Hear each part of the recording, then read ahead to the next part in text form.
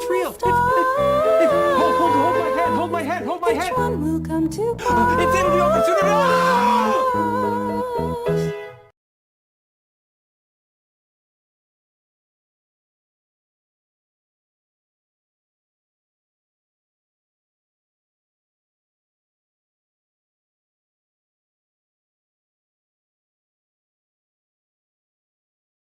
Third. I'm not No going back way. on third. We were Whoa! clapping, and then Richie's computer took a shit. We weren't sure if the entire stream was gonna crash. No, they might. Everything's locked up. Look, we can't see Can you the hear thing us? bouncing. The Everything's locked up. dialogue I'm turning isn't the music bouncing. down. Hold Turn on. the music Can you No, see? it's Oh locked my up. god. God. Oh my Oh god. my God! Not No, they might responding. be locked up. We're locked up. Here, It's I'm us, gonna, I'm all locked everybody. up, Can you hear everybody. us? I'm gonna Can you hop hear on us? Twitch here. Hold Okay, on. they can hear us. Can you see Hold us? on. Can yeah. you see us? Can you hear us? Let me click on this and then say Give me a pen. we Bum, bum, bum, bum, bum, bum, may bum, be bum, having take your choice. problems. Bum, bum, bum, bum, bum, bum. We don't know if we're. Apparently, it's still piping stream out. So We're live. It's just We're piping stream just We're like piping Bill stream. Murray was That's piping a- Michelle that's a- Pfeiffer. that's right. In OBS. Ant-Man and the Wasp: that's right. Quantumania. Oh my God! Stuff is dying. Oh.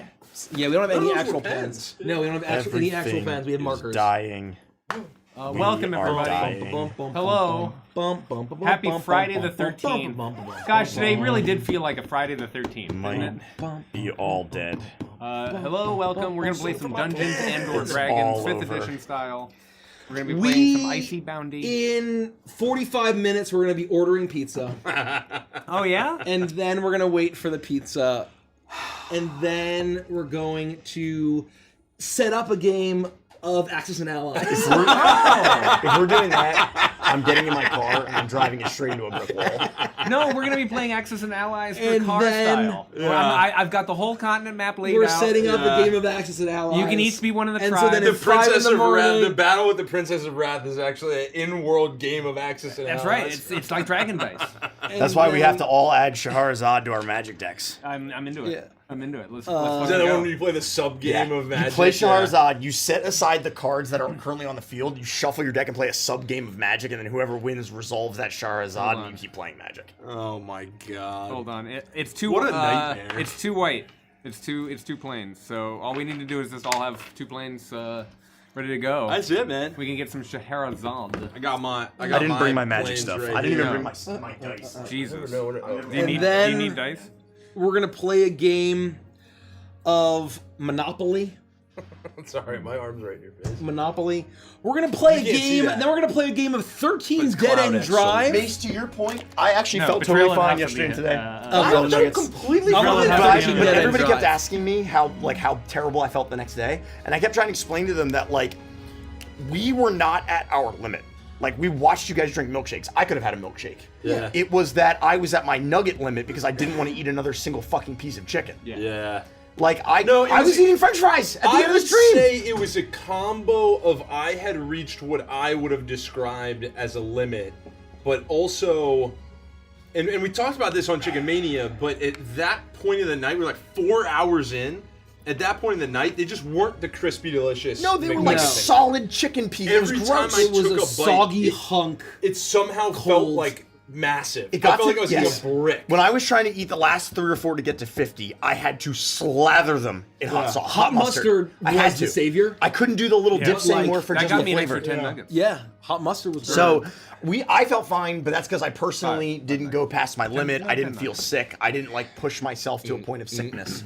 So I was fine the next day. I was knocking on the devil's door. I was trying to get there, but No. nobody answered. Ugh. It's not worth it, bro. At Yeah. a certain point, it's not worth it. No, and I didn't push. I could have gone I was thinking, do I just smash 5 more Do you and hurt house yourself? them, Right. and just hit 80? Do I just do it? And then I was just like, there's just no reason. There's no reason. There's No reason. That's not And, what this, and it this would is all really about. suck to come that far There's and no then reason. throw up. Like, Yeah, you know what I well, mean? right, That right, would right, right. really Yeah. fucking suck. And I was definitely like the nuggets were storing themselves in here. You know what I Your mean? back teeth were floating I, from got- nuggets? Yeah, my Yeah. back teeth were floating in nuggets. Nuggets That are is stored in for the balls. sure. My nuggets Nuggets were are stored in the ball. Other than the yeah, nuggets. Yeah. Oh man. Is the AC on in here? It's a little warm. Oh, we can turn it. Or am I just warm?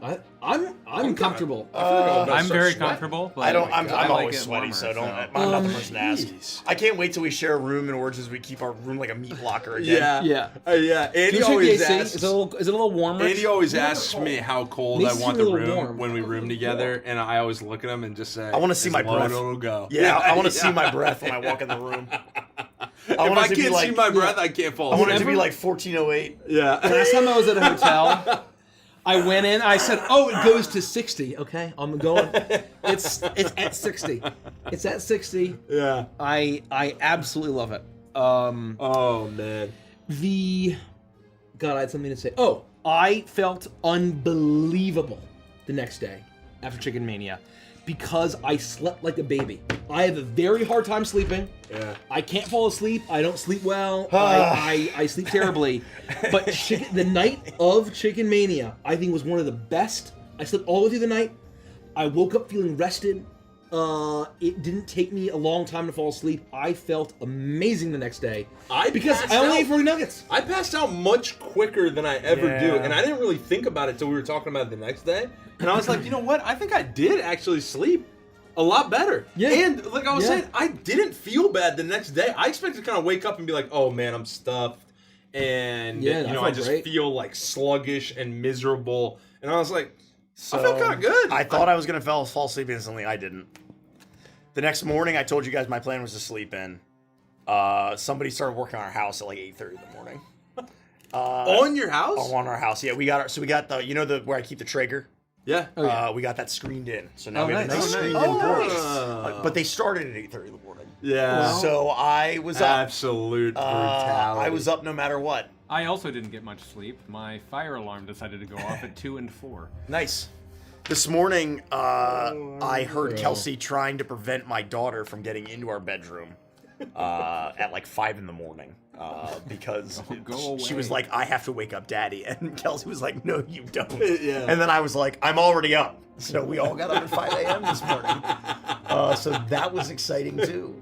Every time somebody comes to clean the hotel room, I have to race to the door and be like, "You don't understand. You leave right now." There was that one. Please, There save was the yourself. one day at ACD. You don't know what where- I do. Get out of here. Where I had to take a nap from like 2 to 3 to try to survive, and because it was after all the seminars were done in the morning, and it was like before we had to go do something else. I forget whatever the fuck it was, and I was like, I had just shut my eyes, and it was like I think 15 minutes had gone by, Yeah. and I heard the knock on the No, door. I think literally. And- Also, I think like your breathing had like just changed. like just changed. Like I think I was like, oh, he's falling asleep. Sweet Prince, he's finally falling and then there was a asleep. knock at the door, and I hear Mace like shuffle to get up, and I was think- like racing to the door. I was like, no! You Don't knock on the understand. door! You don't understand. You're gonna wake the sleeping giant. You No, don't understand. please! Oh god, it was rough. And That's then it was fine. terrible because I'm at the door. I'm like, we don't need anything, and they're like, "What? Are you sure?" And I'm like, "Yes, I'm away." sure. We don't need anything. Go." And then they're like, "Not even towels?" And I was like, "All right, I'll take the towels." You always take the towel. Yeah. When you put it like that, I suppose I could. If you're gonna offer me specific The items, weird I thing gotta about say no. ACD, the hotel that we stayed at, was that they just had such bizarre, like, cleaning times.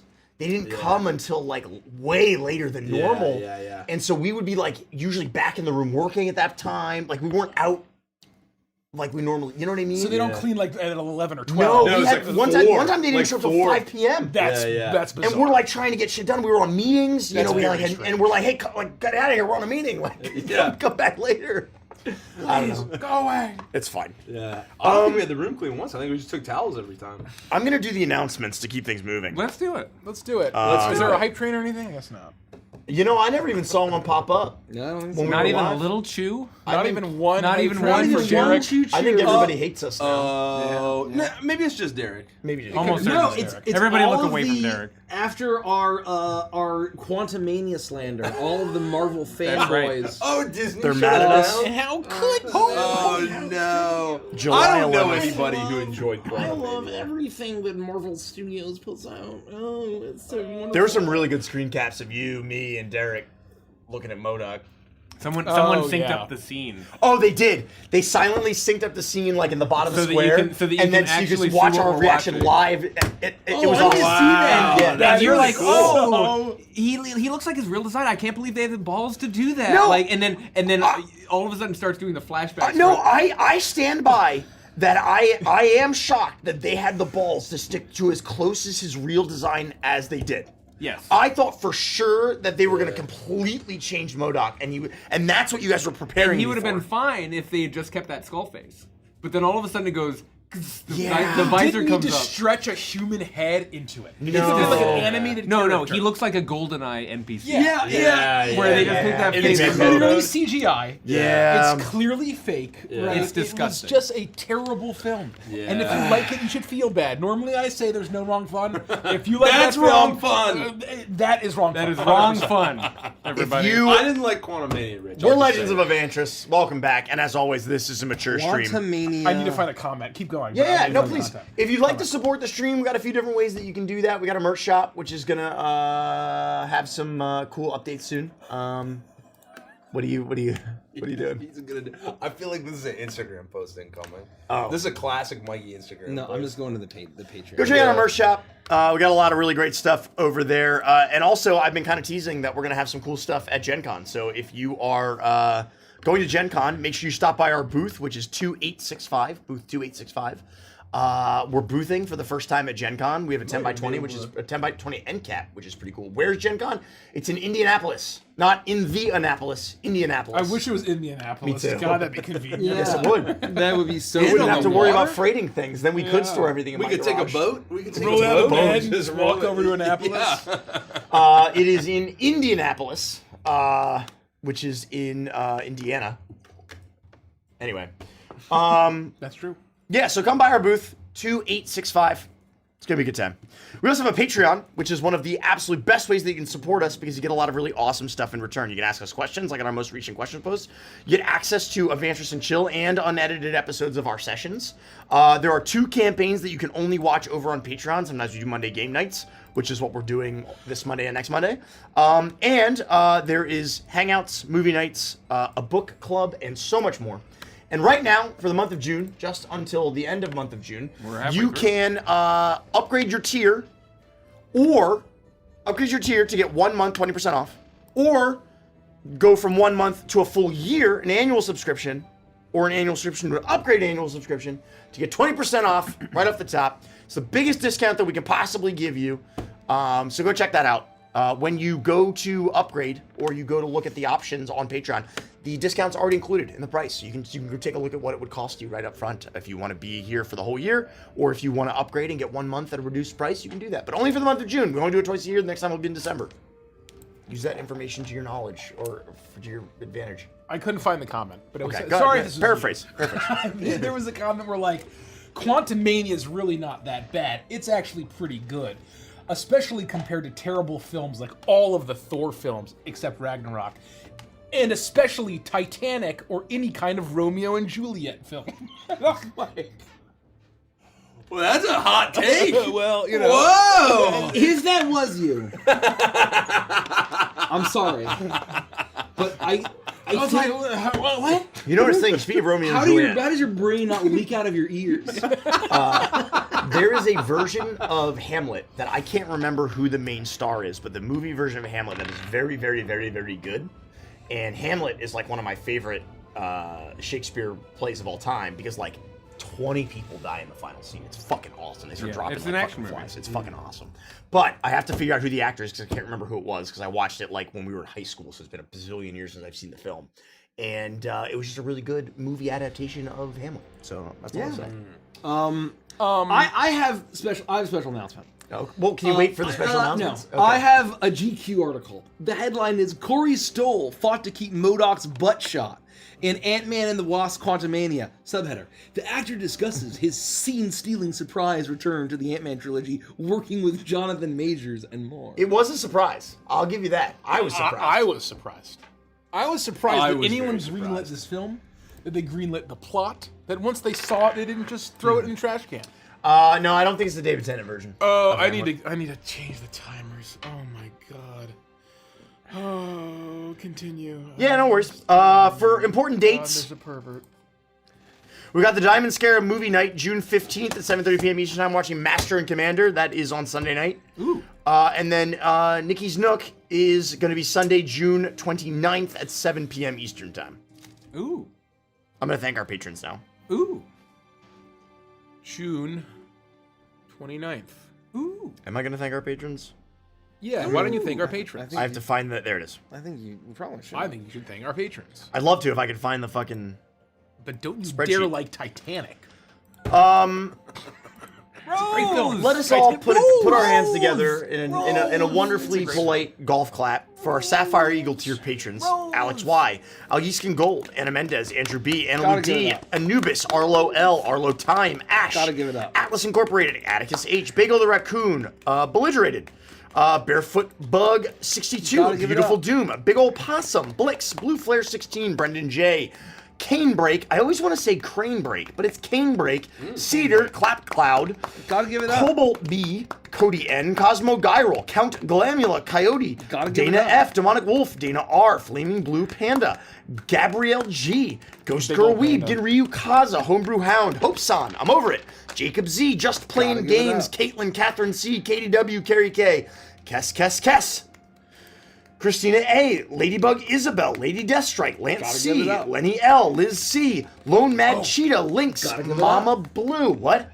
Megan Cat, Midi Cat, Megan H, Midi Cat, Mike R, Mr. Greenman, Mod Misa, Mount D, Noctal, Nana Snakes, Nitro CR, No Sfuritu, Note Does Art, Opal 42, Patrick L, Gotta give it Puppy Who, Ryan KB, Puppy Who? Riley C, Sam S, Shrek, Skittles, Snuggy, Soul Soren, Spartan Hats, Star Wars Lord, Sydney W, Talia F, The Boss, 11320, This Is Null, Timed Orb, Ushijima W, Val B, Velvet D, Victoria L, Wishy Wassy, and Your Selenite. Gotta. Wow.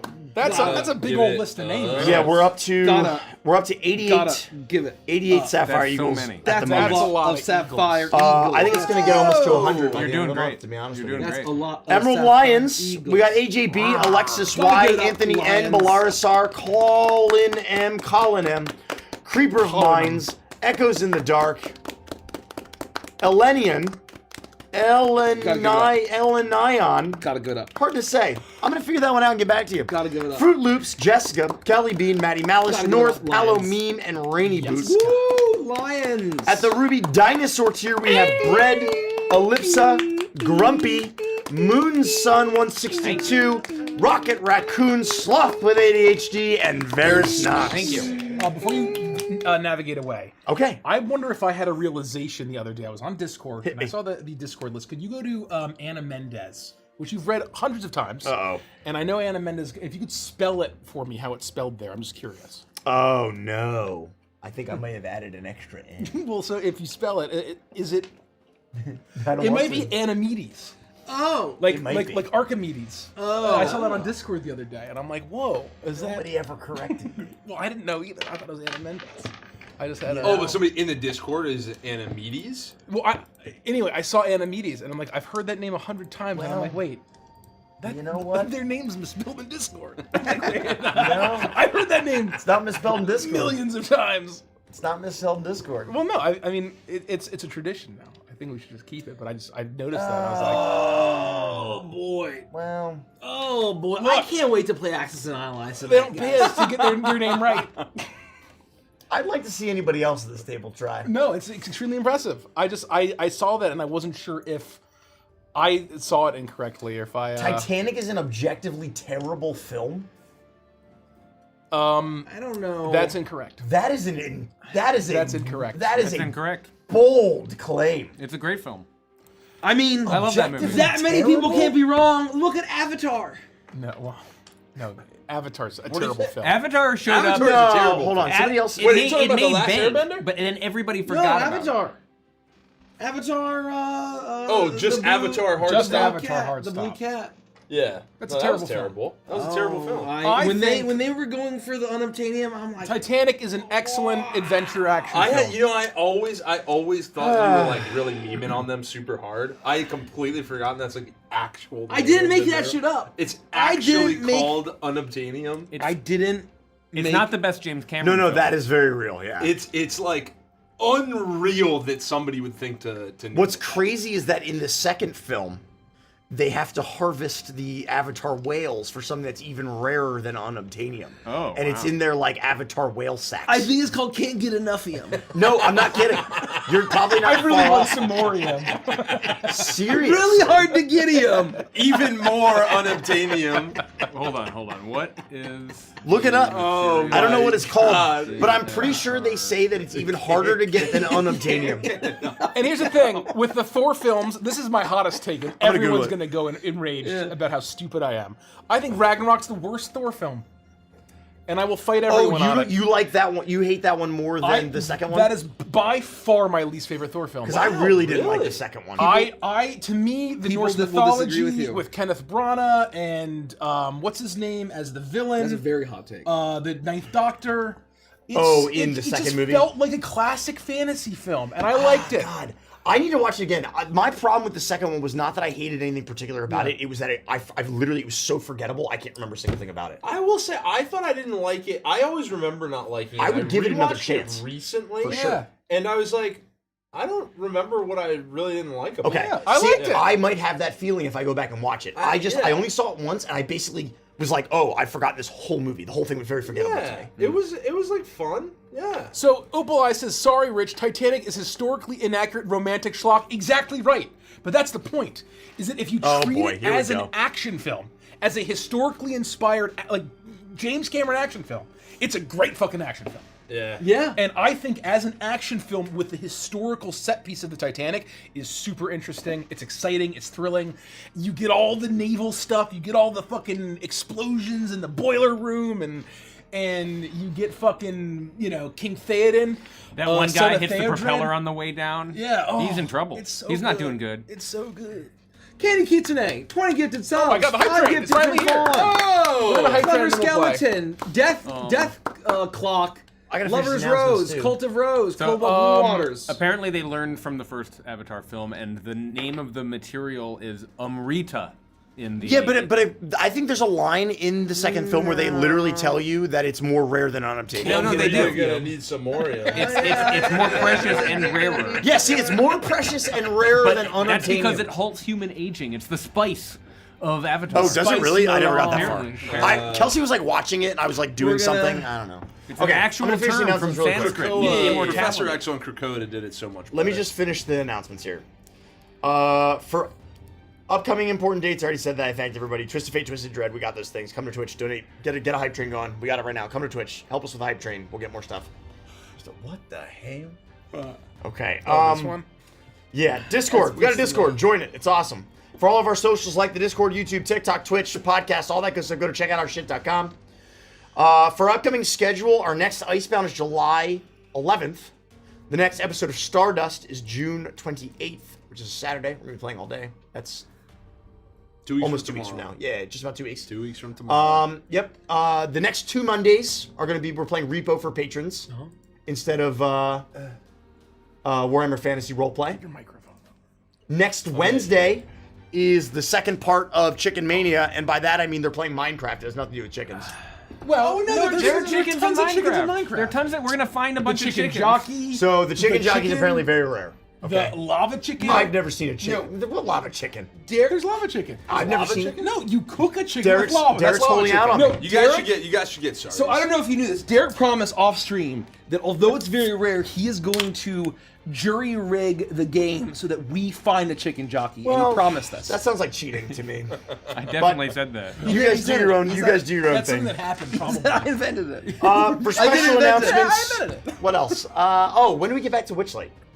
The Wednesday week after. when they Yeah, get it's back at in the the end of The country. Wednesday Oh. after Stardust, or the Wednesday before Stardust? Who can check the calendar quick? Hold on. Right, basically, we have the It Wednesday. is. It's the Wednesday right before Stardust. So the 25th, we're back to Witchlight. It's just a week from Wednesday. Yes, the We're week back from to next Witchlight. Wednesday. Oh wow. Okay. For special announcements, Go to thecrookedmoon.com. Oh. It's for your health. I don't know if we're gonna get to this, but Okay, Nita is asking a question. I'll say it again. I did say it. I'll say it again. I missed it. The next 2 Mondays are, instead of Warhammer Fantasy Roleplay, we're doing Repo. Woo! That's the Repo. third time I've stated The it. sales I'm team. happy to repeat it. The sales team is going to Ohio, and so there's a lot of travel, a lot of packing to do. And so Repo. I have the ability to DM on Monday. I love Repo. But I have to get ready for this convention. And unfortunately, because I am still manually carrying our booth everywhere, I have other things I have to do, and I can't. If I could be in more than one place at one time, it wouldn't be a problem. I wonder if I'm gonna get yoinked by the pervert sex man. Oh my god! The invisible pervert. Yoinked is what we're calling it now? Yeah. The real question is: Are you playing Repo with us on Monday? Andy, I suppose We need to update the overlay. We need to update the overlay. Either way, we got to update the overlay. Okay. I think Let's we should. talk. I think we should update the overlay. We need it because I know that Nikki expressed potentially interest. Well, in that case, you might. I have to won't do speak it. for her. I think we leave the overlay as She's is, literally in but we can just Australia, have and we she can might just have tune in we to can just Repo, turn 'cause it's off very fun. people who are Yeah, there. I know, but it's. I I versus the overlay. I am going. So I have been Googling. I've been in the lab I need to do some research. training. With what time? I Nothing don't know. else but how to kill Oh. that fucking duck. Because I hate that fucking duck. Apparently, the hunter can smoke him. Yeah, apparently. So You can flush him, you can flush him, and it flush stuns the him, duck. and you can kill him. I never tried to pick him up with my ray gun because I was worried Fuck he was instantly that going to duck. attack me. I think I understood why you and I would drop stuff. Hit me. It's the dreaded Logitech double click. Oh, so you think it's a That technical issue? Logitech has an infamous. Oh where when my you're god, holding I've the had that. mouse, Yeah, on my old Logitech. It will let go It'll pulse. randomly. It'll That pulse. used to happen to me in Legion. Should all I the buy time. like Wow. Yeah. Same because with I don't yeah, need yeah. I'd be to like, going to hotkey make anything, Yeah, should I like target buy a swap cheap it, ass yeah. mouse? Yeah, just so I am going to because I'm going to save. I've been using my WoW mouse for the last 2 years when I haven't been playing WoW. I need to save this because they don't make it anymore. No. And the Oh, last time I shit. got this, I found some lady in Virginia that had one. Yeah. New in box.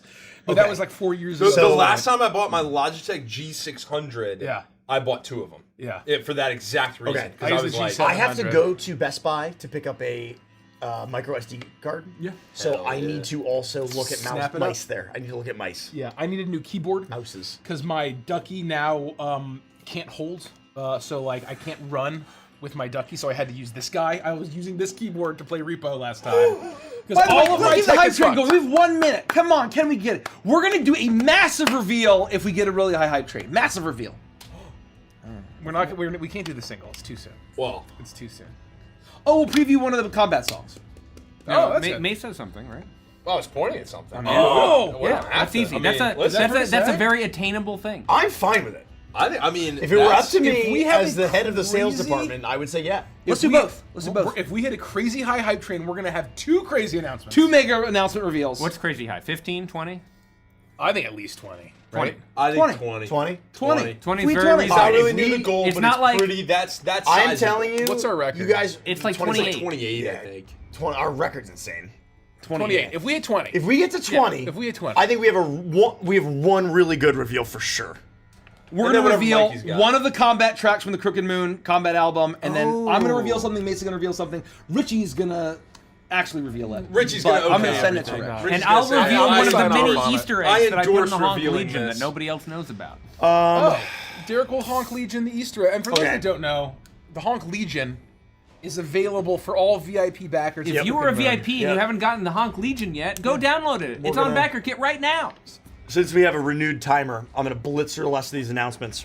Yeah. Like I said, go to thecrookedmoon.com. If you want to get the Kickstarter exclusives. the Kickstarter exclusives, if you want to get access to your VTT integrations, you can go right now, buy your stuff from the Crooked Moon, get your survey locked. That's the other thing I want to say too. I said this in the Discords. If you're watching and you didn't see it, if you're having trouble redeeming your VTT code, make sure that your survey's locked. Make sure that you don't have errant white spaces at the end of your code. Make sure you're putting the code in correctly. We had a lot of people who were like, my code's not working, and then they were like, oh wait, never mind, it's working now. So just double and triple check. Double and triple check your codes. But also, if it doesn't work, reaching out to the respective support. will Yeah, help. that's different than if you get like a legitimate platform error. Like one person was getting like an actual error on the platform, that's something that's like reach out to We help can't for. help you if there's one feature on there. If there's a it doesn't technical work. issue, Yeah, right? That's like, not us. but if you're having trouble redeeming your code, double check. If you haven't gotten your code, double check your survey's locked. If you have trouble redeeming your code, make sure that it's like correct. There's no like extra spaces and things like that. But yeah, go check out thecrookedmoon.com. Go get your Kickstarter exclusive before you can't get them anymore. You can also find the Crooked Moon on D&D Beyond. You've got like 3 more days to pre-order to get the awesome backgrounds and character portrait frames. They're called exclusives because they won't be around anymore after those 3 days are up. Do it now. Also, the bundles are going to change drastically. That's true. Many things that are included in certain bundles are no longer going to be included. And there's one more. And prices are going to go up on some items. That's correct. Not all the items, but certainly some of the items. Do you mean on BackerKit? What are you No, talking no, no, about? on our For- store. Switching to our store. Okay, because I was talking about D&D Beyond, so I got very Oh, sorry, confused for a sorry. minute. That's okay. I just want to make sure we're being clear. Yeah, D&D Beyond. Nothing's changing about D&D Yeah. Beyond when the No, pre-order no, ends. no. Meaty Beefy God is a Meaty great Beefy question. God is a great question. Go for it, Derek. There was a campaign short posted on the D&D Beyond channel, and I've never seen it. Can someone tell me where to find it? Yes. We can tell you, yes. No one's seen it. And You're we not can alone. You're not we can alone. tell you where to find it. Where can I see it, Richard? That wasn't I part of think the at question. this point we can At this announce. point, we can That announce wasn't it. part of the question. But I'm asking. I don't know. Nope, not until somebody asks us where can we find it. May you reveal, Andy? Yeah, you have to ask where. You have to ask where. Folks, we played 2 sessions of the Crooked Moon as reimagined versions of our Once Upon a Witch-like characters. You can see the art in the shorts. You can see the art in the shorts. Yes. It is not live. It is going live on the Dungeons and Dragons channel, at the very least, probably our channel, Yes. early next week. Back to back. Yes, let's not say the exact time in case. No. We have a bad It- track record of that. It is going to hit the Dungeons and Dragons channel at some point. At some point, in the days the before Dungeons and the Dragons pre-order YouTube closes. channel. Both episodes, we go through the full adventure of the Ghostlight Express. Oh yes. The whole thing. The full thing. And we have a great As time. our characters. We have such a good We have a time. good Yeah. What a fun adventure. I think Rico has the best bit of them all. Both People will nights- angrily Oh, in comment the that on second- YouTube. In the second. Oh, yeah. Part Yeah, 2. they'll complain, but fuck them. Yeah, people will be very upset about it. And I think he has the best bit of all time. What I will say We had a pretty good crummy bit going. is that it was such a blast. It took 2 nights. I think both nights we played until like 2 or 3 in the morning. Yeah. We and put it in heavy. Jesse put in so much work to cut it down and edit it to be as streamlined and digestible as possible. There's no way to get this under 3 hours, so I cut this entire section of the adventure because it was like 6 hours. Well, we were trying to go fast, and just for the intro adventure, it took us like a solid 6 to 8 hours of playtime. Yeah. Like, think about how much content. High we're train's delivering. complete. Thanks, guys. No. Appreciate it. Thank you. Really appreciate it. That's what we get for role playing at all. That's what we get. what What we level get. did we hit so we know how many twists we have? I think. I will you seven. said you unlocked all 7. the 7. We made it to 7. 7. Level Well- 7. We had to have gotten to the Oh, next there are one. dice in my cauldron. We had to have gotten to 8. Why are there so many dice in my cauldron? According to a little bird, we're at 7 twists and 1 dread. I'm gonna put my 1 dread right here. Your 1 dread. Thank you for 1, the 2, dread. 3, 4, 5, 6. Here's the thing, folks. In our monthly campaigns, we actually use our twists. And they really matter. They really fucking matter. That's true. Thank you for your generosity. Well, for and your these, support, they don't even go for very your far. donations. Right, we only have 7, and each one only adds +1. Keep going with the announcements. I'll be back. Sorry. No, you're good. Yeah. We're almost done. We're almost done. Yeah. Well, once you get back to it. So I'm good. anyway, on Tuesday. Tuesday? What about Tuesday? It launches Tuesday? Yeah. D&D Beyond, I believe it's Tuesday. It is. Tuesday at It is. 9 a.m. Pacific. So 12 p.m. Eastern is when D&D Crooked Moon will unlock on D&D Beyond. And so you have until then to unlock your pre-order bonuses. You get 2 backdrops. animated frames. 2 animated frames. 10 backdrops. 2 regular frames that are not animated. Yes, twists and dreads do not carry over. It's use them or lose them. It's Because just if, like if they carried forward, we would have just never-ending dreads and twists. There was a point in time Yeah. in which like where there were like I don't know, like literally over 1,000 twists or something yeah. insane. Yeah. It was like thousands of twists. And then it becomes hard to ever like fail, you know. And then if you can't fail, it's like Well, I mean, Why the in world? Curse of Strahdanya, like back then we had no audience relative to now. Yeah. But we had a ton of people watching for then. And I still had to blow through 20 twists to survive, what is it, 13 fireballs? Yeah. That was in Strahd, though. oh no, I Oh, saw yeah, that. the Where Amber you Temple, running Yeah, through but the those hallway? were the days where we got like one a month. Yeah, I Maybe. wasted all You of them. used like over a year's worth of twists. That in like was one I go. used a- so funny. A year's worth. I got fireballed That literally was 30 so times. damn funny. That's very funny. Oh no, I man. believe there are 9 flame skulls because I believe there are 9 wizards that were killed by what's his name? By the Wasn't it cool like lich. wasn't it like a devil or a demon at the top? Yugoloth. behind An the statue? Arcanoloth. Oh, sorry. An Arcanoloth. Arcanoloth, Well, which is a Arcanoloth Yugoloth. is a Yugoloth. Sorry, I He- always mix them up. He's a type of Yugoloth. Yeah, I forget like the Yeah. the tiers. Yeah. that were I the- believe an Arcanoloth saw hierarchy. me, and then Yeah. then I ran through, and then all of the flame skulls went.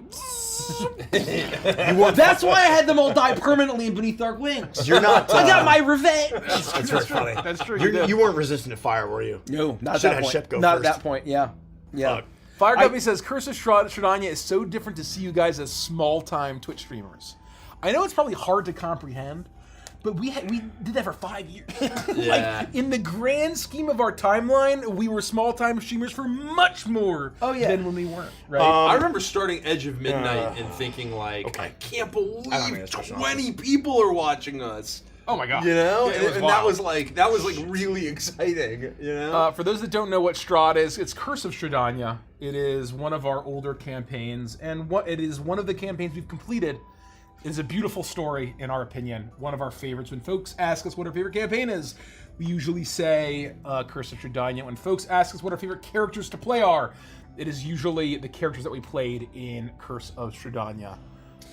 It is near and dear to our hearts, but relatively lesser known. I do have one last announcement. Please. Special announcement, and then everybody, you guys can keep going. Yeah. I've mentioned a few times, if you're on the fence about going to Origins, you can get 30% off your Origins badge by using Avantris 50 Origins, but I've neglected to tell everybody this whole time what our booth number is. It's 1020. 1020. That's a great 1020. Easy to remember. That's a good Booth one. 1020. Easy to remember. Chris will mostly be manning the booth. Mace and I are going to be doing some fan signings and a couple of panels. So that's 4 different ways that you can see Mace. Mace and I, Mace for sure. 2 panels, 2 fan signings. But Mace and I will be at the booth, here and there. So, and we're not being pulled away. So, we'll figure it out. But and just around, just come We'll say be around. hi. We'll be Unless we look busy, then don't bother Andy. And It's the- really, no. just- I told you there's only one time. You'll know. And I agree with that. There's only one time. You'll know if you look at Yeah, Andy. because if like it's a- if it's a normally, good like if time. I'm like looking around and I'm meandering and I'm like chatting with people or I'm stopping or I'm doing things or whatever, like feel free to stop me and say hi. And I'll even say you can stop me in this instance, but just don't be surprised if I'm like, hey, we got nice to meet you, but I gotta keep moving. If I'm walking with purpose, okay? If I am walking with purpose or my hands are full and it looks like I'm carrying like 100 pounds worth of stuff, that's the only time that you should approach with caution. And don't I scare easily. Ooh, don't jump out at me. If Andy looks at you like he looks at Nikki at the grocery store, just know it's not personal. Oh my god. Just- That was one of those just- instances where Just know we got somewhere to be. I said on stream that I didn't think that Nikki was Nikki. And I have to leave it at that. Is all I'll say. But yeah, Nikki. Andy Flynn Yeah, I was like, you gotta be shitting me. from Legends of Avernus, from And Legends of Avantris, I was like, from Legends of here we Atlantis. go. Yeah, so just if I'm carrying a lot of stuff, because last year in Columbus, Ohio, at 8:30 in the morning, it was over 90 degrees. Yeah. And I was sweating like a pig, moving literal hundreds of pounds of shit on a hand cart through downtown Columbus. What I will say is, That was not a good time to find Ohio, tis a silly place. That was not a good time to find me. Yeah. It was not a good time. But anyway, even if I'm walking with purpose and you stop me and you say, hey, Andy, I really like your stuff. It's nice to meet you. I'll say, oh, it's really nice to meet you too. But I gotta run. And you can meet me at these other times or come by the booth later. And then I'll talk to you forever. I'll talk to you for a while. I'm happy to do that. I love doing that. But if I'm on my way to a time-sensitive thing, sometimes I just gotta keep moving. It doesn't mean I don't love you. Because I do. I have an update. Hit me. I don't know, maybe we mentioned this earlier and I missed it, but I think it's worth mentioning for folks that did not see the Kickstart update from like 2 or 3 hours ago. A few weeks ago, we announced that tonight would be the release of our next Crooked Moon single, Light of My Life, starring the amazing Haley Reinhart. Unfortunately, due to issues outside of our control, our music distribution platform has hamstrung us in a way that they have not before, given the high-profile nature of Haley Reinhart. Have your hands been strung? And so God, I hope not. It's going to take us another couple weeks to get it live once we get everything Straighten that all verified, validated, and I don't want to get too into it, but we are delaying it 2 weeks. So it's going to go live 2 weeks from today, whatever that is, June 27th. Any plans? June 27th. Any plans for doing anything in Texas? No plans. No plans. No conventions in Texas that we're aware of that are worth, And the trouble right now is that we are pulling back on conventions that we go to, not the other way around. We cut down the number of conventions we were going to go to this year in half. Yes. We were going to go to like twice the amount of conventions, and then finally I had a panic attack, and I was like, How about no way. Pennsylvania? If you count PAX Unplugged, that's in Philly, which is in Pennsylvania. We'll be We'll there. be PAX Unplugged. If there is like a major TTRPG convention in Texas that we should be aware about, let me know. There is not, I don't think, but there is BGGCon, Board Game GeekCon. Where is that in Texas? Well, see, that's the And kind of thing so- where we might have a presence at someday. If we ever launch a board game, you might be able to find us there at some point. Not us, probably. Any chance you might come to the Twin? Is that Minnesota, the Twin Cities? The Twin Cities are St. Paul, Minnesota, and Minneapolis? Unlikely. Look, if I have an excuse to go to a board game convention, Extremely I'm gonna go to a unlikely. board game convention. What Very I'll unlikely say, to find us what there. I'll say, if you're the Well- kind of person that would love to see us at a con, but you're not willing to drive more than a couple hours, you're probably never going to see us. Yes. Very likely. that's I'm that's just very being well real. said. I'm just We- being real. We are not going to. We're not trying to canvass the United States to hit every geographical area. When you guys are when, okay, I was when right, you we're guys not come touring. into the UK, the Northeast preferably, where is UK Games Expo? My guess is not in the Northeast. Well, then we're not going to the Northeast. but we're going to the UK at some point. Oh, next year. there's a Warhammer Day. Where are they based in? They're in Nottingham. I'd go to Nottingham. I don't think Nottingham's in the Northeast either. Unless I'd go it to is. Nottingham. Philadelphia area Paige. gaming expo. We heard all about Paige in a hot tub at Gary. Yes. We did. I can't promise we'll be there. It's very unlikely. It's very unlikely we'll ever be there too. I looked at. Anyway, I'm not gonna. No, the answer. Is Jackie says, unfortunately, you're more than a few hours drive away from here. Is that if that's a kangaroo? Because you're in Australia, I can promise. No, I can't promise. I think it's highly likely someday we end up in Australia at least for one convention. If we get invited, and it's a big deal, we'll go. Because there are like big gaming PAX expos. Australia? Yes, PAX Australia is huge. Huge, yeah. Well, I would love to go to Australia someday. I actually can't go to Australia because it was foretold in a prophecy I'd be killed by a drop bear.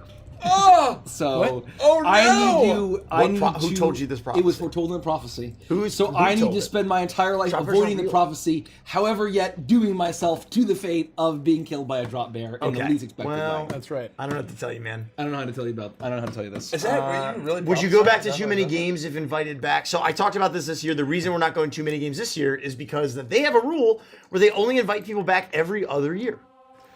Unfortunately. Oh, They yes. liked us so much that remember they you thought saying about that. breaking the rule for Wow. us. And Yeah. I was like, don't do that. That's a right. slippery slope. It is a slippery slope. So it's possible we'll be back, but every year that goes by, it becomes less and less likely.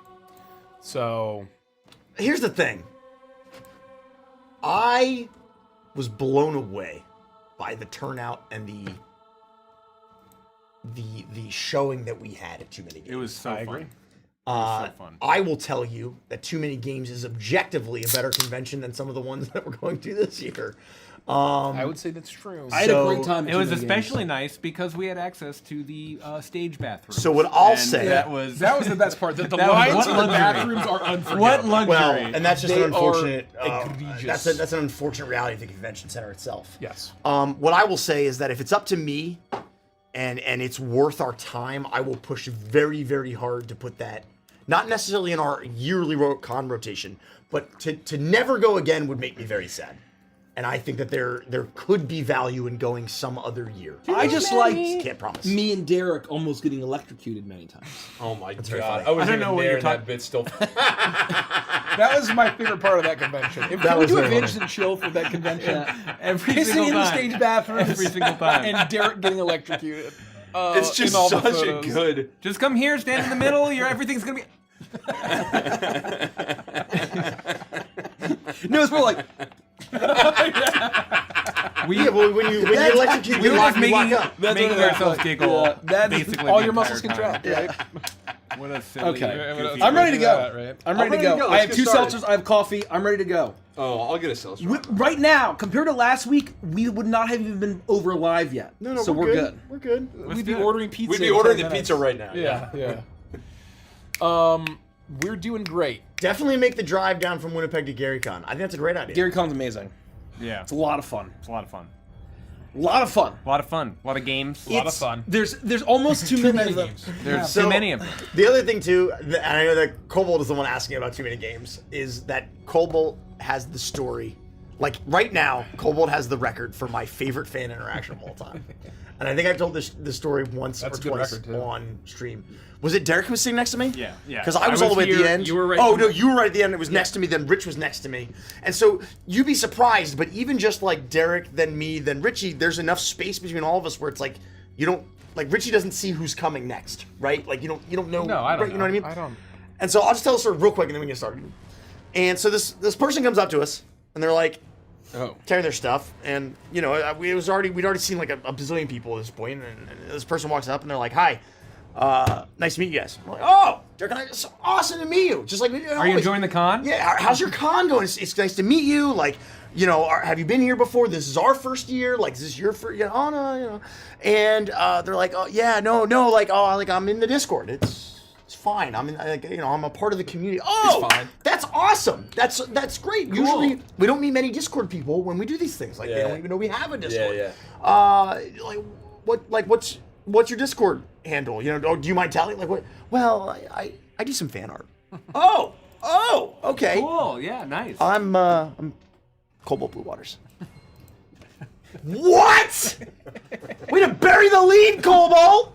Okay. Yeah, that's exactly what Derek and I immediately were like, "Oh my god!" Yeah, we jumped like, out of our what? chair. Whoa! It was like, you know, oh yeah, no, it's not. It's fine. I'm just Cobalt. No big deal. Anyway, so that was one of my favorite fan interactions of all time. So thank you for that. So anyway, with all that being said, I will push. I'm gonna push to go to Too Many Games sometime in the future again, even if it's not Too next many. year. Games. Yeah. So future advice for anybody who's meeting us: feel free to tell us who you are if you're comfortable doing that, because we recognize names in the Discord, and it's cool to be able to put a face to a name. So. You know, especially names that I read off every week too on the patron list. So don't hesitate to tell us who you are. I always like to be able to put a face to a name. So There are many names that we'll recognize. And that's it's a cool thing. I'm you'd like, be oh, yeah. surprised. You would be surprised. We know all of them. We know all 30. Are there any other 30,000 special names. announcements that we have? Thoughts, concerns, questions? Let me think. Nuggets are stored in the bowls. That's misinformation. Google's gonna flag us. Oh, Google's gonna flag us for misinformation. Like when we got Give me the flagged, where president. the episode with Forgets literally got flagged for conspiracy. Yeah, Oh that's right. my It got god, for that's so conspiracy. funny. Well, actually, lizards don't actually control the elites. I'm like, oh, well. Thank you, Google. I'm glad you cleared that up. Thank you, Says Google. who? Very cool. Can we talk about how good hot mustard is? It's so good. It's so fucking good. It's so good. Yeah. That's why I had Uber Eats 25 hot mustards. We threw most of them away, but it was worth it in the No, it moment. was worth it. It got me through my last 10. Yeah. It pushed me. It pushed me through. I ate a solid, I think, 15 with the hot mustard. Nice. It was good. I think everything Nice. past 40 I ate with hot mustard. I think. I think Maybe past 50. the first 20, Everything past 50 maybe. I did just- the last 20 with hot mustard. Yes. Let's think. Crooked Moon. If you're in the industry, it's Oh. called Hottie Muss. I want to talk a little bit about. Hottie Muss. I want to talk a little bit about Honk Legion because I meant to do this. Please do. What I will say is the VIP backers got Honk Oh, Legion there's today cups. or yesterday. Whenever Honk Legion dropped. It was not today. It was a while Yes, ago. it was. When did earlier Honk in the Legion drop? You pushed it. Yeah. Was I it did. before Chicken Mania? I fucking stand by It was that. definitely before Chicken Mania. I Yeah, think. it was Wednesday, Maybe, though. maybe the Friday Tuesday before? night? No, it wasn't. It was this week Oh. It was Tuesday. for sure. I just thought it was No. before Chicken Mania on Wednesday. Monday? Anyway, it was this week at some point. If you were a VIP, you should have access to it in your Bagger Kit downloads. I will say, when we first announced it as a thing, it was supposed to be like a couple pages. Just a Right. fun little thing of a few stat blocks. Just a really tight, a scenario, right? Just a couple fun, goofy chuckles things. And I think what we ended up delivering, it's the first thing that we've put out that I literally didn't look at until it was out. I didn't touch it. I didn't look at it. I just saw that it was done. 2 months from now, Richie's going to be like, "You wrote what?" I haven't read a word of it. But what I will say is that I flipped through the PDF, and frankly, it's stunning. From the cover art by Titus to the jokes that are apparently, I'm told, very hilarious, to... Doom Sarcoma has a piece. Yeah. To... It's excellent, by the way. The art is unbelievable. It's almost 40 pages of content. It's almost 40 fucking pages. So anyway, if you missed it, it will be available on our web store when we launch the new one on June 23rd, I believe, which is a Monday. I think. Wait, I'll check. Oh, yeah. Yes, it is launching June 23rd. So anyway, I just wanted to kind of shill it a little bit. It will be available. Well, it's very shilly. It is I think everyone involved did an excellent job. And it feels Crooked Moon, yet so different.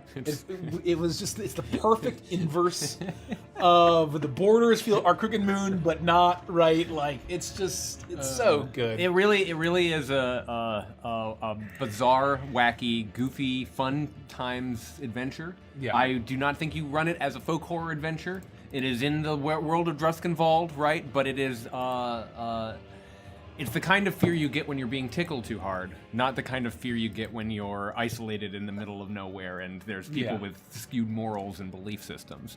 It's still got a lot of those wonderful horror vibes, but make sure it's right for your table. I think that it's a great one-shot. It's insertable into the Crooked Moon, but if you're playing it as serious as a heart attack, and I say this in the adventure, don't let the air out of the balloon with the Honk Legion. Unless you're prepared for the wacky results. Yeah, and I think it's the pivot happened when we realized that the Honk Legion was going to live under the Crooked Moon umbrella of brands, right? So, like, if you think of the Crooked Moon brand, initially it was going to be this totally different, separate thing over here that had nothing to do with Crooked Moon. Right. And then we realized, well, like, no, this could be our first, like, Crooked Moon adjacent thing that we offer. And the scope blew up, and it turned into this thing. It also helped that one of the finest pieces of writing helped inspire it, which was, of course, Mikey's excellent Pico problem Funtopia. section. The Funtopia description is so evocative that it immediately caused sparks to fly. And we I realized, can't believe Captain Bones' Wild Slide didn't make it in. I wrote it, and I was kindly asked to stop. Can't believe Captain Bones Lagoon. That's a whole other. It's a whole district. We could do an adventure in every district. of Pico. Oh, more than that. Multiple. Oh yeah. I mean, this is just a portion of a portion of a portion of a portion of a portion because it's a section of Crazy Clown Hell, which is itself a section of Funtopia, which is itself a section of Pico, which is itself a province of Druskenwald. I mean, just to give you an idea of the scope of these worlds, you know. Yeah. Anyway, Wisconsin. I think it's great. And so hopefully for those that have it, enjoy it. And for those that didn't get a chance to be a VIP, because most people didn't know about us back then, believe it or not. Well, those of you who got it for $1. That's right. That's right. Pretty nice. So, Pretty Do nice. I have to pay $1? I'll give it to you for free. Thanks. you can have it. For I'll print it free. out for you. For you, I'm not even For gonna. you, ask. it's For you, $40. charge me It's $40. There's some sort of tax for You me. have to eat an additional 60 nuggets before I give it to you. Oh my. No, no joke. I don't think I'm ever eating a chicken nugget again. It is gonna be years. I honestly, I felt very much that way at the end of the night. I woke up the next day thinking, It's I could not- eat another chicken. no, nugget. literally, I woke up and I'm like, man, I could go for another 20 nuggets. I was craving it. I was like, literally like, I just could eat lost nuggets for lunch. I've lost my taste for it. That's fair. I don't think they're bad. That's fair. I don't hate them. You've just I had enough. You've had enough for There now. are so many other things to eat, and I ate 50 nuggets. I don't need to eat any more nuggets. You've had enough for now. 50 is and that's really very impressive, fair. I will say. Very few people can say that they've eaten So 50 I was nuggets. almost spot on with my predictions. Yeah. I had said that I thought Mace was going to be between 70 and 80, and that if he broke 80, I was going to be extremely impressed. I almost fucking nailed it. I thought Mike was going to tap out at 40. Yeah. The only place where I was wrong is I thought I'd get to 60. So I'm Yeah. actually disappointed in myself that I undershot by 10. I thought I I get was to a 100. So if you would say, I was so a little 40, 60, 80 would have been you three. Had it. Yes, that would have been basically what I was estimating, and I was pretty close. Yeah. But I fucked it up. I agree that I thought we'd all finish a little higher. Yeah. Just like a little bit higher.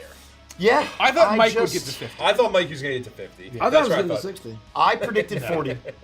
I predicted 40. Well, I knew. I mean, we talked about it like how people just don't understand. But I knew it was a very different ball game when I had finished 38 nuggets. Yeah, and I was like, well, and oh. again, and that's why, like, it literally no shade. Like, I'm not saying that I didn't believe in you by No, thinking it was 40. I think I you was- came out like a bat out of hell.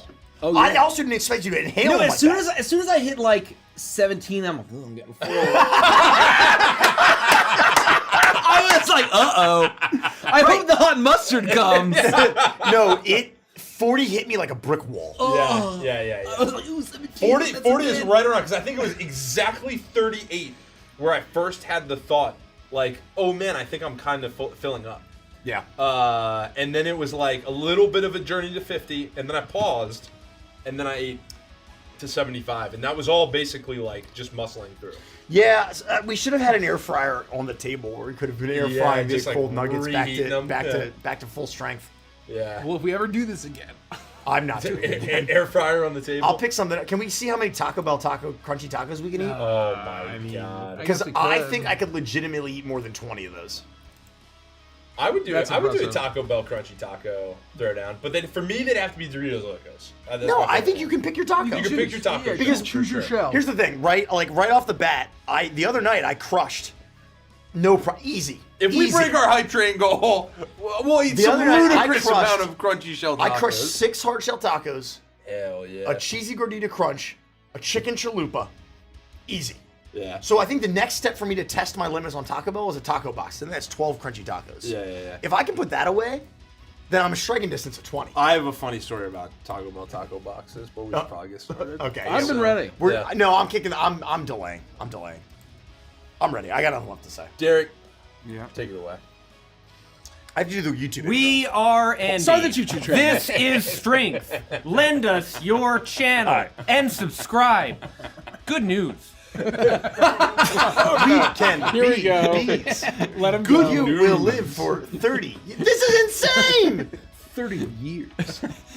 Mark, I've made You'll you a live steak. like a bee. Are you sure? Pretty sure.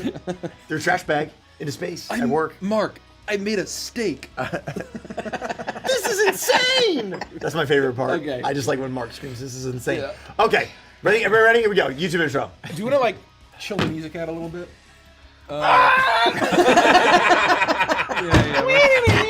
Let's find something a little more. I'm just glad that Zoomers are finally understanding the glory of the YouTube poop. It's just crazy how it's comes full- cyclical. yep, It's yeah. cyclical. Yep. It took longer than I thought. You have 3 minutes. I have 3 minutes. Yeah, that's how long this song goes. That won't before take it too goes long. back to wacky banana. Everybody, tighten up. Here we go. Welcome back to another. What?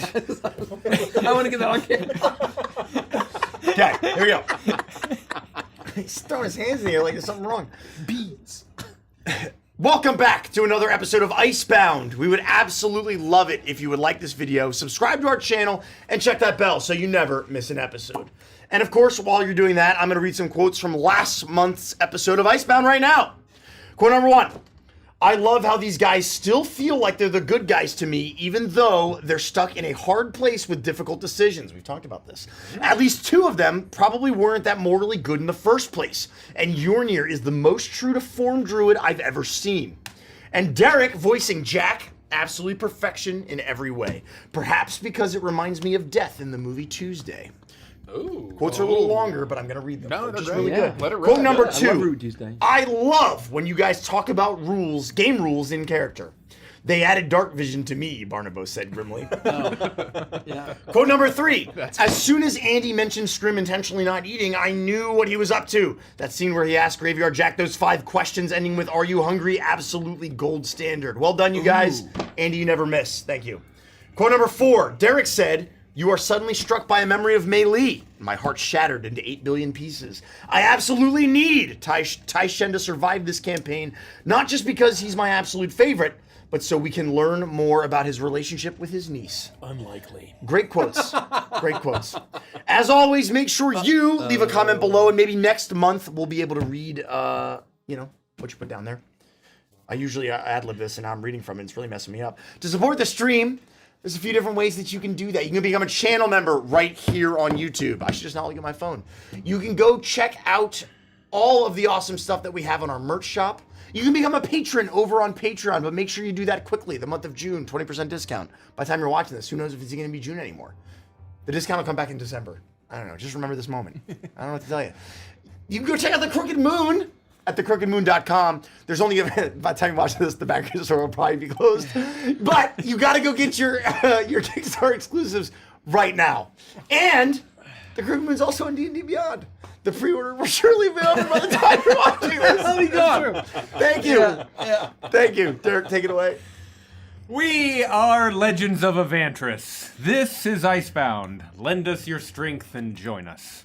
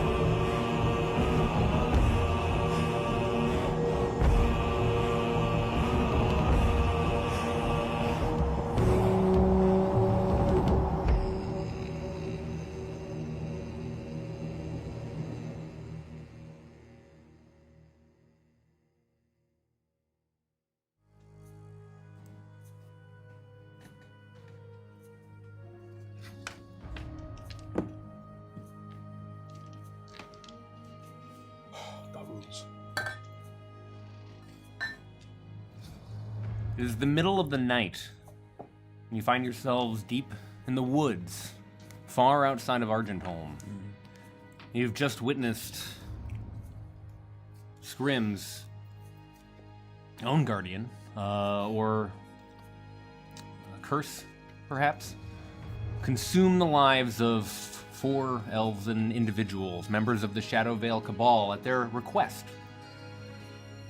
They ran into the forest, and you can still remember the sounds of their screams ringing through your ears as you turn back and start the long trek, miles to walk back out through the forest, out through the trees, and into the Shadow Veil Cabal's district.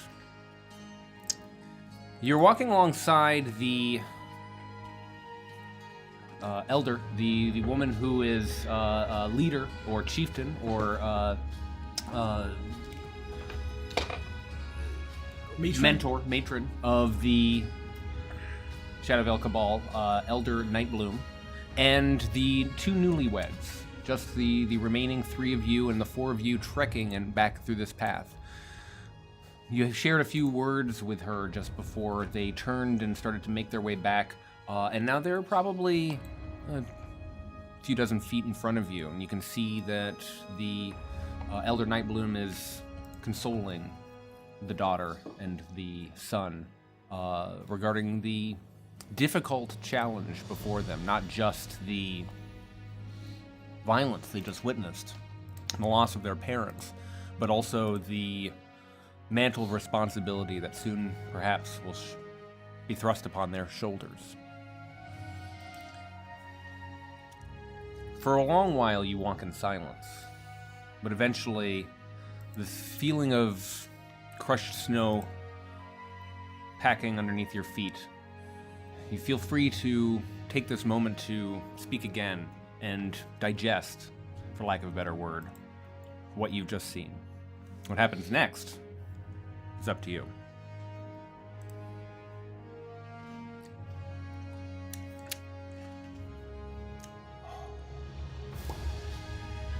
Is he gone?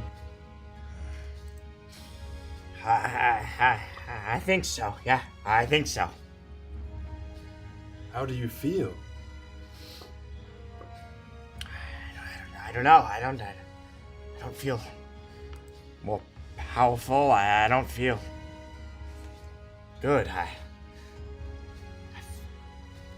feel like I could taste the hot blood running down my throat, in my mouth. Do you feel different? Besides a little disturbed? No different. Do you feel sated? I don't know, maybe. I feel like I haven't eaten all day, but then I remember the taste of copper, metallic taste of blood. I feel like it's still there in the back of my throat. Oh, do you reckon that they regretted it in the end? Being torn apart like that? Do they think it was going to be peaceful? Did you hear the screams? Didn't sound peaceful. It sounded a lot like regret. And they were... No, you know, they're plenty of brave men. You know, I've encountered death cults on the various coasts, and sometimes they're involuntary responses to being torn apart by a BC like that. That's what I've been worried that thing was gonna do to me since day one. And I listened to it, saw it. God. It is instinct. We cannot escape it. No matter how ready we may be, on a mindful level. No man or beast, when the time truly comes, goes peacefully, if they can help it. I want you guys to know, I tried to urge it on. To keep going, to keep eating. It just stopped. I don't know. Maybe at the end of the day it doesn't listen to me. Maybe it doesn't want to. Maybe it has its own free will. I don't know. I tried. I really did. Even when I thought I was doing the wrong thing, there was a moment. Just a brief moment. Where I regretted asking it those questions. But other than that, I wanted it to happen. I could feel it. I could feel its hunger. How much it wanted to hunt. I liked it. Have no regret. For what you have done is just the beginning. What we can hope for now is that the Hound has more opportunities to feed. And however gruesome, it's what they wanted. They begged for it. They did. Whether they regretted it or not at the very end, I can't believe that entire religion is based around seeking that end. Every single one of those, even the little ones, even little Mallow. He's striving to one day be torn apart by your beastie, Mr. Staviscotch. Let us not pretend or expect that every victim of the Hound will be willing. In fact, most will not. And we don't even know how many fucking more we have to go. Many more. If that is the peg we're putting our hat on. Does the hare have a say when the eagle comes? No. But it is its fate. It will be the fate of many. Scores more, hundreds.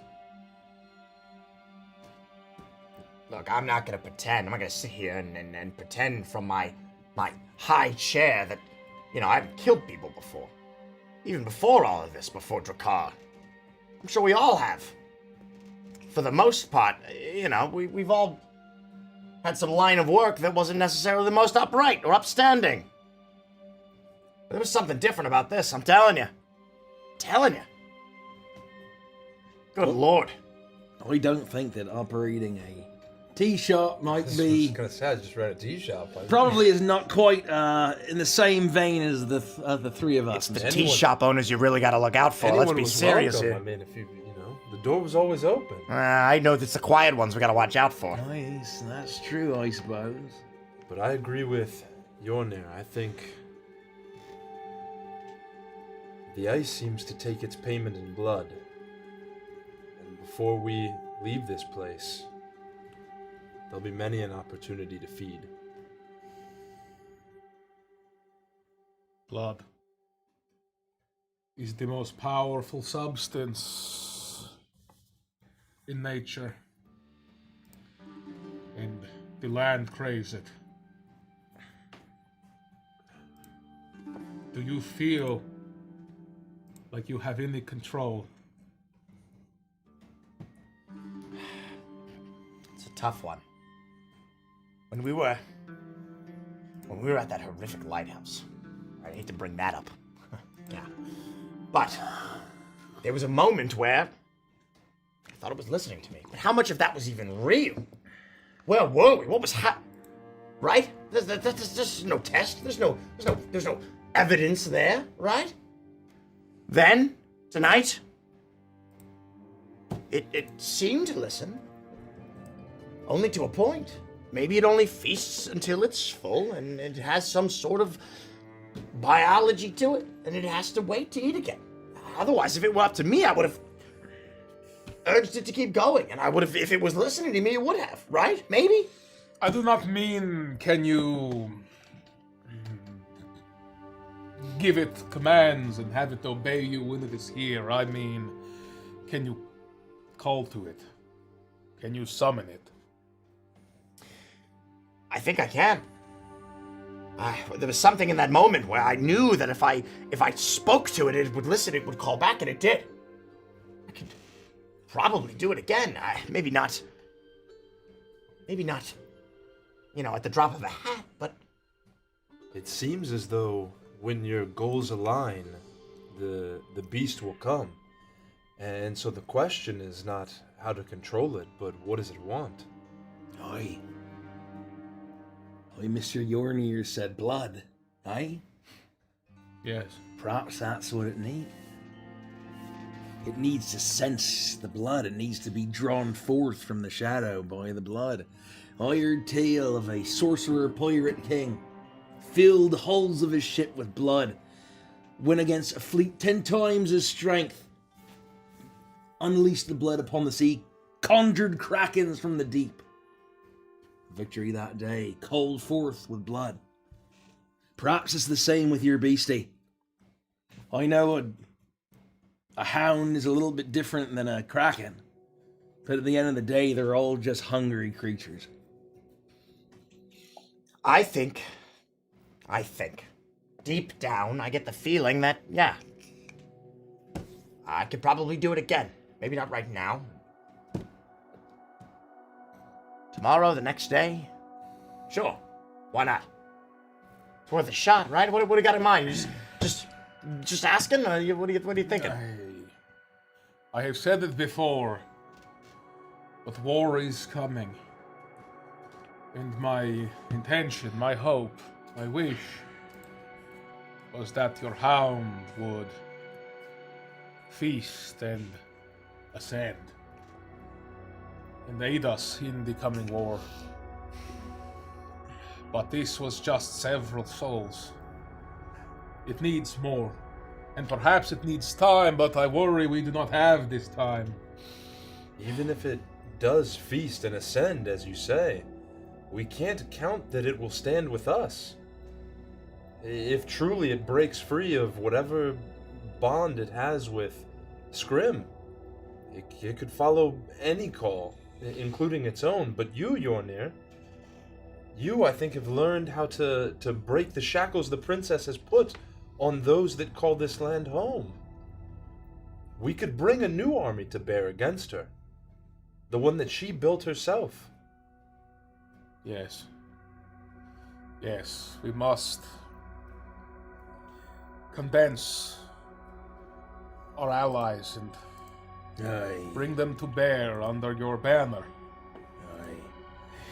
And I don't know about you lot, but I am done with the gentle words and shaking of hands and reverent fucking rituals.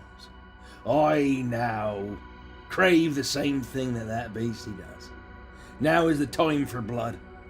Now is the time for death. There's no chance for parley any longer. So let us be the first ones to shed, and perhaps the hound will come next. But we have to be the ones to start it, not it. There's one thing we're not considering. I know that the elves had told us that the contract said something along the lines of some number of souls, and then the contract is fulfilled. I got a bad feeling. I got a real bad feeling about what happens when that contract completes. Might not be around to see the end of this. What do you believe will happen? What if it claims me? What if I'm the last soul? Bargain's done, but eats me up. Oh, you know, that's nonsense. If you are the kind of person to bring in 1,000 souls for something that craves that, wouldn't they want you to keep doing that job? Why would they then take you off of this earth when they could have more souls offered up on a bloody fucking platter? I've been thinking about this for a very, very long time, Barnabas, a very long time. And I hope that I don't outgrow my usefulness. All I'm telling you is that when that ogre tried to send me to ogre heaven, I didn't go to any heaven. I don't want to end up there again. Perhaps you will be devoured, but I do not believe this to be so. I am not worried about us losing control over the hound. I am not concerned about you being eaten as the 1,000th soul. For I believe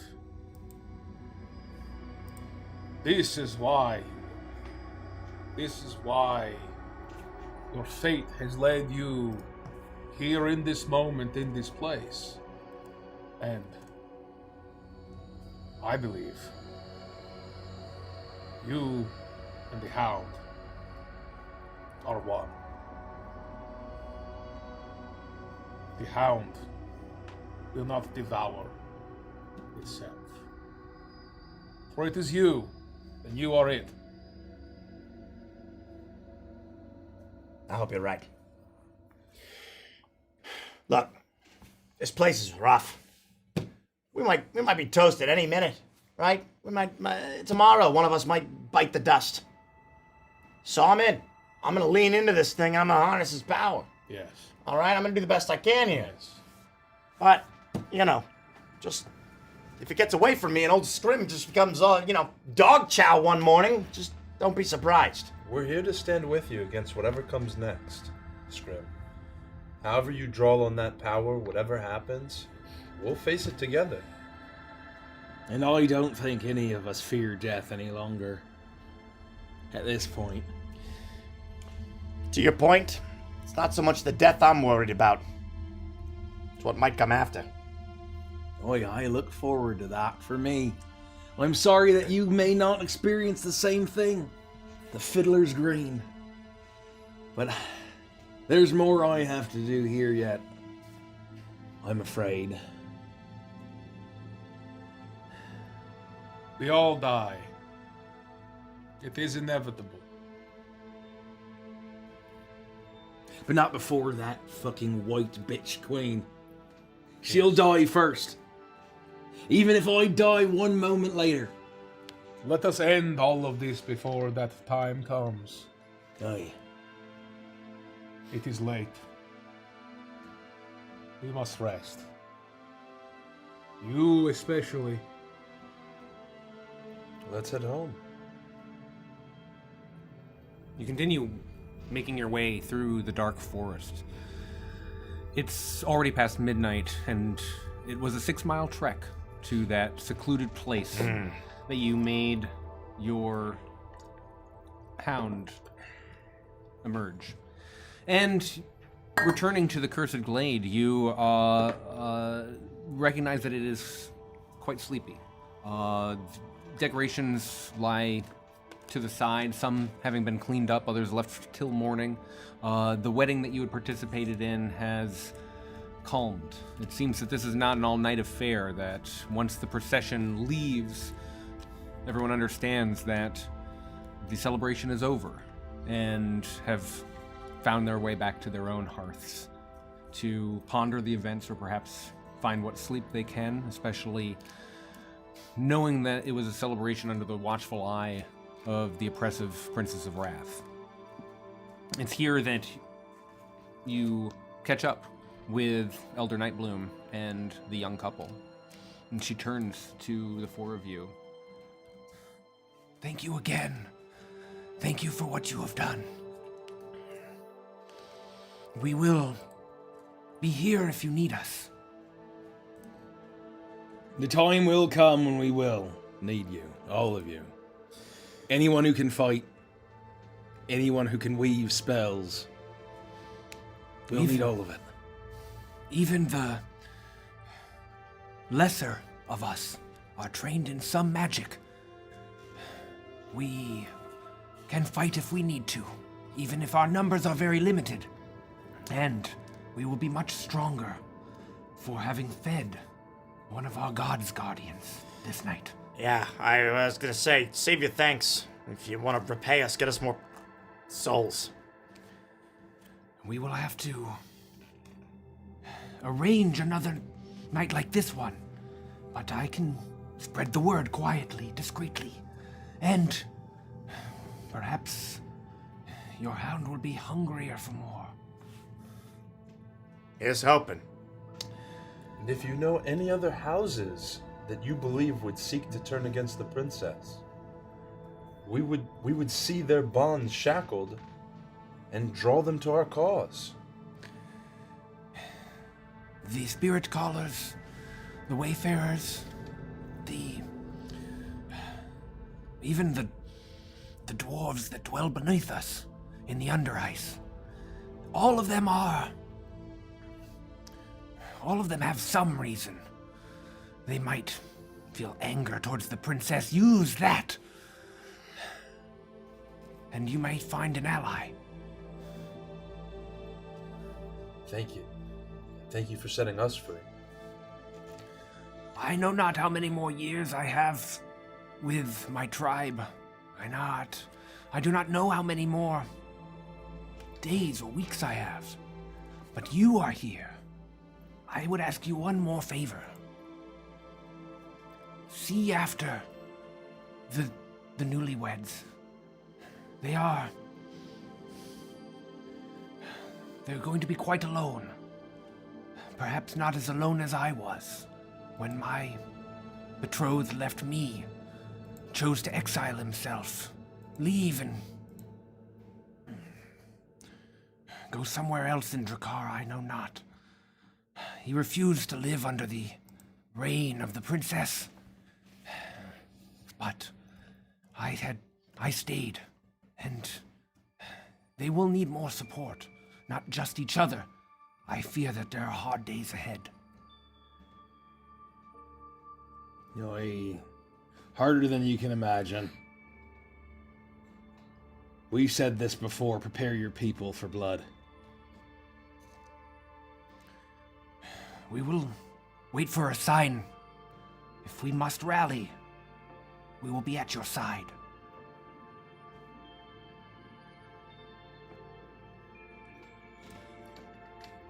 The matron of this tribe nods and bids farewell. She is clearly very tired. The couple is nowhere to be seen, and you're left there in the square, all alone, as she makes her way back to her abode.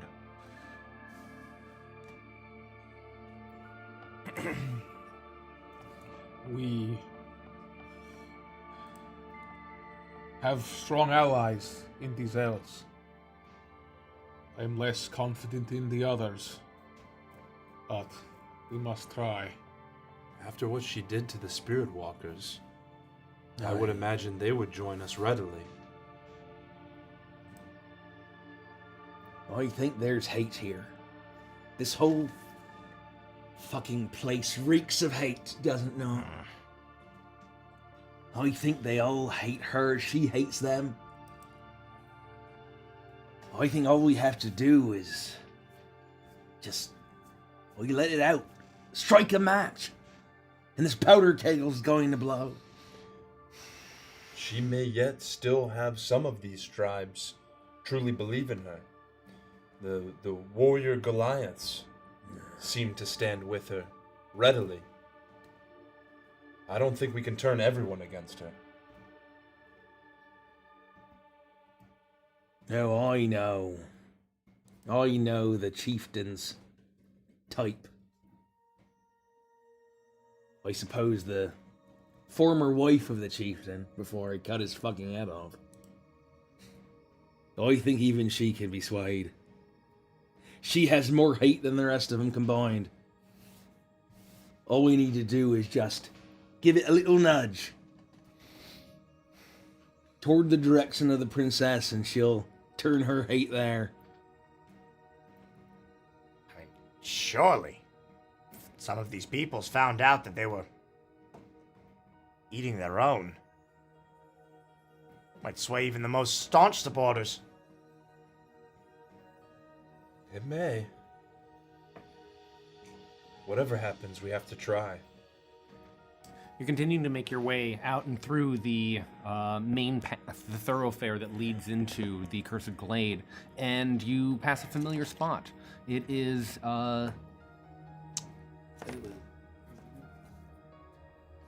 where you initially met and found the pig known as Wilbur. For lack of a better word. You turn and you look, and there, sleeping in the small kennel, for lack of a better word, is Wilbur. Big Pen? Sleeping, snoring, peacefully, calmly.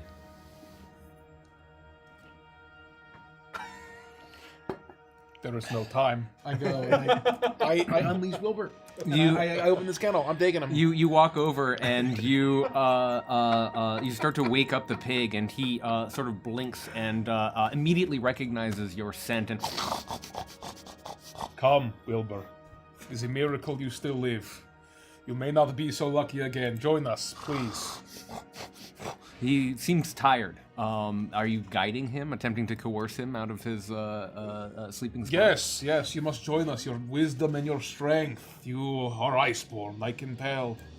Please, join us. You will be safer. If there are any others of your kin that you would like to bring as well, please motion to them and we will free them from their pens and bring them along with us. You are stealing the pig of some poor elven pig keeper, but Fuck 'em. make an animal handling check. I don't care. Fuck these elves. I think that's a... Twist this. You gotta pre Yeah, you gotta choose ahead of We time. only have 7. We only have 7. It's worth it. Fuck. It's worth it. 12. 12. That's enough. You watch Wilbur as he starts to waddle forward, and he reaches the gate, and then sort of looks down at the gate and looks back up at you, and well, you feel quite a bit of hesitation, not sure why you are trying to guide him out in the middle of the night in this way.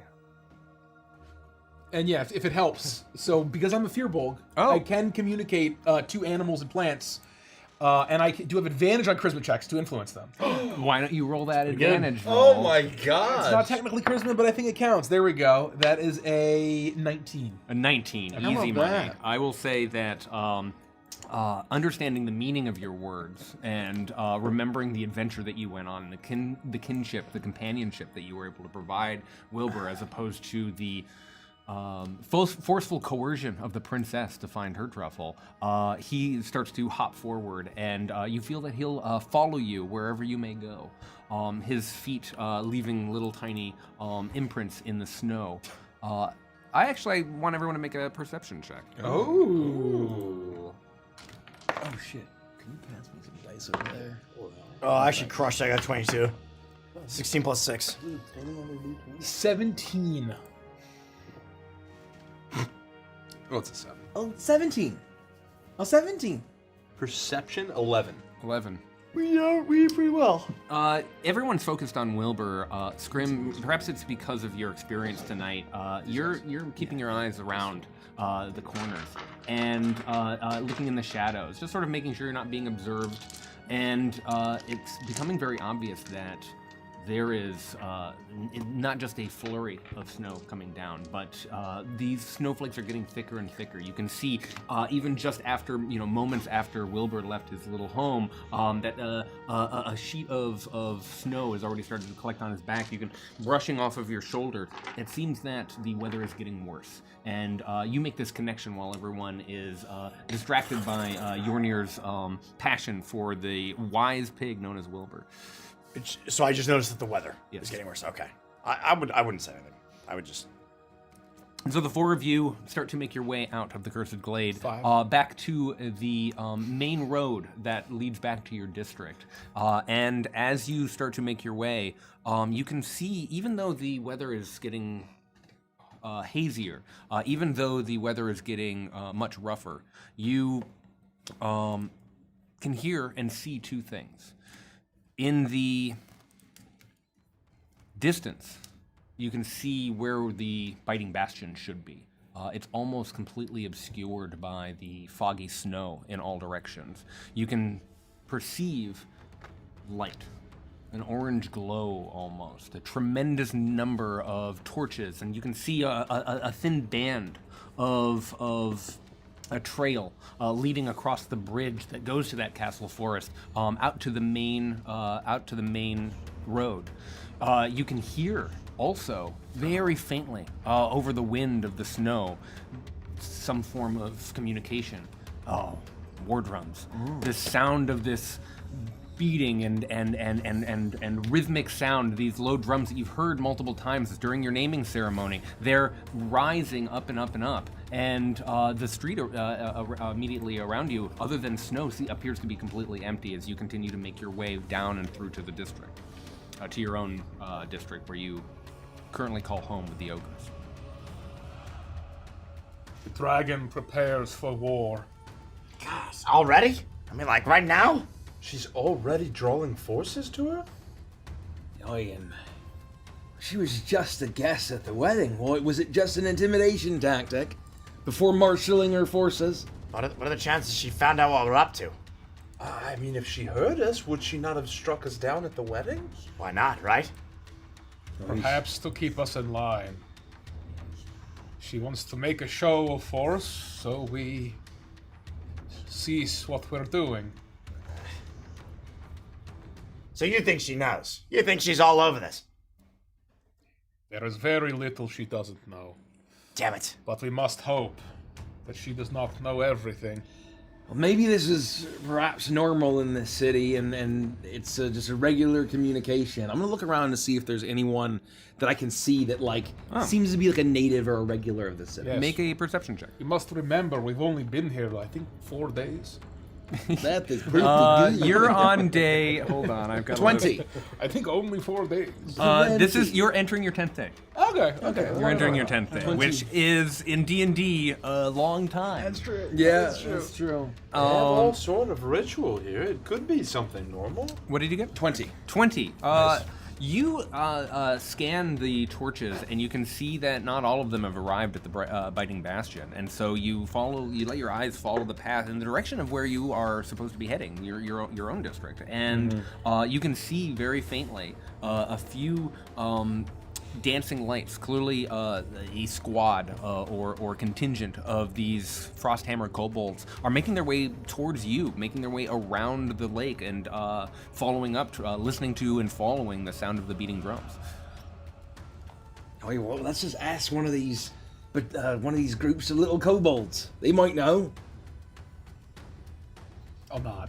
I will pursue. You make your way forward, and in minutes you are able to cross paths with what are very evidently guards, classic enforcers of the Argentholm armies that the princess commands. And they appear to be just racing past you. They don't even look at you as they are holding their torches. Oi, watchmen! I have a question. I am the chieftain of the Icebound castaways. They slow down, and one of them steps forward. What do you want? Oh, well, I want you to show some respect to one of the chieftains of this city. Secondly, I'd like to know what's the meaning of these drums and where are you headed? We're new in this city and we don't understand what's going on. You should get back to your home. The drums. The princess is issuing commands. She is asking us to assemble. Oi, us? Should you say that we go to our homes? The Frosthammers. Oi, the Frosthammers, eh? Gathering all your kin. And in the Biting Bastion. Do you know what for? Have you heard any rumors around? I'm sure there's plenty of rumors around the guards. There always are. You got any gold? I'll wave at someone to give them gold. I look around.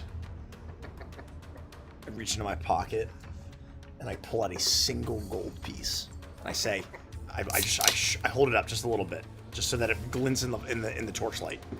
And I put it back under my arm, and I say, but listen, this is my last gold piece.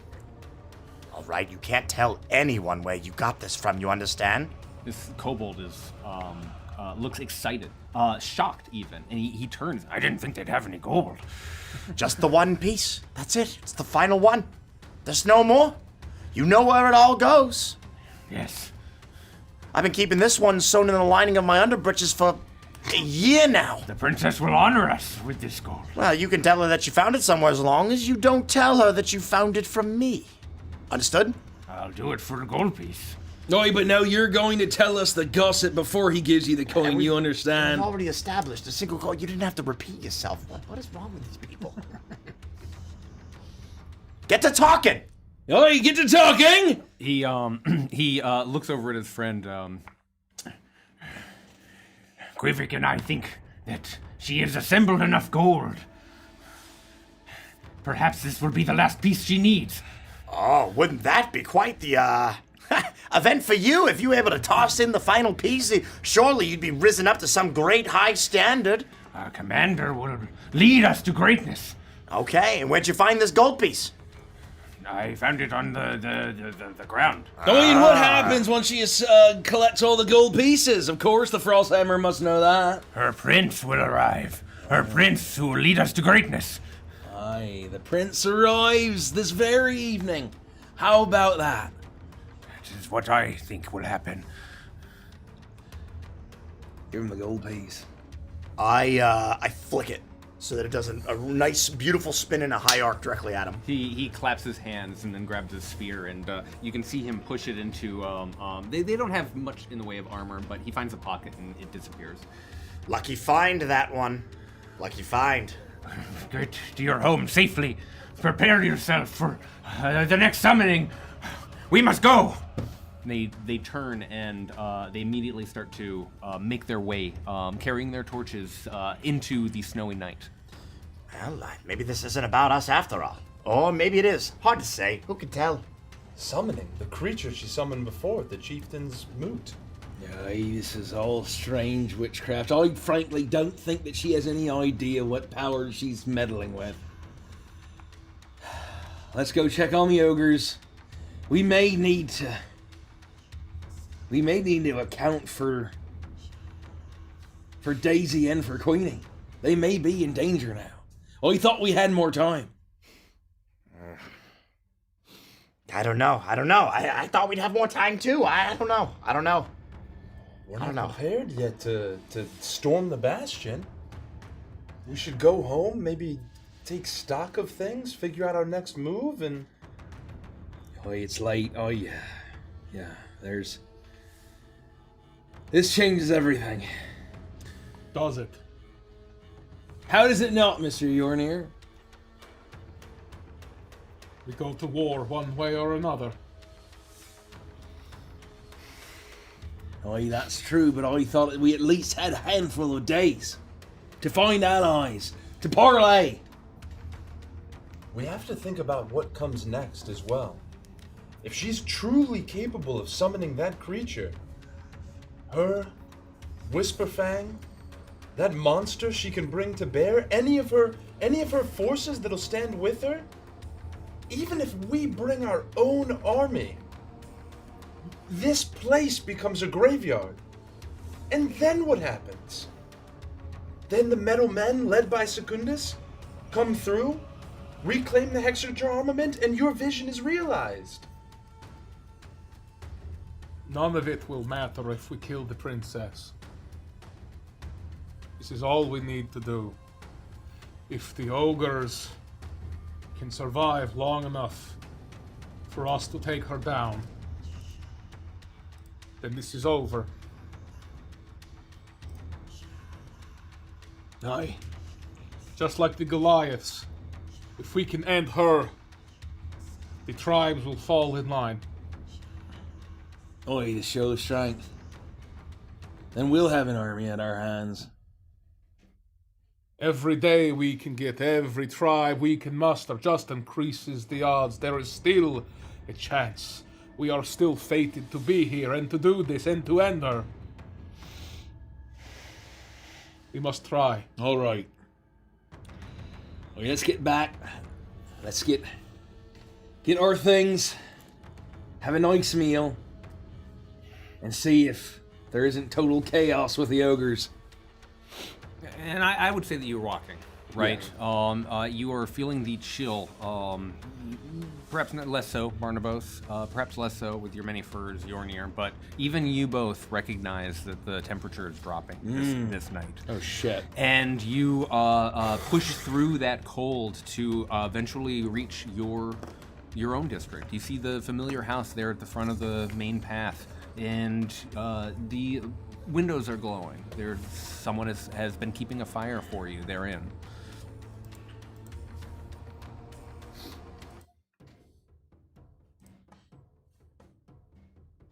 And you push your way through the blustery doors, feeling the intense and pleasurable warmth of the interior. And you find on the inside, standing right in front of you, a figure, a large figure, a figure you're very familiar with. It's Manny. He turns and he looks at the four of you, and he goes, "Back you are." Oh, you haven't turned anyone else into soup, have you? No. Are you sure about that? Manny is sorry. Or any other kind of food. We have food. No people in the food, though. No people. Manny understands that was not what you wanted. It has been discussed. All of us have discussed what happened, and we will do better for the tribe. How are the family and loved ones of the ogre that sacrificed himself by trying to bring down the demon lord known as Whisperfang? We all have great sorrow for the loss of another ogre. Very few of us left. We will make more ogres as fast as we can. Very well. In hard times and times of war, you need to make more ogres as fast as you can. That is nice thinking. Nice, sharp thinking, Manny. Manny's smart. Do what you must to survive. And how quickly can you make ogres? You see his brow. Don't answer that! You see his Don't brow answer furrow, that! He puts a hand on his chin. Remind me, when we went to Whisperfang and the other ogre got absolutely cooked, was Manny with us? Yeah. Yes. Okay, that's what I thought. What was that ogre's name? I think it was. Or It doesn't matter. It wasn't Tack. I want to say sacrifice Tack. Tack might be the name of the. It was first- like a mook. He was a red I know, shirt. must, you're thinking is Uko. mustard It was seed. Uko. Uko. He was a red shirt. Yeah. Tack was the ogre that you rode the Yeah. sled on from Tack under. is Tack is We legit. wouldn't have sacrificed Tack. And you're thinking No. of mustard seed. Tack's not You're good. right, Yeah. sorry. Uko. Thank you. Okay. Oi. Send our respects again to Uko's family and say that he will sail the seas with Trothak the Shark Puncher and the great ogre heaven afterlife. I will tell him. Oh, yeah. And I have something for you. Oh? All I right. cannot undo what happened. I cannot bring back this poet. But he was not entirely destroyed. We saw you butchered him like a side of beef. He reaches down, and to the side of the table, you can see folded clothes. And on top of that, you can see what is very clearly a book, a tome. He picks it up between his hands, and he extends it out to the four of you. His belongings, his things. I recognize that. The poet, when we were at the Chieftain's Moot, he was writing in that. We need to make sure that no one ever sees us with those things. Who knows about this, That's Manny? gonna be really bad. The ogres, me, and the ogres. That's all right. That's already too many. Two ogres too much. And the poet. Well, no, he's dead. Barnabas, man. What, The book? Burn the clothes. Thank you. I was gonna say the same thing, Yonya. Jeez. You've already got the fire going, Manny. Well done. I just completely yeeted him. Yeah, I don't care. He looks back at you with shock, but he is in this moment trying to be to own his responsibility, to own what happened, and he sort of nods grimly. And what can Ogre do for the tribe to do better? How can we? We are there for you if we need to be. You need to fortify every single one of the buildings. Make sure that there is a constant watch around the clock, you understand? Make sure that everyone is armed, man, woman, child. If they can swing a club, they can swing a piece of sharpened wood. And don't let anyone inside that tries to get in. No one in buildings or in district. In buildings, we'll say that people can pass through, perhaps, but keep an eye on them. If they're not supposed to be there, just keep an eye on them. Yeah, we can't buy the district. And try to remember to see where they came from and where they're going. Try to mark it down on whatever markings you can muster. We will be on guard. We will multiply and defend.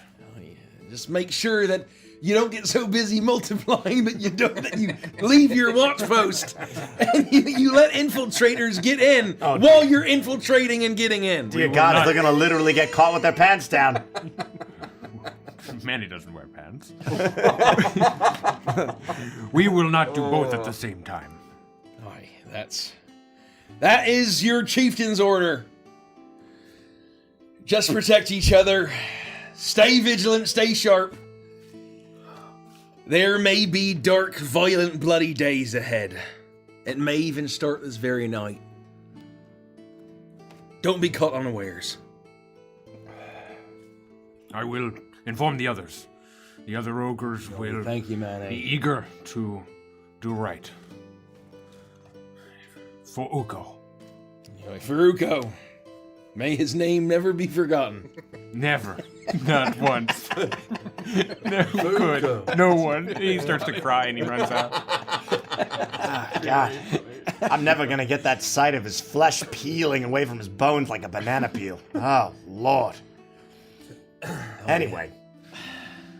You find yourselves alone. He closes he opens and closes the door. It's like that scene in not the Hated Eight, the Hateful Eight. It's like that scene in the Hateful Eight where they have to bang the door shut every single time. Every time the door opens, this burst of wind and flurry of snow cascades into the space. But as soon as it's closed, If someone's poisoned the coffee, Derek, I will kill you. oh, Yeah. what in the game? In their game. I don't. Well, make a Constitution saving throw. You find yourselves back in your residence, having enjoyed, for what it's worth, the festivities of the day of wedding, vows of love, and of course the difficult end that came at its conclusion. I'm gonna do an immediate inventory of the pantry. I'm gonna see. He said that there was food. I want to just double check whatever that is. And last time they made food, it was a real big problem. So I'm just gonna do a full inventory of the pantry, full inventory of the kitchen. You know that they are that they had brought many stores of food in exchange for some of your earlier deeds. So there are still the same accoutrements that you're used to from the days prior. There are classic If there's any eggs, new meats, I'm gonna throw it out, or like that I'm not aware of, that I don't know what it is. Oh, I'm inspecting. Yeah. you expect that after even the debris of the stew that you that you tipped over that was the poet has been cleaned up. Got it. Right, these ogres they clearly have tried to correct their ways, and you don't find anything out of place or out of sorts. When you put your hand on the equivalent of a schmason jar, it's turned at the exact angle that you left it at, so you feel extremely comfortable and familiar with the food in the restaurant. With that, I'm going to, especially given the vegan meal we were served, I will immediately start cooking up the heartiest, meatiest, fattiest meal that I can possibly muster. Especially given the long hike that we've done. We've done, 12 miles round trip. There and back. 12 of miles, hiking. not including the Including mile through or the city. two that it would have been taken to get from your district to the Cursed Glade. You stood all day, you That's danced. hours. You experienced, right? You are tired. Your legs are exhausted. Your bodies and minds and souls are all depleted from what would have been a very long day. So yeah, I will very much throw as much meat as I possibly can into that, and having worked up an appetite, and I'll just get cooking while they do what they're doing. And because chat was very kind to remind me, you immediately recognize that Wilbur has found the warmest spot on the couch, right adjacent to the hearth. Just jumps up. It takes him a few hops to finally get the momentum necessary, but then he circles and, almost like a dog, curls up as best a pig can, especially one of his age, next to the roaring fire. I will sit down in wherever the closest chair is, and recognizing, presumably, that this is the book the poet was writing in. He told you about this book. Detailing the story of the Princess of Wrath. He when you were networking at the end of the name calling ceremony, you'll recall that the poet mentioned his fascination with the story of the princess, that she was his muse, and that he recognized that he was a bit of a Simp. A foreigner, simp. He didn't belong in Drakkar, but he was happy to be here because he had gotten his voice back, and he was writing. He seemed very covetous of the not sharing. We're not willing to read that poetry, but you find yourself curious enough to start flipping through those pages. I'm gonna start reading like quickly.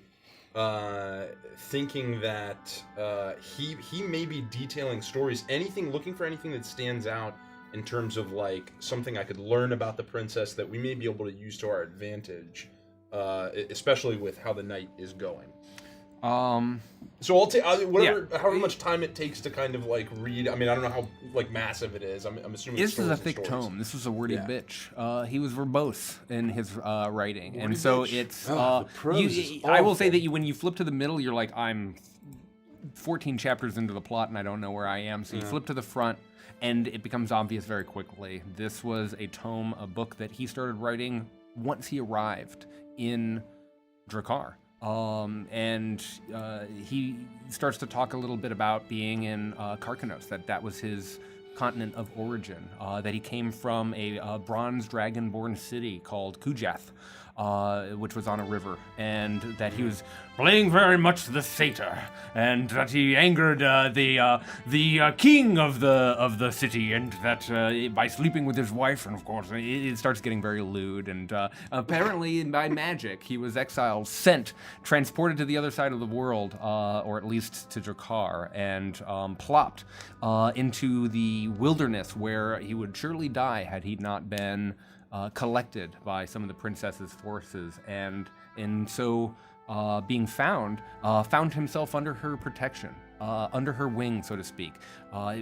For whatever reason, she seemed to immediately take a kinship or a liking to him, and gave him free reign. He didn't need to be a part of a tribe. He could go and do as he pleased. You continue reading this book, and it's just page after page of these almost journal entries, but written in a very dense prose, almost like a poem.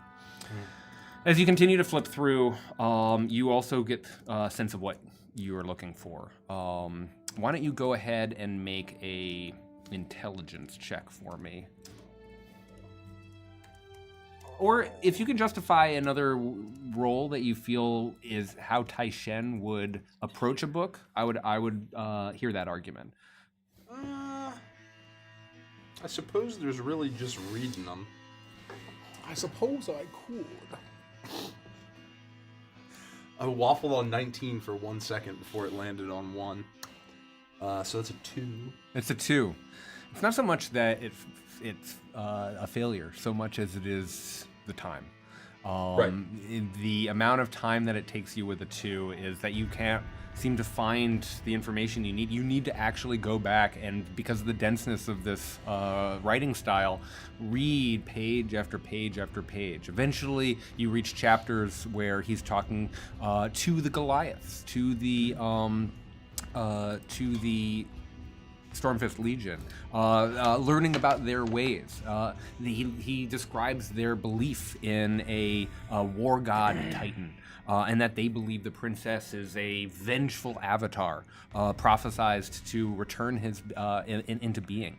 That there were Goliaths that disagreed with this take, and that they left or fled Drakkar to warmer climes.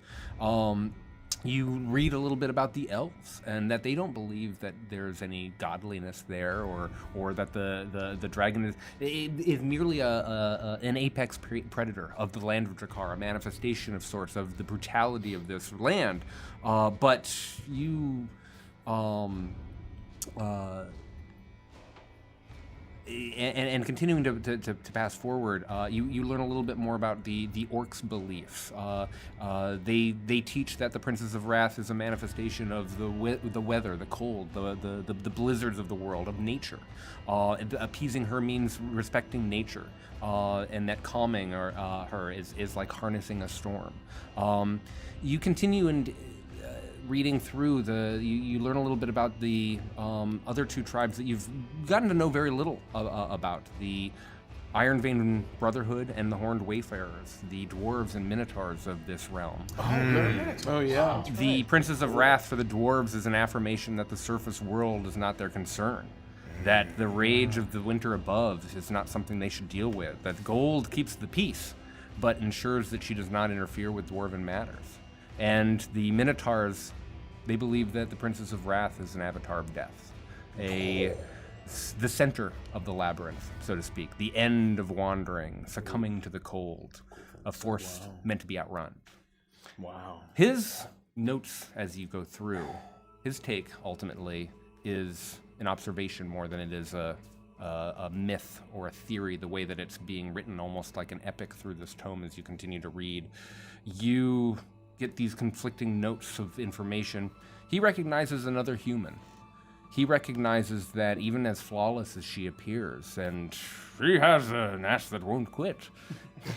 Excuse me? He chose a Well, I human suppose form. that's true. He chose a human form for herself. That she, even though she can transform into this unbelievable magical being, that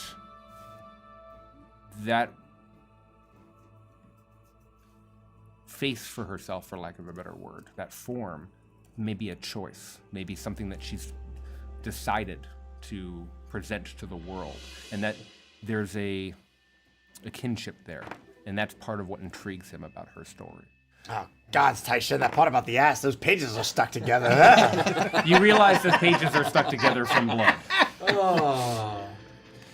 I don't know how much you articulate this, but that's what you would glean over the course of the hour or so that you would sit down and sort of meditate and read chunks and sections and start putting together this extremely dense. This is the book the poet was writing about the Princess of Wrath.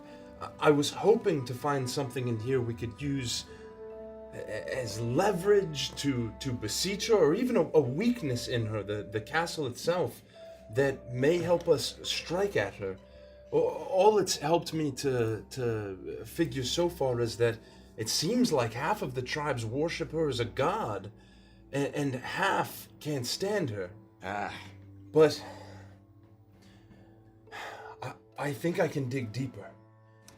I think with this, I might be able to find out more. I think he knew more than he put in this book.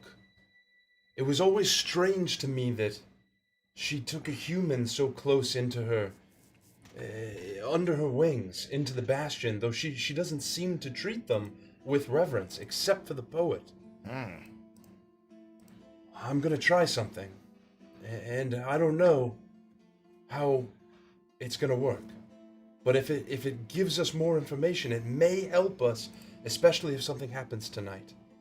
But it may help us face her. Wait. You're saying that you don't think that the poet is a human? I don't know. He writes as though he is, but he says that he was born in another dragonborn city. A human, raised at least, and made his way here.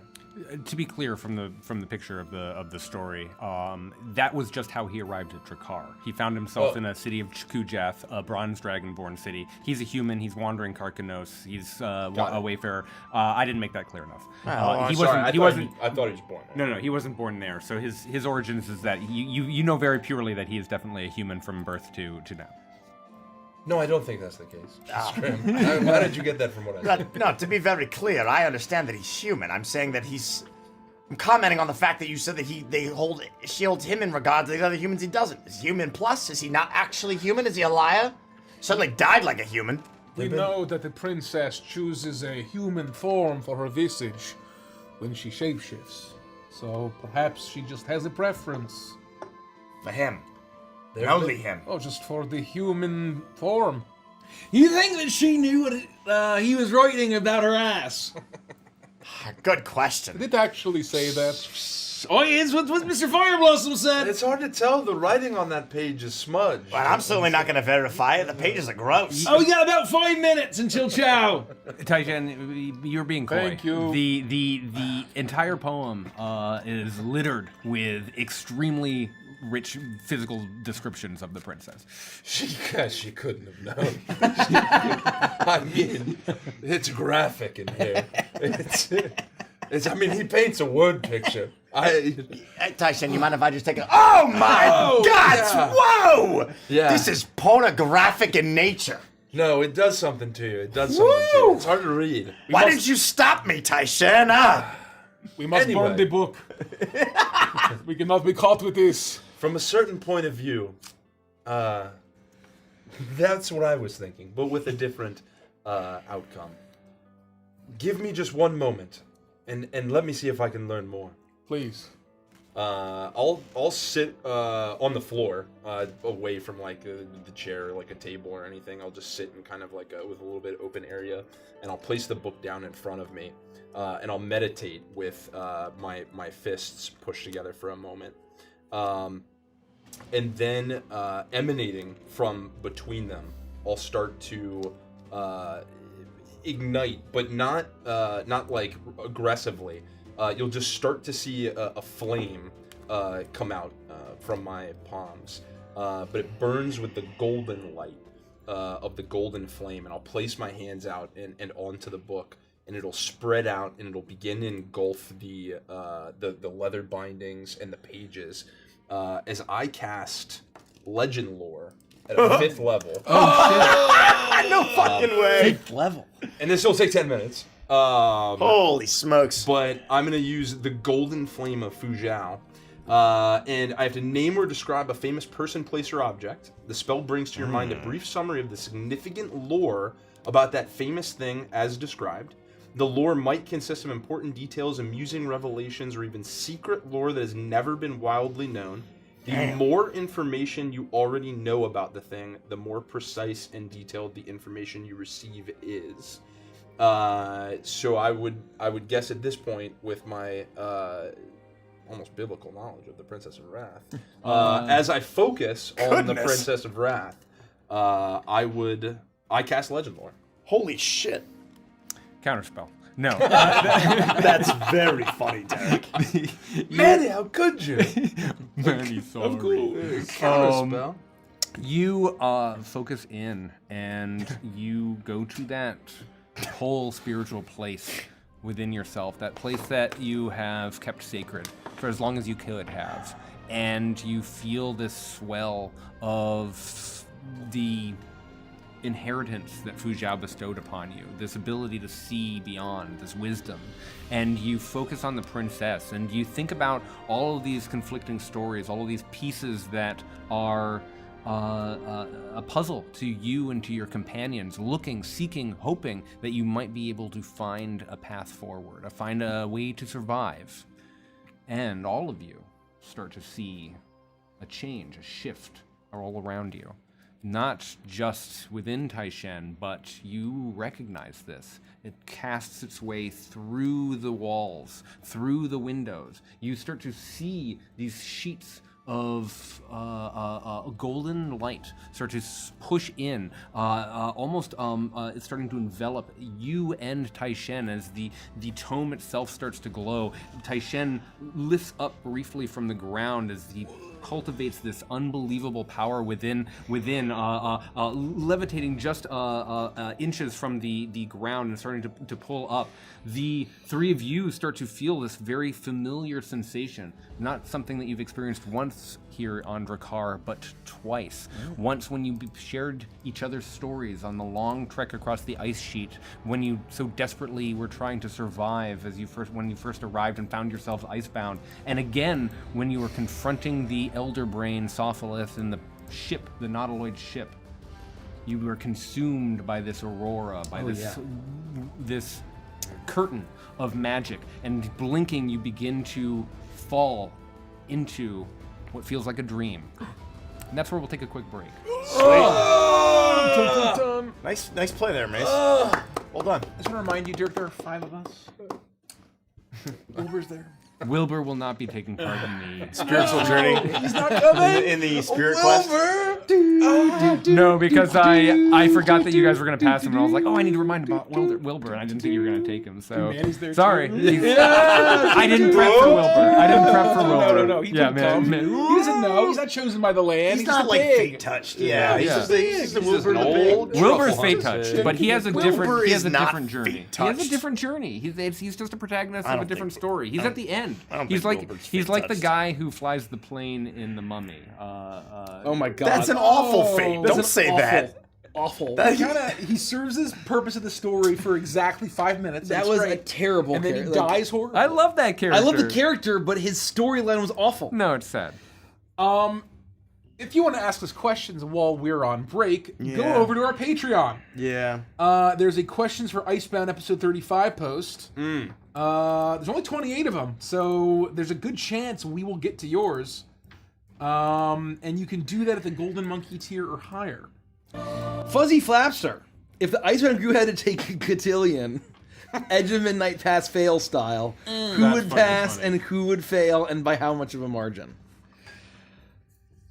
I could see Barnabas like both passing wildly and succeeding and failing wildly. Scrim's toast. I think Scrim is toast. Scrim's toast. Scrim would not get a single flying fuck. Yeah, I could see him like getting all cotillioned out in the style of the montage of the Beast from Beauty and the Beast. Yeah. And then him like becoming like good at it and like then showing up in like a regal like velvety captain's outfit and like suddenly glowing up and his beard is braided and like, you know, I could see him kind of cleaning up quite well.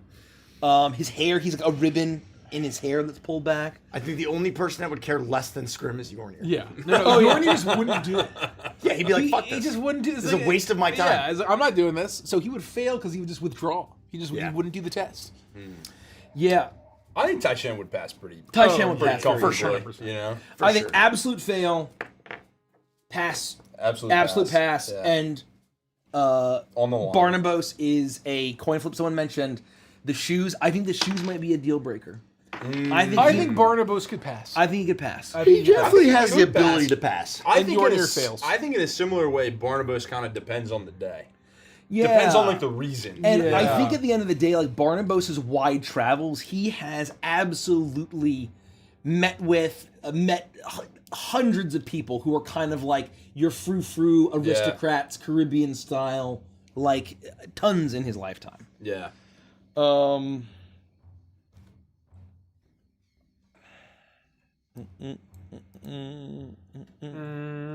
Misa says, might not catch the night stream, but wanted to thank you guys and all the other helpers busting their butts, helping everyone with their VTT codes. Amazing teamwork and speed. Thank you, Misa. Thank you. Yeah, it's been a week. I think one thing that I knew deep down, but I didn't really consider, is that we had a massive blast of thousands of people getting a VTT code who have never used a VTT before or even know what a VTT is. Yeah. And so that was a bridge or a gap that I don't think we anticipated quite as much. I agree. Is what I would say. I agree. Especially Anonymous while- gifter. 50 gifted While subs. Nikki is on Hey! vacation, even though she's doing an amazing Thank job, you. she's still working. Yeah. But she's, Nikki's still answering customer support. Thank you, Nikki. definitely You can give it a- up for Nikki, too. Absolutely. Yeah, give it up to the whole team. Holy shit. Yay. Oh, this is a great question. Weird Wallflower. Breakfast debate, pancakes or waffles? Also, what is your go-to type or flavor of toppings? Oh. Pancake or waffles? That's like an impossible choice. I mean, that's. I can't believe I'm saying this. That's so situational. I can't believe I'm saying this. I think I'm gonna say pancakes. I love waffles, and if you had asked me like a year ago, I think I would have said waffles. But good pancakes, man. Damn. Right? I love banana blueberry pancakes a lot. It's one of those, I haven't had a really good Belgian waffle in probably 15 years. Yeah. That's true. Yeah. So like, who's to say? Yeah. I almost like I don't have the. I've had good pancakes lately, but I haven't had good waffles. Yeah, lately. it's just kind of like when I want a waffle, you know? And like when I want pancakes, And they do, each one serves their purpose. And you can't really, like, I wouldn't trade one for the other. Yeah. No, I don't think I don't think I can actually choose. What I really They're just like different. is Yeah. peanut butter on my waffles. Yes. Waffles and that's peanut butter very go good. really A little bit fucking of butter well too. together. You melt some Yeah. butter, or you spread it when it's hot so it melts, and I then used put to some like- peanut butter on top. I used to like doing whipped cream. Oh hell Whipped yeah! cream in a hell waffle. yeah. You know, Back in college, I'd put the M&Ms in the waffle mix and put it in the waffle press. That was crazy. That was a crazy time. That was so I'm trying good. to think if there are any other toppings. I'm thinking of like, not neither because they're all good, but I'm thinking like crepes from fucking Bayside Skillet. Oh my Bro. god.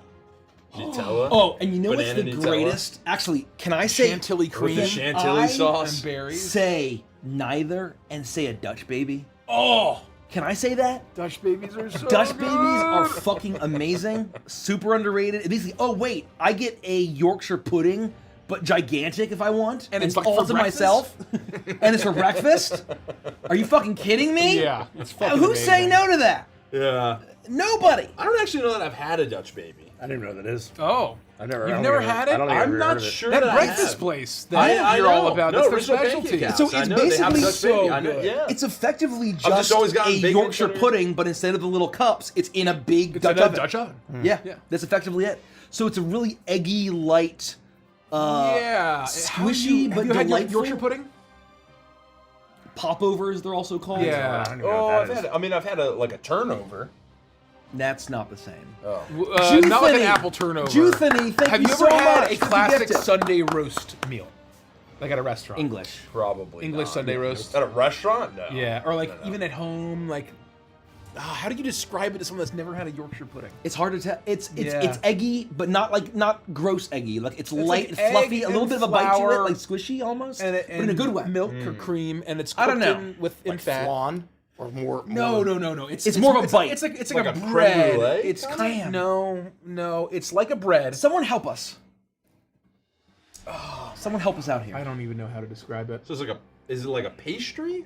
Kind of. Yeah. It's basically like a pancake with egg in it and cream in the batter. Not pancake. But it's not really a pancake. It's like impossible to describe if you haven't had it. I don't know what else to say. I love Yorkshire when you have fucking Souffle's not. if it's a holiday and you're having beef Wellington and you got some fucking Yorkshire pudding on the side. Holy shit! You thought you died and went to heaven. That's all I'm gonna say. Oh, for me, it's the. Oh man, I'm blanking on what it is now. Sticky toffee pudding. For me, sticky toffee pudding. That's is really exactly. Oh yeah. That's like probably one of my favorite desserts. Oh, you know something that is, I believe, a UK thing, which I think is great, and I want to try to at least try it. Is that for their sandwiches, like if they make any sandwich, they put butter on. Yeah, they butter their butter They sandwich butter bread. sandwich bread. Yeah. Like on the outside, you mean? Or No, on the inside. On the So it's- inside. Oh, the inside. So like is always sandwiches butter. just have butter on as well as yeah. all Sounds the good. fixins. It sounds great. Sounds good. Is that correct? UK viewers and listeners, watchers. Yeah, let us know. It's probably pretty late actually if you're in the UK. Misa asks, how has seeing Quantumania enriched your life? It's made my life objectively worse. I think. I have that's something fair to say about this. The fact that I have that cursed knowledge of MODOK and just everything that happened in that film. I'm not a Marvel guy. I'm not a superhero movie guy, generally. There are exceptions. But man, I didn't know how low it could go. My life was not enriched because I miss seeing MODOK's ass. You did say it wasn't the worst movie you ever saw, though. So that begs the question. No, it's not the worst movie that I've ever seen. What is I- the worst movie comic I've book seen. movie? So that's what I'm trying to think. Is it the worst superhero film I've ever seen? Well, because there are movies has like to there be. are I'm gonna movies have like some The more Room. There are movies like It there's has movies to be that the just- worst superhero movie. I can't think of a worse fucking superhero Captain movie. America 1, I truly loathed. Yeah, but I don't think that was worse than fucking... It was No, not it's worse. definitely It was not not worse. worse than. It was not worse. No. The only one I know that's kind of like gonna look up a universally list of- reviled, but I never saw, was the Eternals. Yeah, I never saw that either. And I know the Eternals. Oh. were, that was totally universally fucking reviled.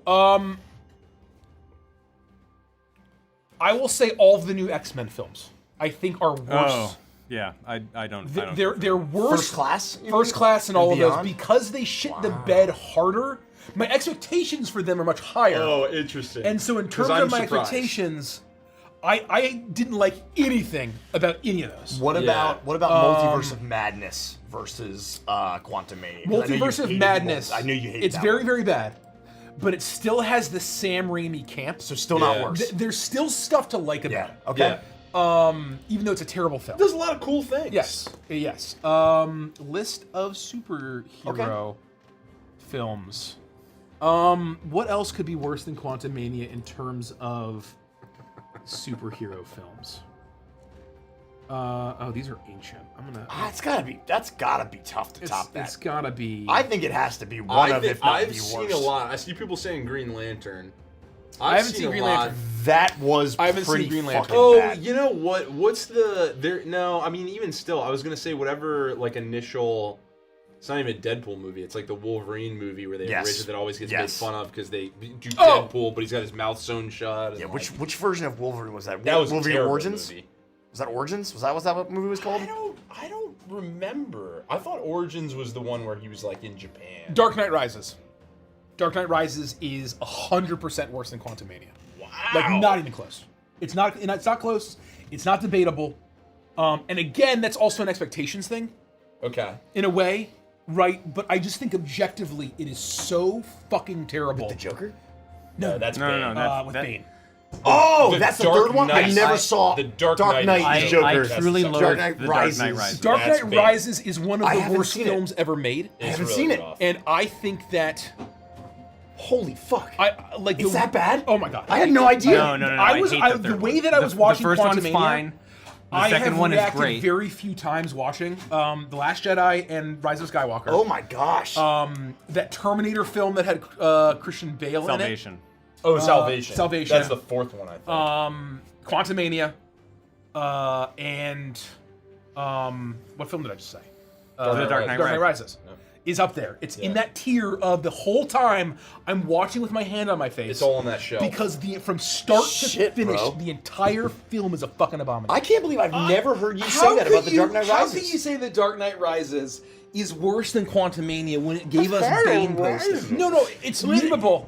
But the fact that it's Chris CIA Nolan is the greatest and character. it follows up The Dark Knight, Yeah. to me makes it Yeah. far more unforgivable. It's the content. Quantum Mania, it knows It's, its like, nature. offensive, yeah. Yes, it knows its nature.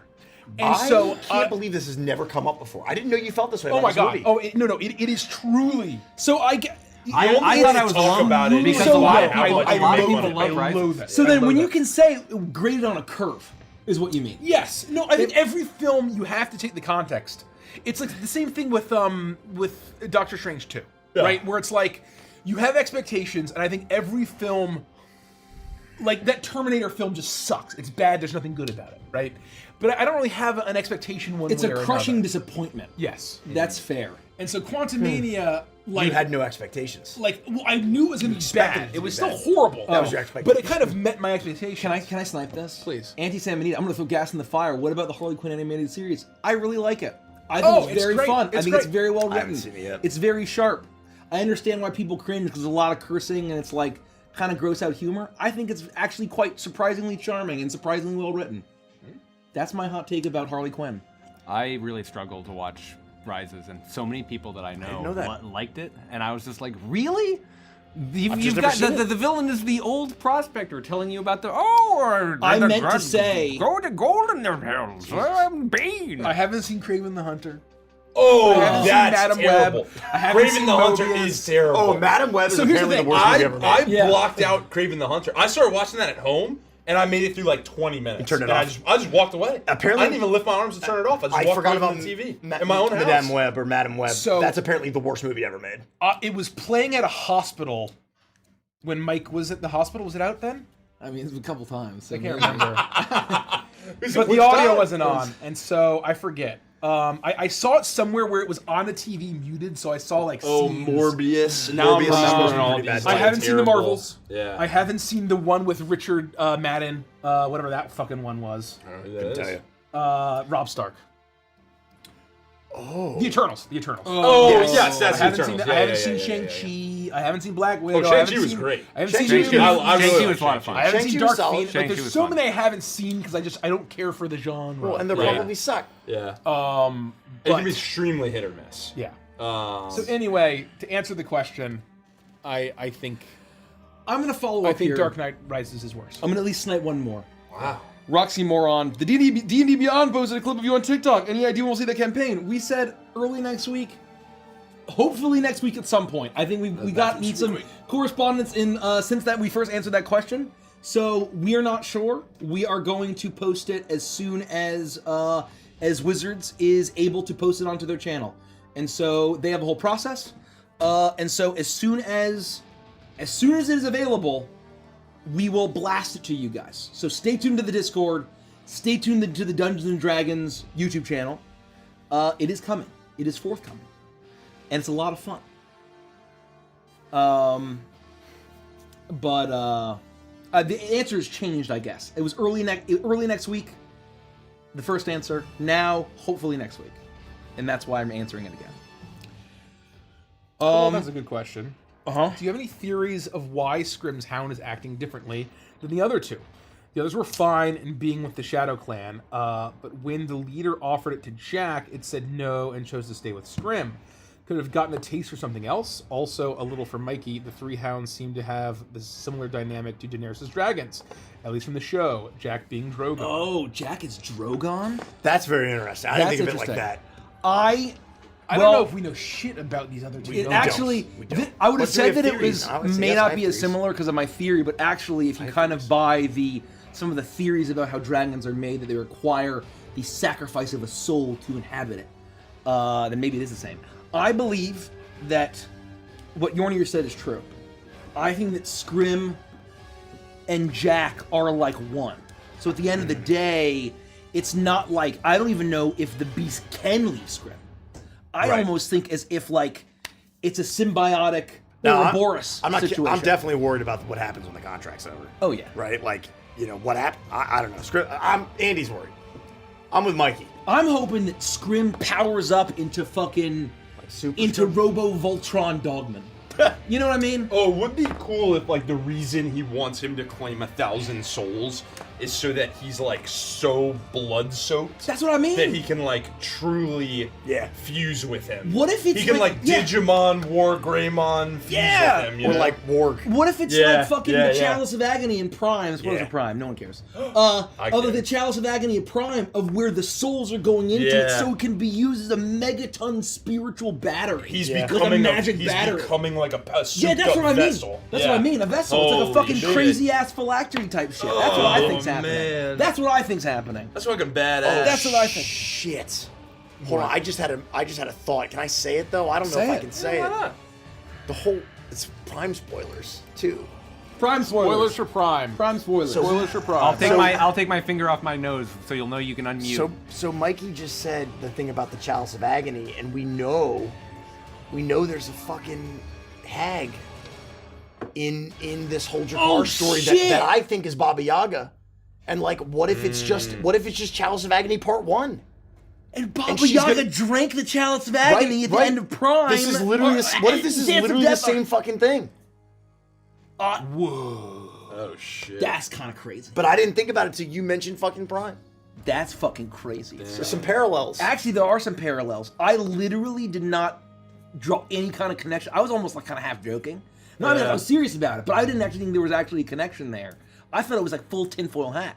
Maybe it's not I mean, tinfoil there's a hat fucking anymore. witch in what we've Yeah. in the meta story. I'm telling you, man. Shit. Okay. Let's do done. one more. One, two, done. Do you have one, or do I have one? No, go ahead. And then we'll end our break on this. Do you have a movie? This is from Jules. Do you have a movie that you've seen that you found was so bad it was good? Oh. I mean, my go-to terrible movie that I love and I think has some really great fucking parts is Pacific Rim. I agree. Like that movie's objectively terrible. It's just fun though. But there are some see- parts that are fucking great. Yeah, I see where you're going with that. Like a movie you still have a lot of fun with, but So I felt about it's like- Real Steel with Hugh Jackman, Oh yeah. the Rock'em yeah, Sock'em yeah. Robots movie. Kung Pao, but that's kind of the point. Is that Kung Pao supposed to be so bad it's funny? Yeah, I don't think that you can qualify that. It's a film that's so bad, like I've laughed at how bad it is.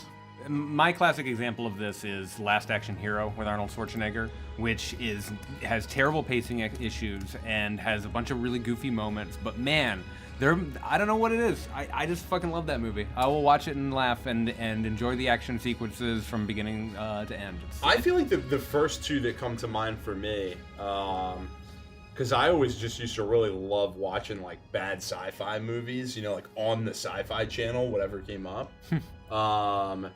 I don't remember if this is actually a Supernova. bad movie or if this is like a genuinely pretty fine movie, but Starship Troopers. No, that's a great movie. Yeah, that's a great movie. Okay. Yeah. That's I was a gonna great say, movie. I love Starship Troopers, if you Oh. understand that it's satire, is objectively a great movie. And What then about- my yeah. next pitch was going to be Tremors. But I can't Tremors is a remember. bad I good was movie. thinking, That's like- a great bad movie.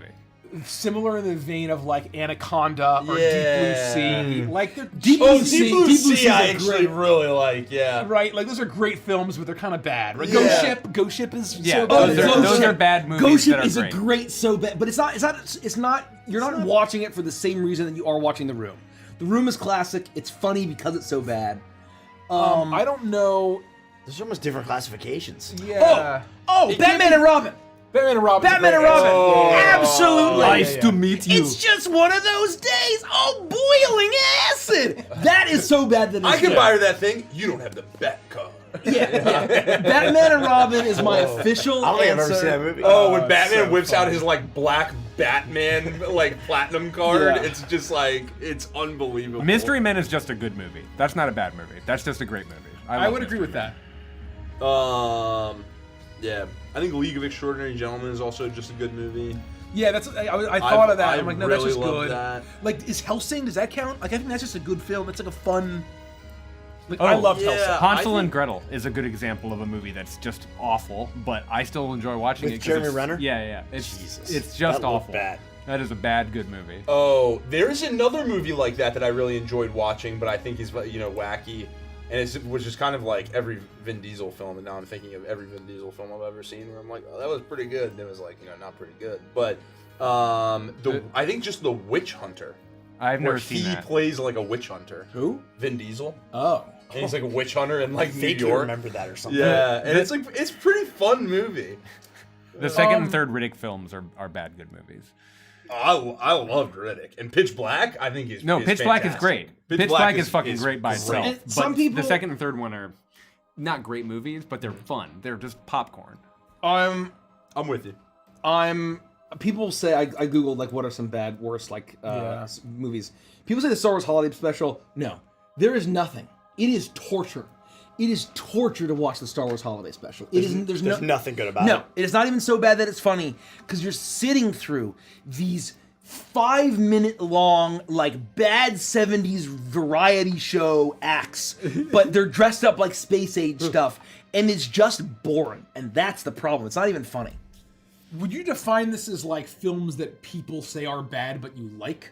No, well, Which is kind of on the same vein of like Pacific Rim. Like I think it's kind of someone like said guilty Sucker pleasure. Punch. Like I like Sucker Punch. See, I don't think well, Sucker Punch I is think. bad. Oh no, Sucker Punch is bad. Sucker Punch has Sucker some Punch bad is moments. definitely Oh, a Sucker bad Punch is movie. bad. Sucker But it's a Punch is good. bad. I It's enjoy good that film. misremembering I would it. put But no, it's I would popcorn. put that It's with popcorn. It Pacific does Rim. some extremely cinematic It's things that are popcorn. very cool And the to soundtrack watch. is literally Yes. perfect. But That's the what I movie, mean. the movie's like a bad movie. The soundtrack it's is not a perfection. good film. But yeah, but and there's a lot like, to like about it. I loved like every That's scene where different. it's just That's like, different oh then. shit went crazy. I think just a good way to articulate it is like a guilty pleasure. Like it's not Yeah. like everyone's gonna be like, oh really? And you're like, So- I love this. I love watching this shit. Speaking of Batman and Robin, I'm gonna spoil the shitty Flash movie that nobody cares about. Which one? The one that just came out, where it's Flashpoint? apparently Michael Keaton is in it, and so I almost wanted to see it just for Michael Keaton. But I thought it was actually really funny and really cool. The very end of the film, he finally gets back to the correct timeline, and he calls Bruce Wayne, and Bruce Wayne goes and meet him, and it's George Clooney. I thought that was pretty fun. That is. Oh, really? yes. Yeah, so George Clooney does a Wow. cameo as Bruce Wayne. I Yeah. thought that was actually Wow. pretty charming. Yeah. I'm sure the Fun. movie looked terrible, but I thought that was a fun Wild decision. Wild it's- West. In a very That's a similar good format. Wild That's a, Wild that's a West. good bad Oh, movie. yes, Great. yes. A great so bad that it's good movie. Yeah. Really quick on Flashpoint, because I feel very the same that you do when you talk about Dark Knight Rises, where I think that one of the greatest animated superhero films of all time is Flashpoint Paradox animated. And this was the live action movie of that, and it's just nowhere close. We gotta thank some folks, including Gasterwolf. Gaster Wolf! 100 subs. Gifted! Yo, Juthany with 50 gifted subs. An anonymous gifter. An anonymous 50 gifter gifted. with Holy 50. smokes! And a bunch of folks that gifted while we were role playing. We jumped right into it, but thank you everyone that's given the support. Both And on thank you, YouTube and patrons, Twitch. for And asking thank your you, questions. patrons. Let's get back to it. Yeah.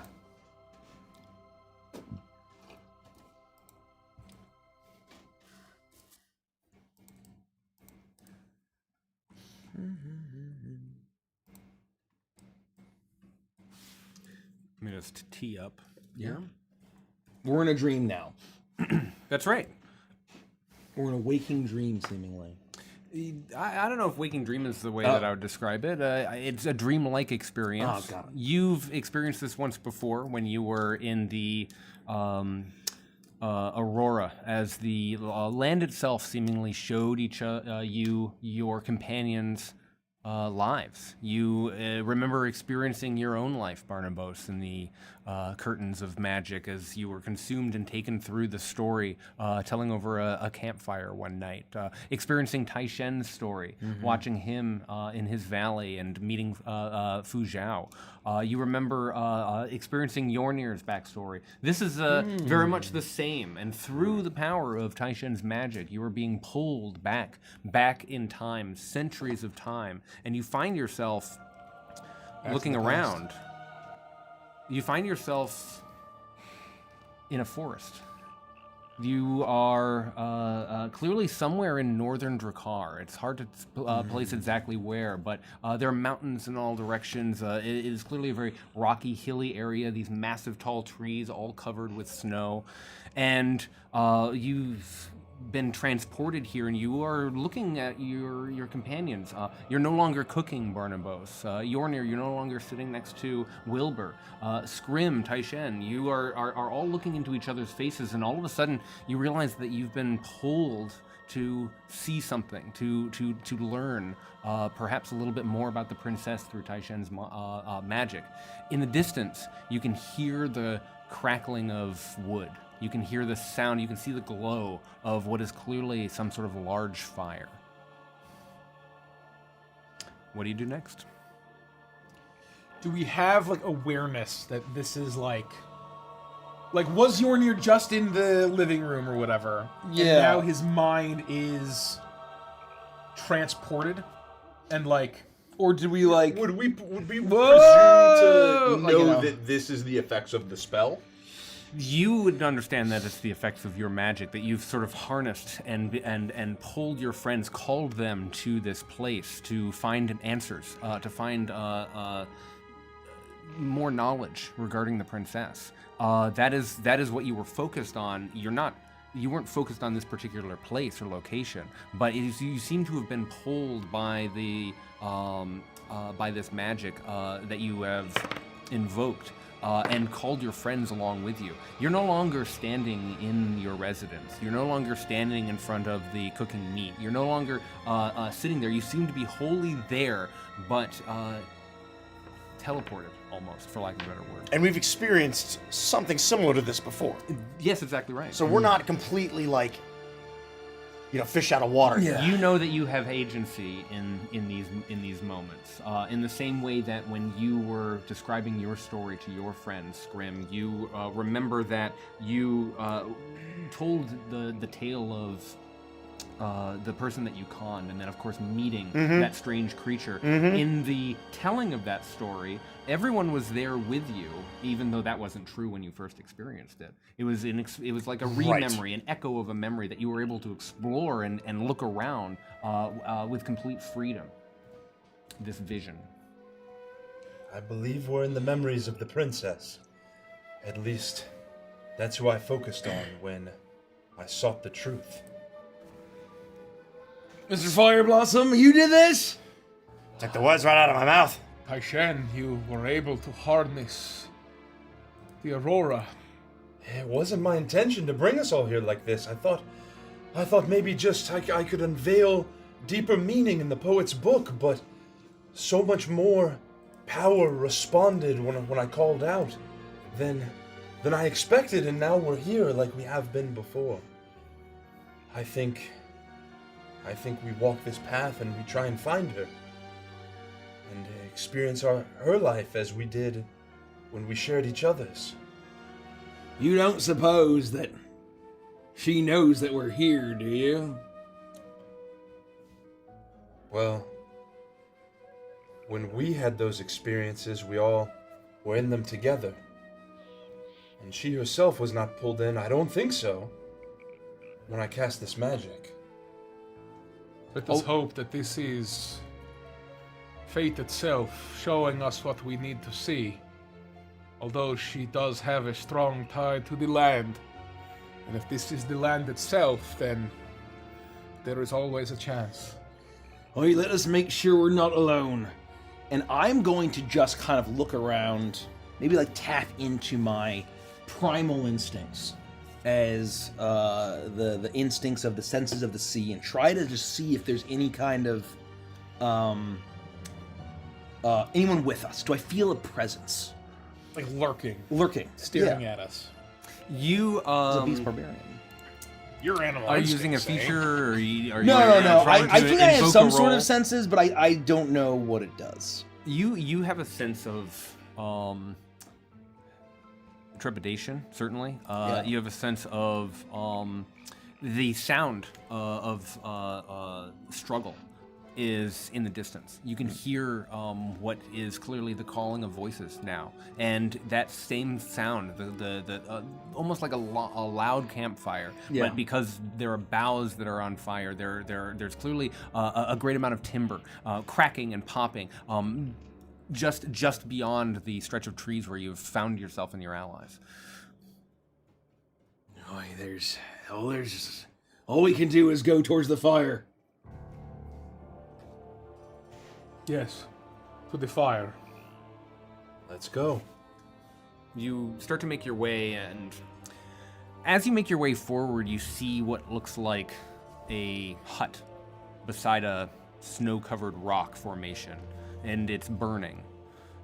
2 bodies are smashed to pieces outside. Jesus.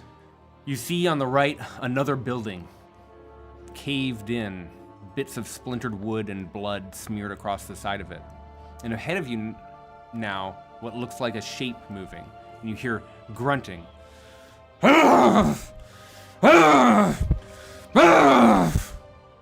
You see the shape of a humanoid. Massive, bulging muscles, a long beard hanging down as he wields a massive hammer, smashing over and over and over again. What looks like it would have been the face of some large barbarian-like man. Bits of skull and brain are scattered about. His face is horribly disfigured, horribly misshapen. His muscles are massive, a giant of a man. You made me do this! He smashes down again. You made me do this! And standing just nearby is a young woman with auburn hair that you don't recognize, watching from the flickering shadows. And this man just keeps smashing down again. You made me do this! You made me do this! He's smashing, and that's what confronts you as you make your way and part through the trees to find the burning buildings. Is it clear that this man was the frosty figure that we saw on that Diddy naming ritual day? Make a insight check. And for game state. Oh my god. Hold on. I just want to know. I want to find out the full number. The vignettes that we experience as players That's meta. That's meta. We have not Our experienced characters those have as never characters. experienced that before. That's I just right. wanted to Correct. make sure that we're maintaining that game state. That's correct. Because Mikey recognizes this place, but Barnabas does not. Right, correct. Roger that. That's very correct. Thank you Roger for that. saying I that out rolled a loud. 20 plus 5 is 25. With a 25. This is clearly a human. You recognize, even in the flickering shadows, that this is a man. The Titan that you saw during your name-calling day, the thing that was summoned was, 24 feet tall and had very similar features. And you suddenly, thinking of the beard that fell from his face. This is not a gray beard, but it reminds you of the same hair.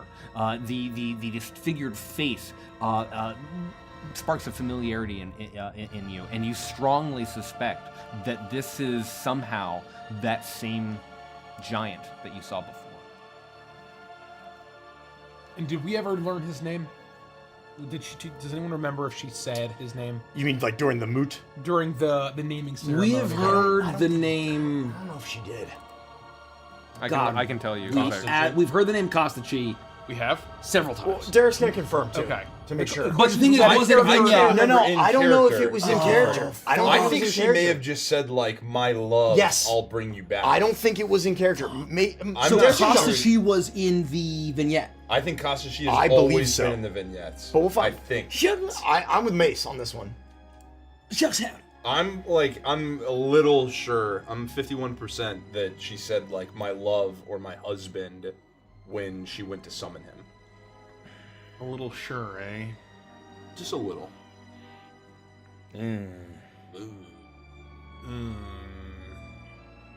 The words that resonate in your mind, Yornir, and anyone else who's making this connection of Koskachi comes to you. The final words just before he shattered into ice and fell to the stone floor of the Biting Bastion. Onward then, to conquest, to dominion, to an empire where the warmth of the sun is but a distant memory. Rise all and claim this world as your own in the name of Koskachi, the Prince of Wrath! That's right. I knew it. Okay. I knew it. It is him. It is Kostkachi. Why did you say it like that? That's sort of how he said it. Say Cool Whip. Cool whip. You're saying it weird. He was a No, I am not. large giant, summoned in flame. This is but a man. Perhaps the visage that we saw that day was an amplification of his form. The princess called out to him as a lover. That would mean that. Could this be her? Does not look like her. Perhaps a former wife or before the princess came to be. Do we have our weapons and accoutrement? Sorry to ask so many clarifying questions. No, it's a great question. It's important. That is a very good question.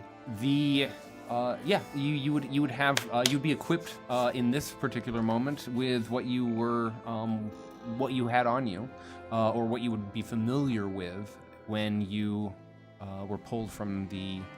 So I wouldn't have my anchor or anything. I would say. Because I was like cooking. Yeah, I don't want to break the immersion, but I Yeah. feel like I could summon the brutal Do I have, blade like, because a- I never carry yeah. it. I just No, whip it you, into you existence. could summon the brutal blade. I think I have like an apron. You know what I mean? And a mixing bowl. You know what I mean? I have some. Barnabas got I love slippers that. on. No, I think that it's almost like the Matrix. It's the image you have of yourself. Okay. that gets projected. That's cool. Yeah, I like that. okay. I like I believe that. it. I believe it. And so How you view Yeah. yourself. your nest includes your anchor, in my Okay. opinion. Yeah. We've never really talked about it. Do you just carry that fucking thing? Like it's always just on your shoulder? Or do you have like a heavy thing that you put it on your? I think the netting that I have is very sturdy, that is able to carry it for like long distances. Yeah. So if it's on your back or it's wherever if it's in your Yeah. hands right now, then you feel it in the same way that Yornir has 2 mammoth tusks and staff. That's right. I am going to grab my anchor and, in a defensive but like cautious stance, as I see this guy absolutely going bananas, smashing the skull, and I'll pause a little bit as I will step forward, unsure of what's real and what's not. Do you perceive us?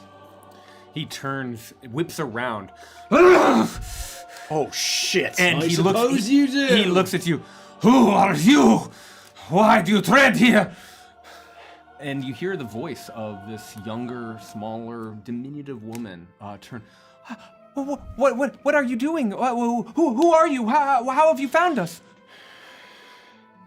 I look at Taishan. We're just travelers. We were just seeking. Oh shit! We were seeking just shelter from the cold. You come. Look at you. Why? I have never seen creatures like you here. Well, you've not traveled everywhere, have you? We are the Norval tribe. We will not be threatened. We mean you no harm. We're not threatening We you. mean you no harm. Who was threatening you lying in the snow in a pool of blood and gore? What did they do to earn your ire so? He spits, and you can see that he's not uninjured himself. He's clearly been in a hard fight, and blood hits the white snow as his spit lands with a tap. And he looks down at the body. This was my father. And this is my mother and my sister. You hear another voice, that same woman. She walks up. Costan, please, calm down, please. You have to understand, this has all been happened very suddenly. Please, if you'll just go, leave us. Who is this? And I'll notion to the woman. She starts to speak up, but is interrupted by Costan.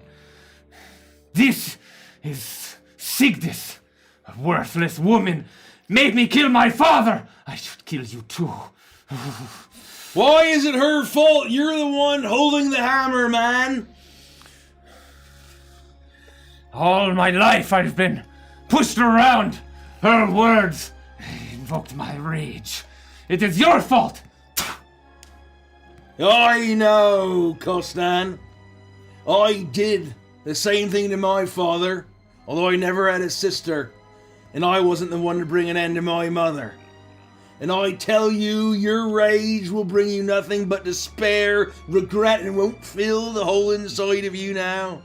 But do not blame your woman for your decision. I live with what I did. You will have to live with what you've done here.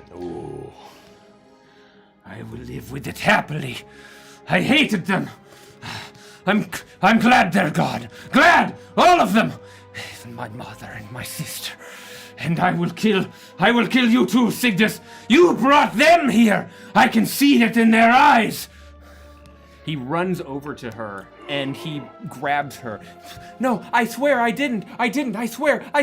Please, you have to understand. And he throws her to the ground and he starts to lift up his massive mining hammer, this huge giant hammer, and he starts to swing down. I am frozen. I make no motion to save this woman. If anyone tries to stop this, I will reach a hand out. Yeah, I don't Attempt to move. stop I'm them. watching this happen. I don't even try to stop this. I am going to lunge forward and attempt to use my mega anchor to coolly catch his hammer, if I may, in the crook and then swing it back as I do, or maybe throw my anchor down in front of the blow of the hammer. As I'm going to try to use my bestial speed and my barbarian shit that I have. I don't know. And I'm raging. I'm covered in salt water and barnacles immediately as I lunge forward.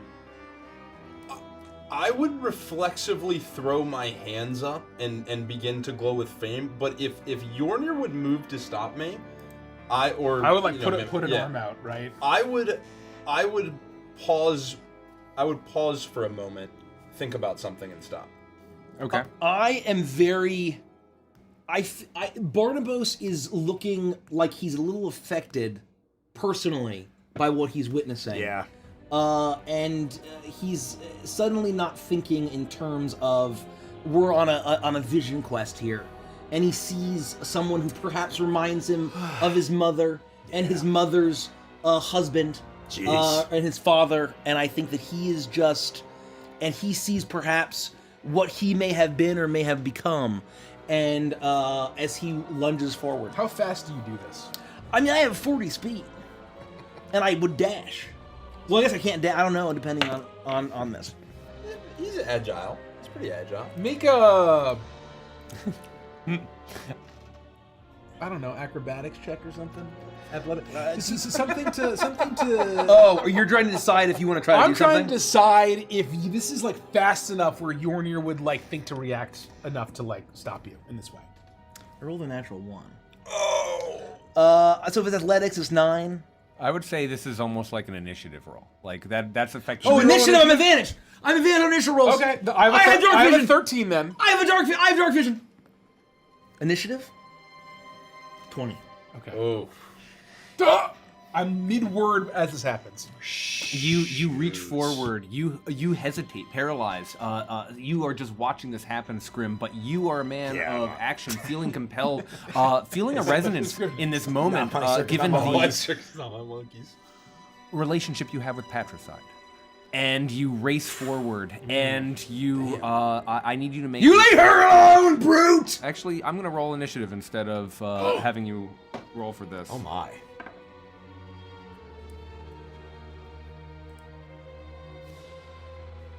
I get a 14. And so I would say that you have the initiative. You can reach Castan, and you are able to block the blow or attack, or... I'm not attacking him. I am throwing my anchor in a way that would attempt to parry this blow. Okay, I would say that that's successful. It's almost like an attack. You are able to at least get between the hammer as it comes swinging down, and as much strength, something that you take great pride in, perhaps, as you have your ability to wield this massive anchor, you feel the slam, and you all hear it ring out as metal hits metal, and this clang vibrates through your body, Barnabas, and he's stopped, and he immediately turns, and you can see the hate and rage in this disfigured face as Castan locks eyes with you. Don't you stop me! Don't you stop me! I'll kill you too! Oh, you don't want to be killing me! I'm not even here right now! What do you mean? What do you mean you're not here? This is witchcraft. Witch! Take a walk, Castan. There's nothing here for you. Look at what you've done. Walk into the cold. Into the solitude. He looks like he's about to lunge and attempt to do to you what he's done to his family when a pair of arms wrap around his waist and the young woman pulls him. Don't, please, don't hurt anymore. Don't hurt anyone. We'll be okay. She's pulling herself up and rubbing his shoulders, trying to calm this beast of a man, and trying to soothe him. It's nothing. You can forget them. They aren't here. Just pretend they aren't here, please. Just pretend. We can go. I'll marry you. It'll be just you and I, Castan and Signis. Together, we'll be okay. We'll be together forever. Sun's getting really Barnabas. Stand down. Remember why we are here. I don't know why we're here. I was making steaks. Stand down. Yornir, for now, I think he needs this. I care not what he needs. This is what the world needs. His actions can have no effect here. That's what I was gonna say. Think about last time. Things didn't play out the way that they really happened in our world. It was completely different. Our actions might not have any effect here. He can't change the past. But we can learn what happened. This is our one chance. I wish to not throw away this opportunity. Fine. I gave you your one chance, young lady. You've made your choice. I will respect that. Maybe you're right, Mr. Yornir. Everyone has a choice. And you've made yours, young lady. I hope you don't regret it. And I'll heave my anchor back up and I'll take a few steps back. She strokes the hair of Castan, this long barbarian-like hair, and pets the side of his beard. We have to go and bury your mother and daughter. We have to go. We don't have any issue with them, right? We just come on. Stupid woman. You may be right. I do not wish to see your faces again. Don't come back here. Never again. He whips the hammer down. It smashes into the ground with a heavy thud. And he turns and he starts to make his way back towards the burning buildings. Clearly distracted or deflected. His rage now focused on the grief of what's happened. And you're left for but a moment with the young woman. I do not know where you came from, but I'm asking you to leave, please. Just go. You came in an awkward time. Will you stay? Stay for what? Do you care not for your life? Of course I care for my life. I care very much. Do you not think that he's just gonna threaten to kill you again another time? And what if it happens? Why choose to stay here with a man so violent? Murdered those he presumably cared for right in front of you.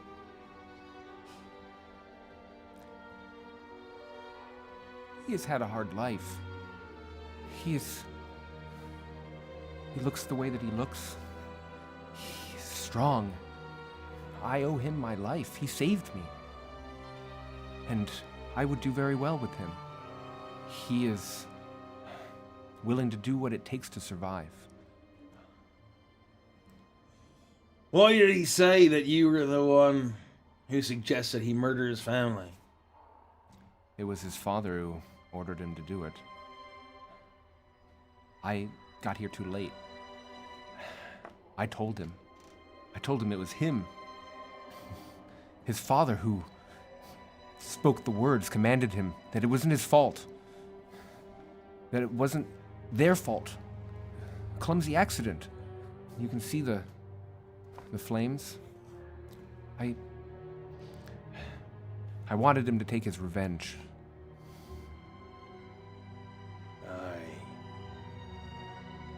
Oh, that's, I'm sure, what he needs.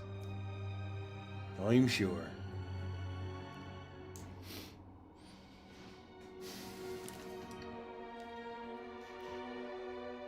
I will tend to him. We'll have a good life. But please, wherever you came from, don't stay here. The Norval tribe will not welcome you as friends. We will move on now. We're always moving on. We're wayfarers. You won't see us again.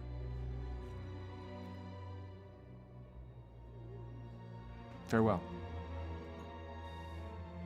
She turns and starts to make her way up through the snow towards the flames that are roaring higher than ever. The smell of smoke filling your nostrils. And as you start to look at each other to perhaps discuss your next steps, you feel that push of fate. The curtains start to pull and fold around you, and you are shown more of this young woman's life. Signis, she called herself. You see this human woman, Mary. You do see her eventually form that bond with Castan. And despite the fact that they had this violent incident, she stays with him and she is loyal to him. She believes that her word is her bond.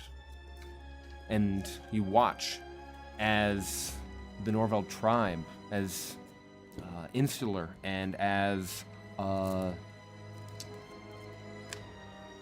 closed off from the rest of Drakkar as they are, begin to have fight after fight, little skirmishes here and there. You watch as she lives her life, and Kastan becomes this commander of men, commander of not just the Norval tribe, but fighting this impossible force that you come to learn as the Silver Dominion.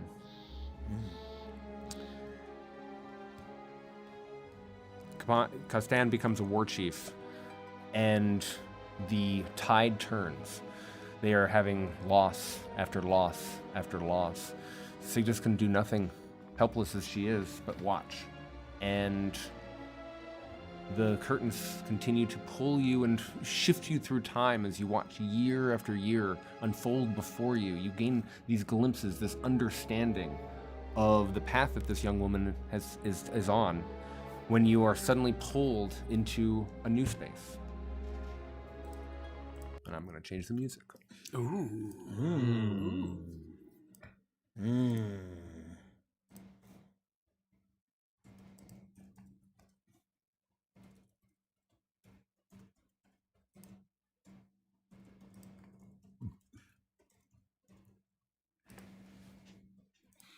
Dun, dun, dun.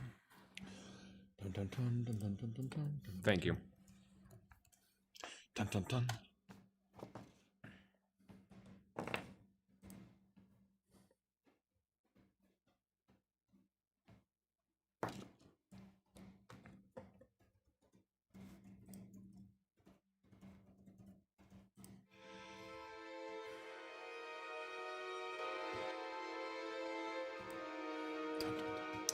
Your feet touch the earth again, and you find yourself in what is not a forest-covered mountain, but in a perhaps much higher up, above the snow line, fog-covered mountains all around. You recognize that you must be deep in the mountain range known as the Spine of Drakkar. Farther south, space that you've traveled under, that you've observed from afar as you traveled along the ice sheet, and again back down south towards Argentholm. You see a stout building. You see that it is almost made of what look like bones. Its mouth almost yawning open. And that is where you find yourself as you suddenly land, having experienced these visions and having been transported, what feels like moments later or perhaps years later in time.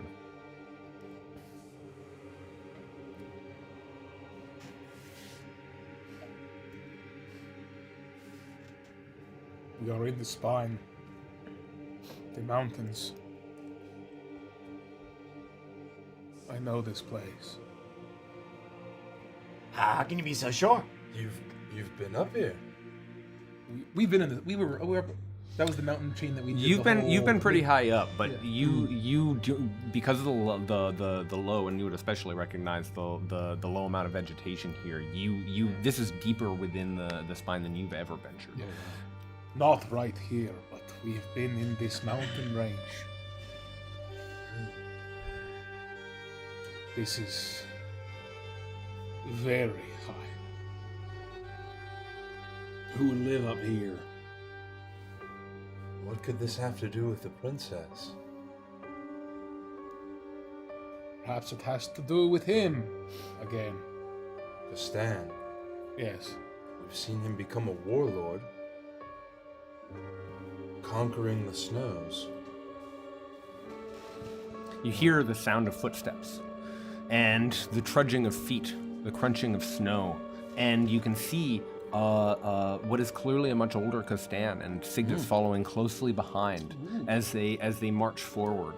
Kastan still has that massive mining hammer clutched in his hands, and he is pushing forward, trudging brutally forward towards this hut, and Signis is doing her best with his broad strides to sort of keep up, almost at a jog. They are in plain sight, but neither of them lock eyes with you. Neither of them even seem to perceive you, and they're walking at this point now, coming directly at you. It would be impossible to miss. they continue walking, and you can hear Signis sort of whispering to Kostan, begging him not to go forward with his plan, and paying no attention to any of the four of you. You step to the side, and you feel like they could have passed right through you as they walk beyond the four of you and in through the mouth of this hut that is almost wedged into the side of the rock formation that you find yourself standing on. You don't seem to be able to see us this time. I suppose I was telling the truth that she wouldn't see us again. Can we just, like, follow along and just figure out where they're going? This is why we're here, is it not, Mr. Yarnir? Yes, let us follow, but we do not know what will happen. They may see us at some point, so be ready. You had a very unsettling feeling in this place. I don't know why we're seeing any of this. Does the hut look familiar in any way? That's a good question. Make a... I don't think you've seen this specific hut. No, I just mean like... But I do think that there's a check that... or- Right. yeah. I think that there's a... and Yornir's lived such a long life and been told so many stories and knows so much about this sort of... this It's the realm Arcana. that I think perhaps an Arcana check Yeah. makes sense. 19. Nice. Ooh. Nice. So with a 19, you look at the hut, and its walls are made of bones, small bones. It is, they're bleached white from the passage of time. It bulges, and you can see the tendril of smoke, and you immediately have an association with the witches in the woods, the hags in the woods, the idea of traveling to this solitary space to find somebody who is delves into magic all by themselves for years on end, living unnaturally long lives and having many secrets, rare secrets that they covet and keep only for themselves. You would have a pretty thorough understanding of not this particular hut, not this particular being, but you would have that parallel in mind as you've heard those stories shared in Mammut, certainly. Do we like feel as if we're in the presence of like dark magic? It's like bright day. It is. It isn't snowing. There's a blue sky with puffy white clouds, and yet you feel a shadow when you look at this space. It is a strange sensation to look into the dark opening of that doorway and feel like you should not go in there. That is not a place that one wants to go. Jeez. I won't say anything. I'll just sort of have like this knowing look on my face as I just without a word begin to walk and follow them into the hut. You watch as Yornir starts to make his way. I'll follow. And he has to duck down in order to make his way into the space. Inside, the air is thick with the scent of incense and wood smoke and must. The walls are lined with dried plants and roots and hanging jars and contents hidden beneath layers of dust. No sources of light are evident in this space, and yet your eyes immediately adjust somehow, as though you can see everything, as though in a dream. Then you see Kostan and you see Signis sitting there on their knees before this wide metal basin that's churning with water, bubbling and moving almost as though it has its own thought, its own mind. And you hear a voice echoing all around you. It doesn't seem to be coming from anyone. You look, hoping to see where this person might be, but instead it just seems to be coming from all directions. Welcome, children. Children seeking power, like birds chirp for food. Kostan steps forward from just behind you. We seek your aid, witch. What happens next, I'm not going to repeat it, is you witness the experience of Castan bargaining with this strange woman in the woods, the woman in the mountains, the woman in the hut. You witness as he promises gold, and he promises treasures, he promises land, he promises power. She says that she's not interested in any of those things. But she does agree to grant him strength and power and immortality. She tells him he'll be a champion, and you watch as his body transforms, rippling, cutting open, his muscles bursting through his skin. God. The scream of Signis as she watches her husband of however many years fall down and collapse in her own horror. She speaks again. In 3 days' time, he will be reborn as my deathless, as my Kostkachi. She screams. Our fates are intertwined. I have never strayed from his side. We are bound together forever, husband and wife, just as we're bound to those who depend upon us. And the basin seems to listen to these words as she screams. She doesn't get a response. She picks up the body of Castan and in her panic, in her stress, and her fear, pulls him through the door, trudgingly past the four of you as you watch this scene unfold. And then you hear the voice again. And you four.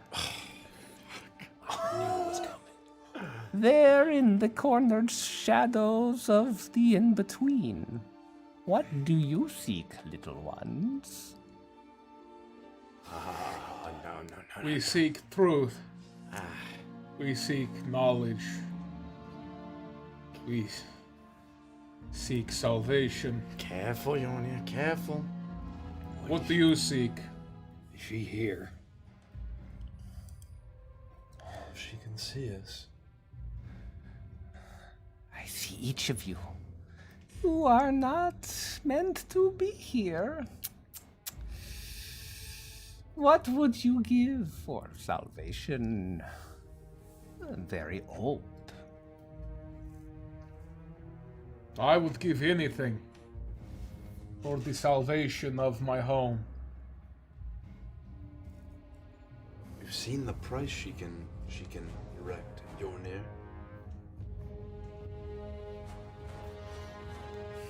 I suspect that you will give much, Yornir. Man from Yor? That is you. Yes. And who are you?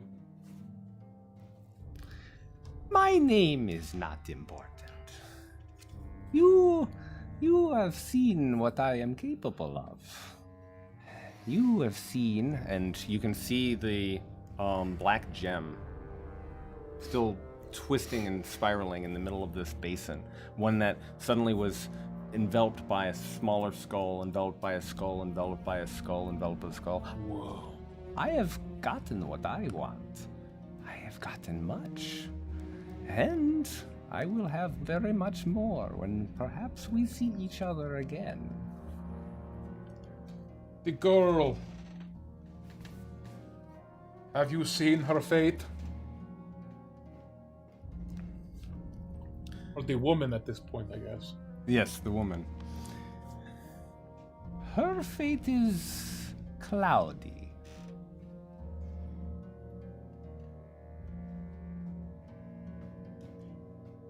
I see.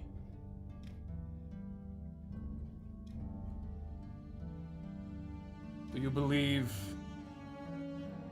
this deal will end well for him? For my Kostkachi? Yes. No. It will end well for me. But he is too arrogant to know what he has bargained for.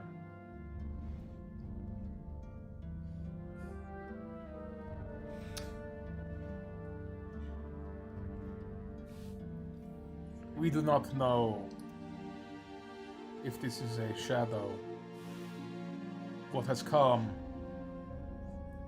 or if I am speaking with you. But if you remain in the car, we can find you if you wish us to. I will be waiting. At what cost? What cost could we possibly give you? Just think upon what you want. I cannot grant it here, but looking into your hearts, I can see that fate has much in mind for you, and that means a great deal.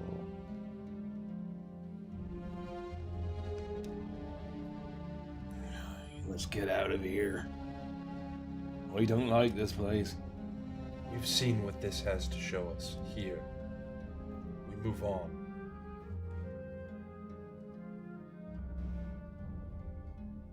You'll be waiting? I am very patient. I will see you again. I feel it in my bones. As do I. I will turn and leave the hut at Taishen's request. I'm out. I'm Yeah, I do the black spot and I'm spinning. I'm watching from the doorway. Yeah. Yeah, I'm like on the. I'm hot on yours too. Jordan, come on. As soon as we get out of the hut, if my spice box is on me, I am grabbing fistfuls of salt and I am just like Eating it. I am eating it everywhere. I'm throwing it back in the direction that I came. You each turn and you pile through the door, and instead of being confronted by the mountains all around you, you push through, and suddenly you realize that your hands are chained. You suddenly realize that your legs are bound by manacles, by irons.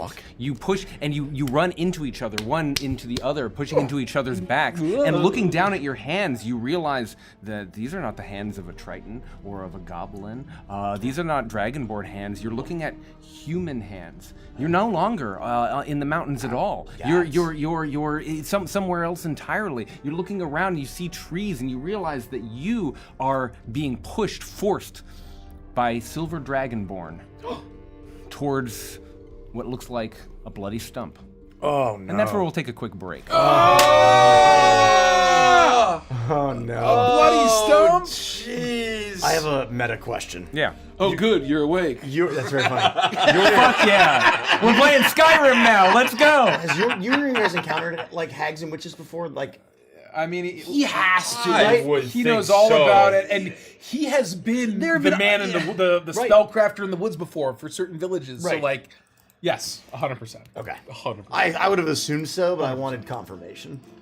It is not unknown. This style of magic. This is very interesting, I will say, and I didn't expect it. And this is going to be an interesting sticky wicket for Yornir, I think.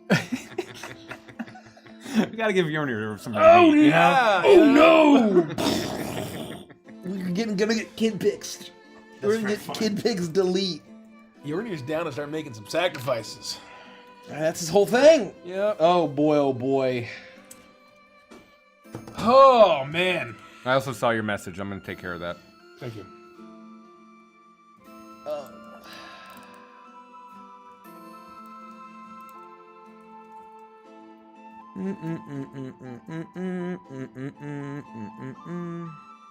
Happy Friday the 13th. What kind of horror movie or game would each of your characters enjoy? I think Barnabas would enjoy Subnautica. I actually had something off the top of the dome. I think he would enjoy a Subnautica game. Horrible. Is there like a nautical horror that I think that's? Oh, Subnautica. there's the new one where you're the boat. You're like a little boat on Oh, the water, I and don't there's know big what that sea is. monsters. I don't know what that is. It's like a single word. It's not sink. I don't know. Dredge. Thank you. Dredge. Thank you. I think Barnabas would think Maybe he that likes it's just Dredge. Like, I think he would think like, this is ridiculous. Yeah, maybe. Yeah. I could beat all these sea monsters. Yeah, I think Subnautica because you're in the depths with them. I don't know how Subnautica works either. What would Yornir would like? The Ritual.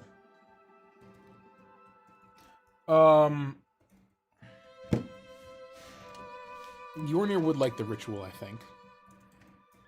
Well, this is for video games or for... Game or movie. Apparently there is a horror game, I think Derek's played it, called like The Forest. Oh, that's a fucked up game. I don't that know. game actually. Oh, there we go. The Forest for a game. You read my mind. Yeah. Brood 99. The forest is genuinely terrifying. Yeah, I think that would be a good fit for Yornir. It's fun to build stuff, and the low-level baddies are still threatening and creepy and weird. But the scariest thing about that game is that in order to progress the narrative of the game, you basically have to be finding like evidence of people who crashed in the plane and evidence of people who have come to the island before and all these little clues and details. And they're all deep in caves, and you have to spelunk. Like there are tons of times where you have to like go down a long rope and then make your way down a tunnel and then down a long rope and then there's no oh I can run away from this because they really make you feel how you're like trapped depthful in you there. are. You need to and take it gets the time to get out. claustrophobic and those creatures down there don't fuck around. They are massive and you are but a human. You really feel your own like mortality in that game and I love it. Plus there's like a weird section where a bunch of like creepy cosmic horror style babies can turn into a larger monster. It's just a nightmare. Ties in with like Rain of Fire, starring Matthew McConaughey. Oh, the movie? Yeah. Is that a horror movie? It's more of an action movie. It's like an action. I mean, it's kind of like, I think it's intended to be like a very scary that the yeah, dragon it's comes pretty out intense. and, like, It's pretty intense. Yeah, and they're living in like terrible fear and like, you know.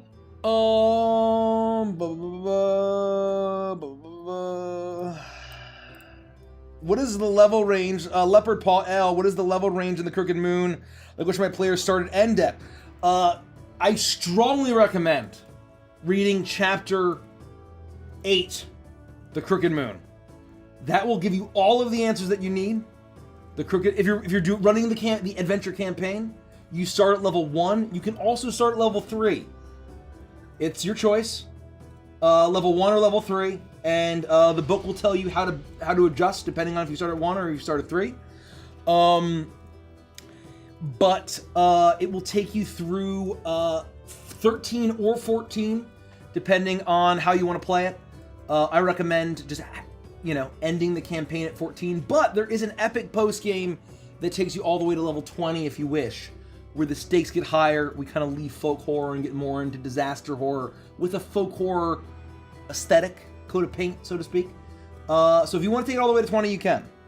But yeah, 1 to I recommend maybe starting at level 3. If your players are experienced, start at level 3. If they're brand new to D&D, start at level 1. That's my pitch. And just make sure you're reading every chapter very carefully. Multiple times. That's my what you call it.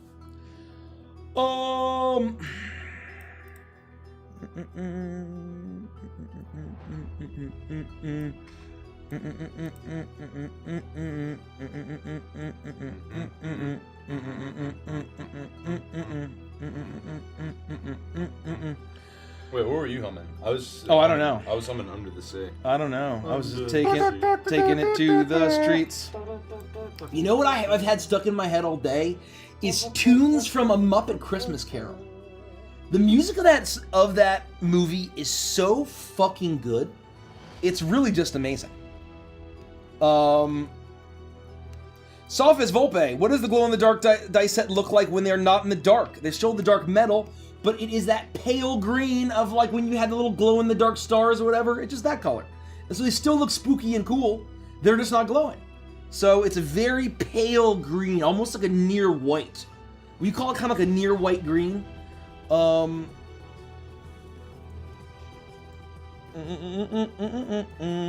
was the question? Sorry. What is the Crooked Moon metal dice? The Gross Light Express dice? Yeah, it's like your classic glow-in-the-dark Material. It's a near white, ghostly green. Yeah, but kind of a spectral greenish, kind of pallid, almost whitish. Yeah, it's like like green. a pale, almost Morsleib green. Yeah, ooh. Like although Morsleib is actually more of like a pure warpstone green. Yeah. If you know your Warhammer We Fantasy. prioritized it being glowing really bright. Yes. Over like we've tried to sort of dye the enamel with the glow in the dark, and we found that the dye actually really eliminated. eliminated But it a lot glows of the glow. like fucking But crazy. you do this, and they're fucking it grows glowing. like they're like fucking radioactive. Yeah, it goes crazy. It goes hard. If you do a little bit of that before you roll or after you roll, you're gonna get some spooky ghost. Yeah. So hopefully folks like it. You know, we'll see what the reaction and the feedback is. Jules, do you have any current theories, especially considering the protag aspect of Taishen? Will the Prince of Wrath have a particular interest in him because he's a gold dragon? Yes. I think the dragon element is correct. Yes, I think so. I think partly why Taishen's magic in particular worked in this way, in my guess, in my theory, is that it's that dragon connection. That's sort of dragon blood.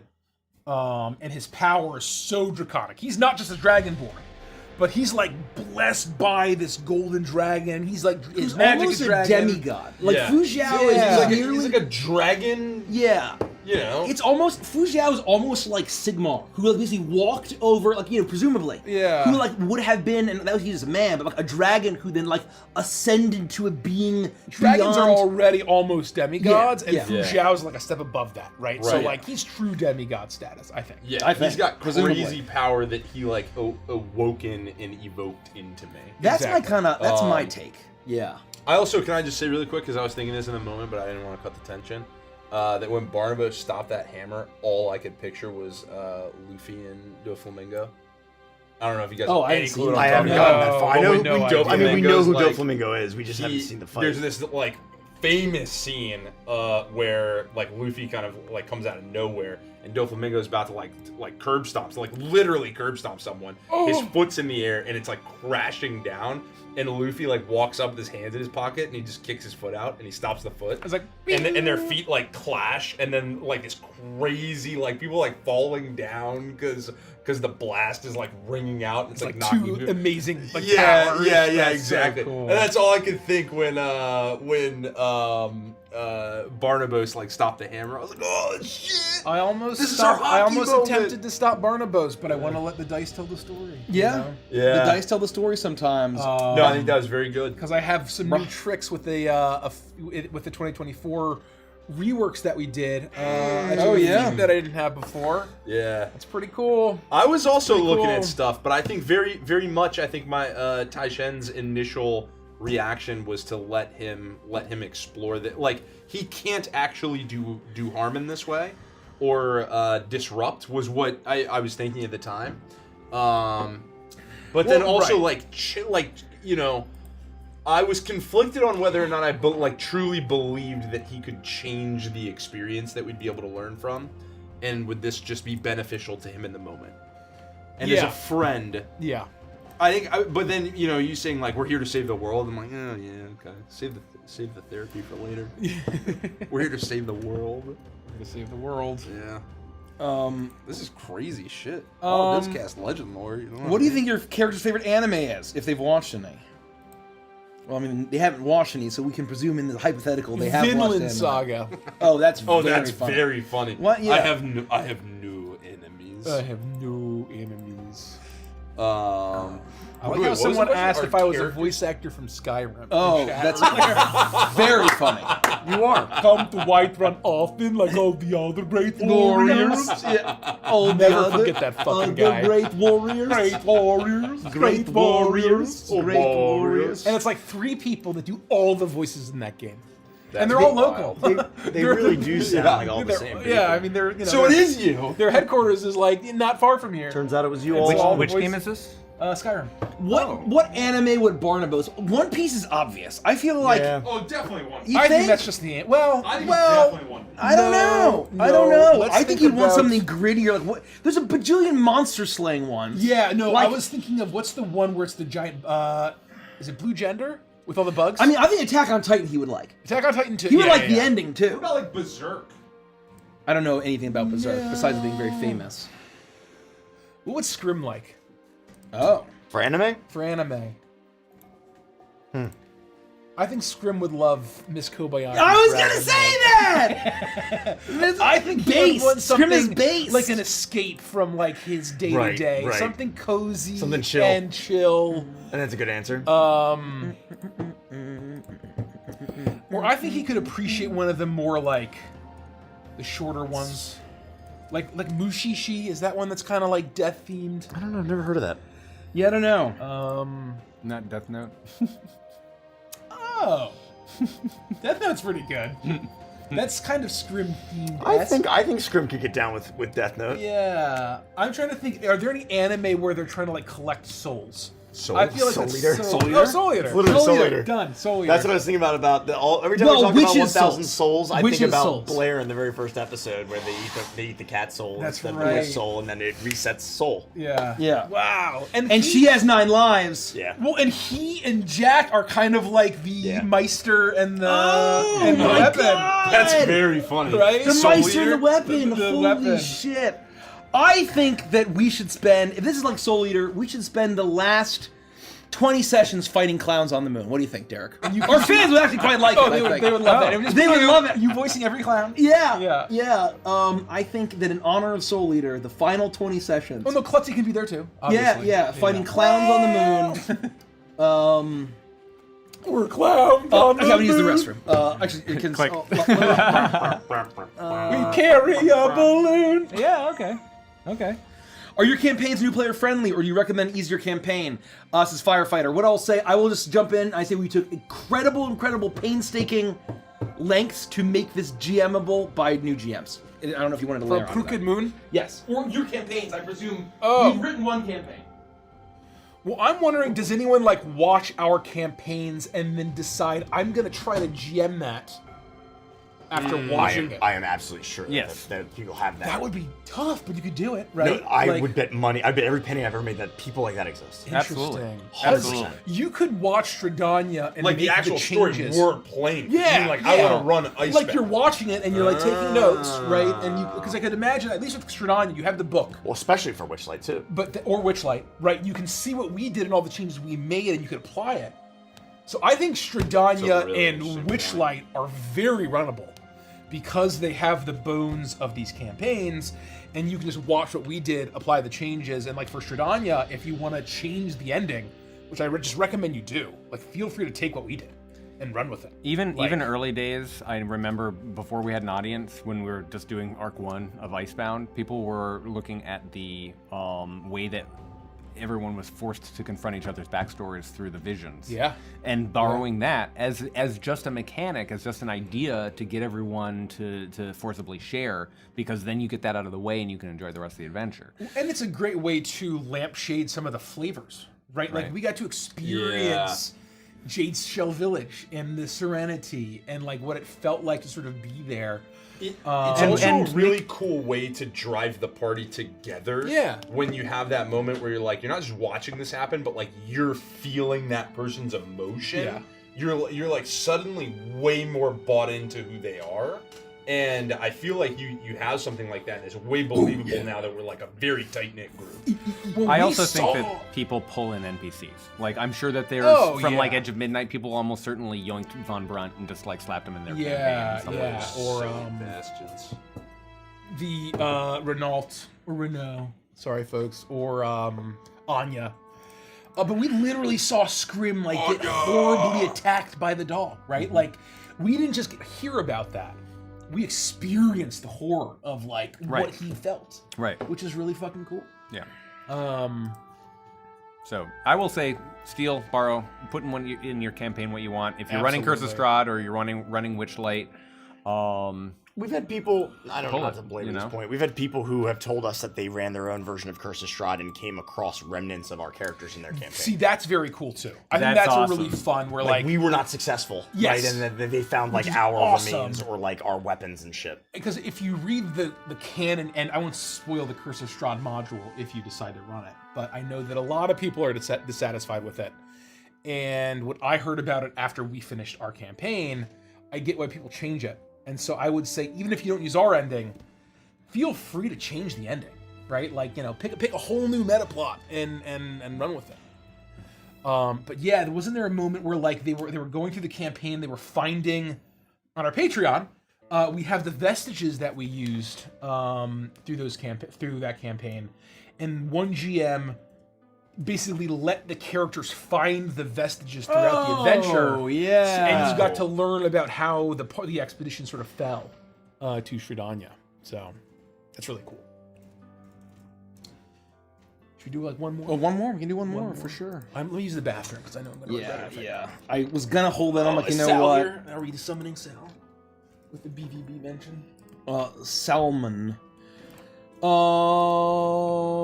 Derek, how cathartic is it for you to finally be telling the story that you planned for years?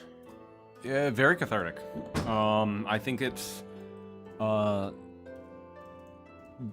that I've been wanting to get to for a long time, especially in this arc, is just equipping, having all the chess pieces on the board in the positions that they need to be in to start to approach the larger conflict and the larger story that I want to tell. So this is doing that same work. I'm taking my own advice and pulling those visions down and using that as a narrative tool, an instrument to try to drive the action. Yeah, I mean, I remember talking about this campaign, getting hammered at the rooftop bar across from our office in 2019. Yep. 6 years ago. Yep. Fucking crazy. Yep. And it's wild to finally be like approaching a bit of an end game, seemingly. So anyway, I thought that was pretty, it's been pretty wild.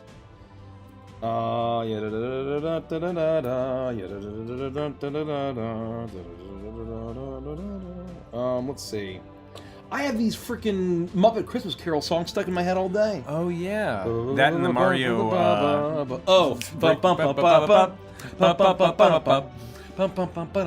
So I had no idea that song. So you hear that all the time if you go to MagFest, presumably the other similar VGM things. I didn't realize that is 4 courses from Super Mario 64.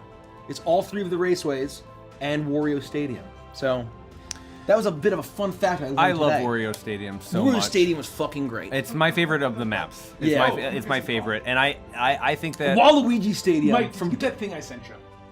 Message. Just crooked yourself. And the Willy the Worm thing. Oh gosh. He's in the fridge. And where's my coffee? Did I remember? Wario Stadium is absolutely my favorite of Mario Kart 64. And it's a classic. 64? yeah, 64 Mario Kart. It's Wario Stadium.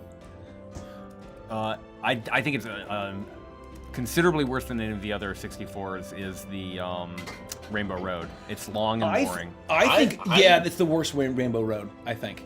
It's Wait, pretty. what was the question? What's your favorite 64? No, track? we decided. I'm just going on a tangent. I'm just going on a tangent. My favorite course that I remember from Mario 64 was Tuba Beach.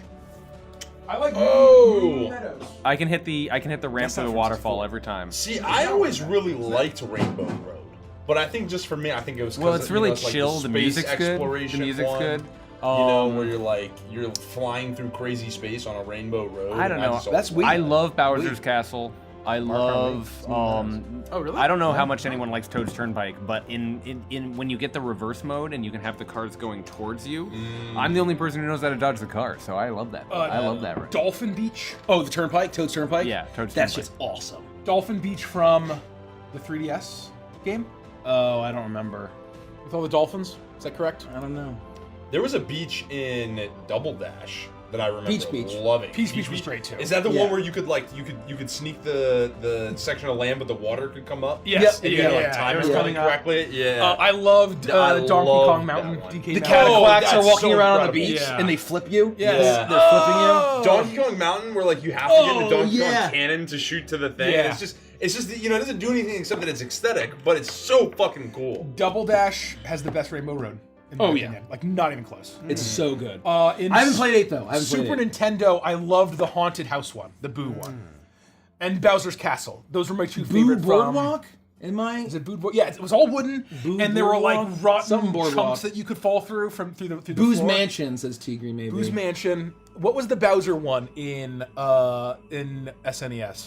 Probably just Bowser Castle, huh? Just Bowser's Castle? They didn't have like a fun name.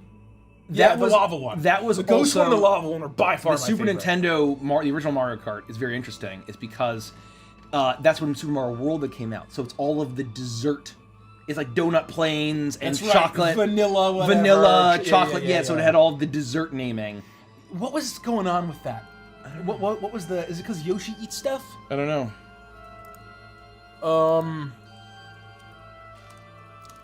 But yeah, I feel like the SNES one's really underrated because not many people played it. Yeah. Should do one more. One more. One more.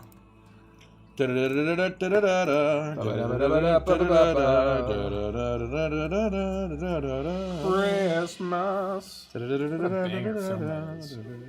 Oh, this is questions for. I have too many tabs open. Favorite character song from the Crooked Moon? Oof. Oh. I don't know if I can say that. Favorite character song. Well, they're all character songs. No, they're right? all character songs. Except for Crooked Moon. Correct. That's the only one where it's not like from one specific character or a trio. Of It's characters. just it's a folk tale, a folk song of the old ways, more or less. I think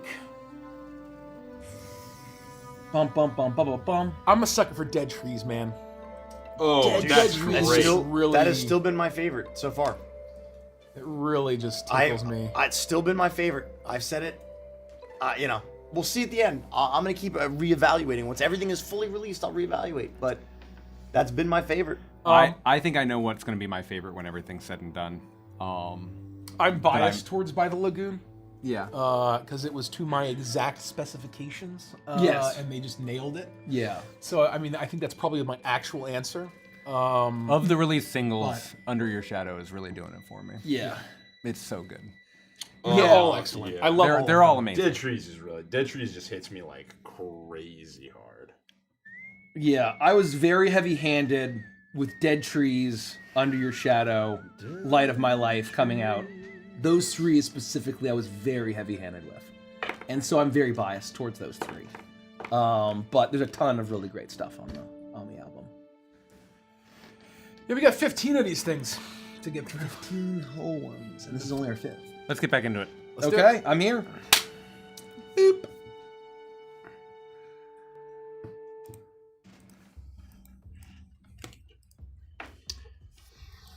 No curtains, no transformative visions.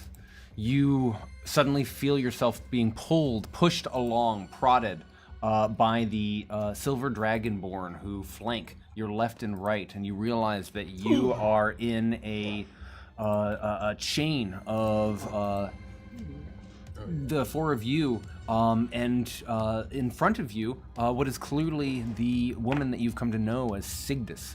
And you are being pushed and forced along. Get on, keep moving, and you're being Also in chains? and Sorry, also in she's chains. also in She's chains. also in chains. wow. And you can hear her cries. Please, we understand. We didn't do anything. We don't kill us. Don't kill us. You've already gotten my husband. You've already gotten him. Everything is over. You've won. There's no reason to take our lives. Is it just the five of us? Or just there the more? five. Okay, so we are a chain gang of five. Oh, God. I look at my companions who no longer look like themselves. What do I see? You see yeah. what looks like a humanified Barnabos, a Oh, humanified you? Titan. you all get a You you. made a terrible mistake. Are we in high school out in uniforms? It's very alien and strange to see that, but all of you looking around, you can look into each other's eyes that you've looked into during the worst of times when you thought that you could die. Your brothers in this found family, and you can see the soul of Yornir in one set. You can see the soul of Taishen in another. You can see in the slightly shorter human eyes of Scrim. It's almost like a caricature, but you get a sense immediately that you are with your companions and heading towards what is very clearly an execution site. Are humans always as cold? That's right. You immediately feel the biting cold.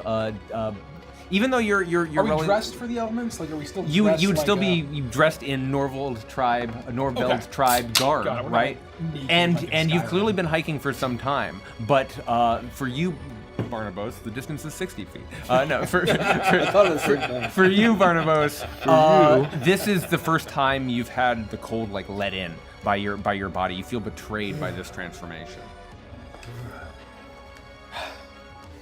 What is this then? First they can see us, then they can't, and then we're not ourselves anymore. Signis, what has happened to Costan? Costan, he was fighting. He was fighting, and he was doing very well. We were turning the tide, and he vanished. He was in the middle of decimating their forces, and something happened. Ah, magic is very strong, little one. And you hear one of the sounds of the guard. Your husband was not killed, but sent away. Sent somewhere away by our most powerful mages. We are the Silver Dominion, and we have won. So we know of the empire that existed on this continent. Yeah, that she like wiped out. And because we didn't experience. Okay, so the side story stuff is also not us. It's like when we were the guards. Right, we don't know about Our right. characters don't know anything. We don't know about that. You're right. We never saw the emperor die. We never saw any of that. Right. Right. But we've seen all the ruins of Silver Dragonborn from the very beginning. Yes. Where they had massive like portals and everything was written in Dragonborn and I promise I will never do non-linear storytelling again. Well, no, I think that if we just take a step to like, I just want to make sure that It's I also understand. just been a long time. It's been a long Yeah, time. yeah. On That's Earth, in that's Earth why. and human That's years. why Yes. it's tough.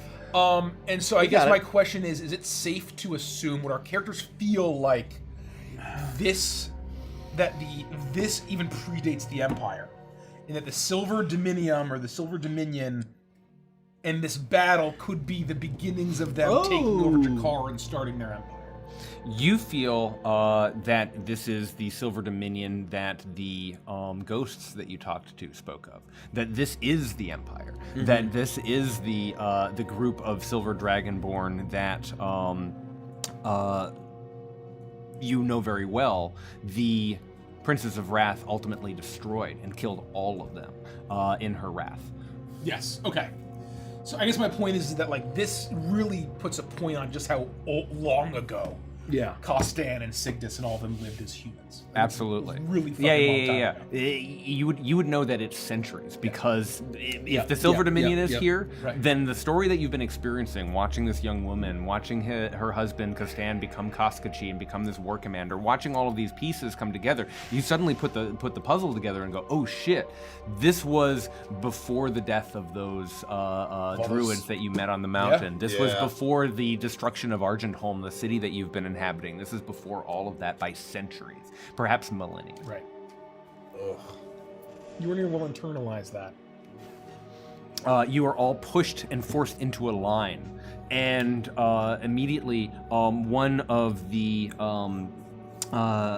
Silver Dragonborn turns and pulls a massive axe, an executioner's axe. This is not an axe that is used in battle. This is an axe with a long, wide blade that bends and turns in to a flat side, just specifically so that it can come down and land almost like a guillotine.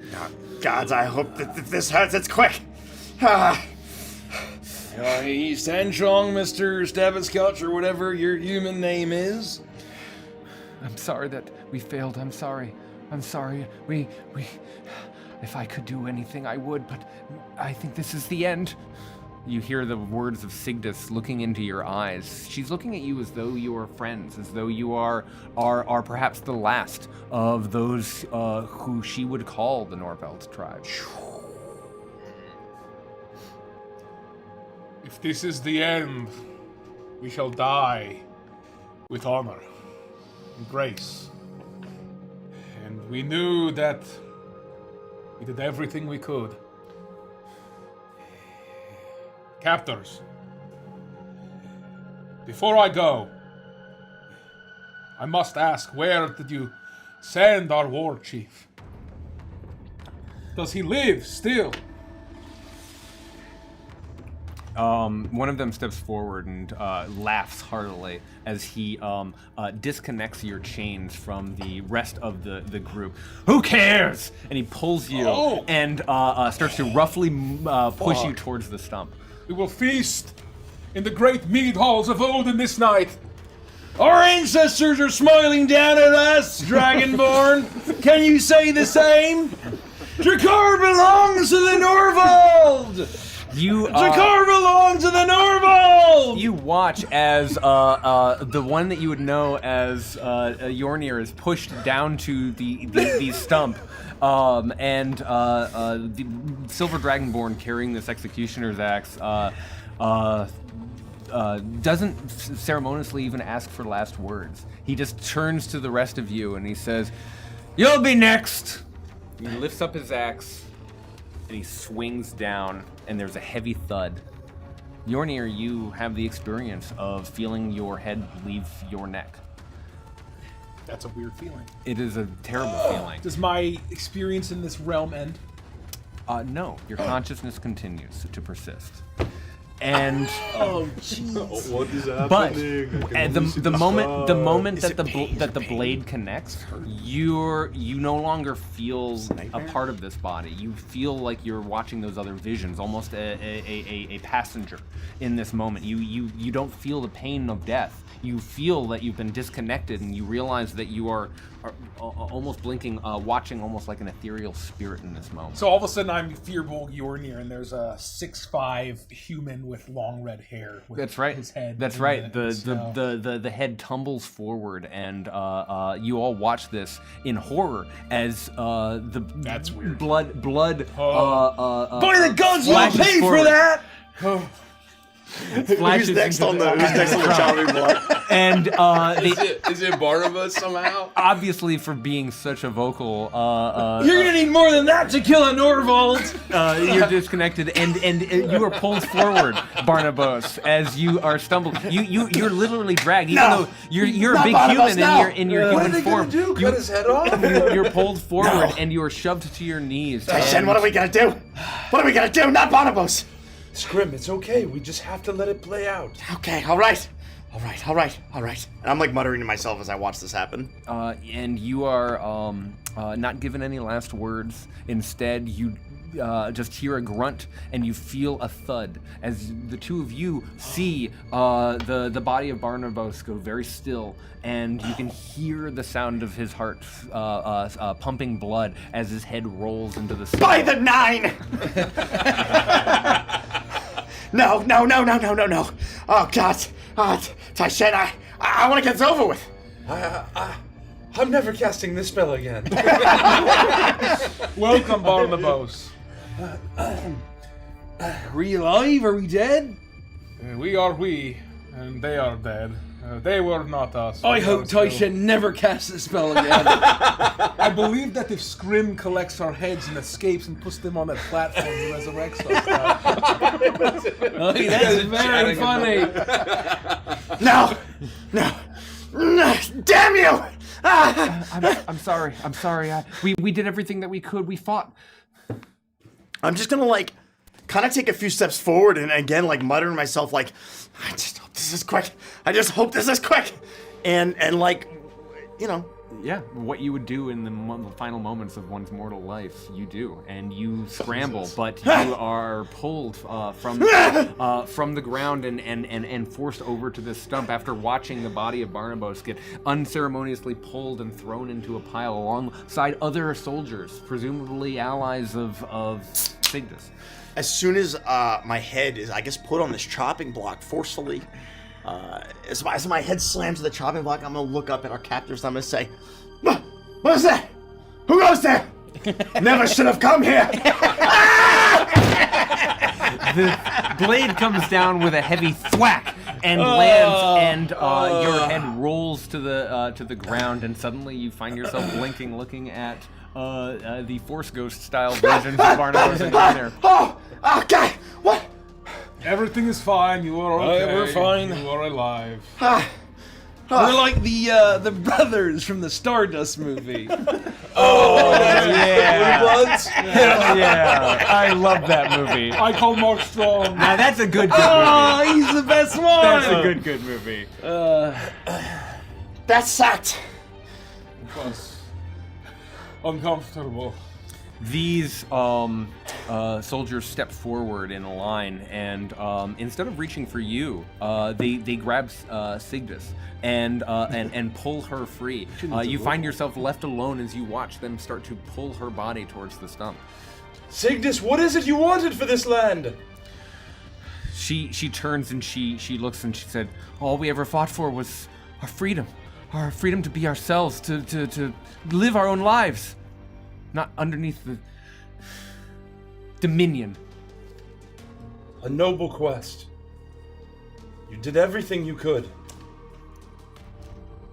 She is shattered, and you can see that she's lost everything in this moment. And you can see the seething hatred that she has when she looks at the world around her.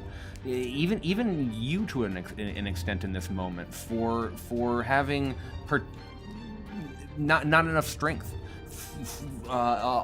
She dislikes so much of herself and her world that you can see the red in her eyes as she is forced and pushed down into a position to be executed, and you're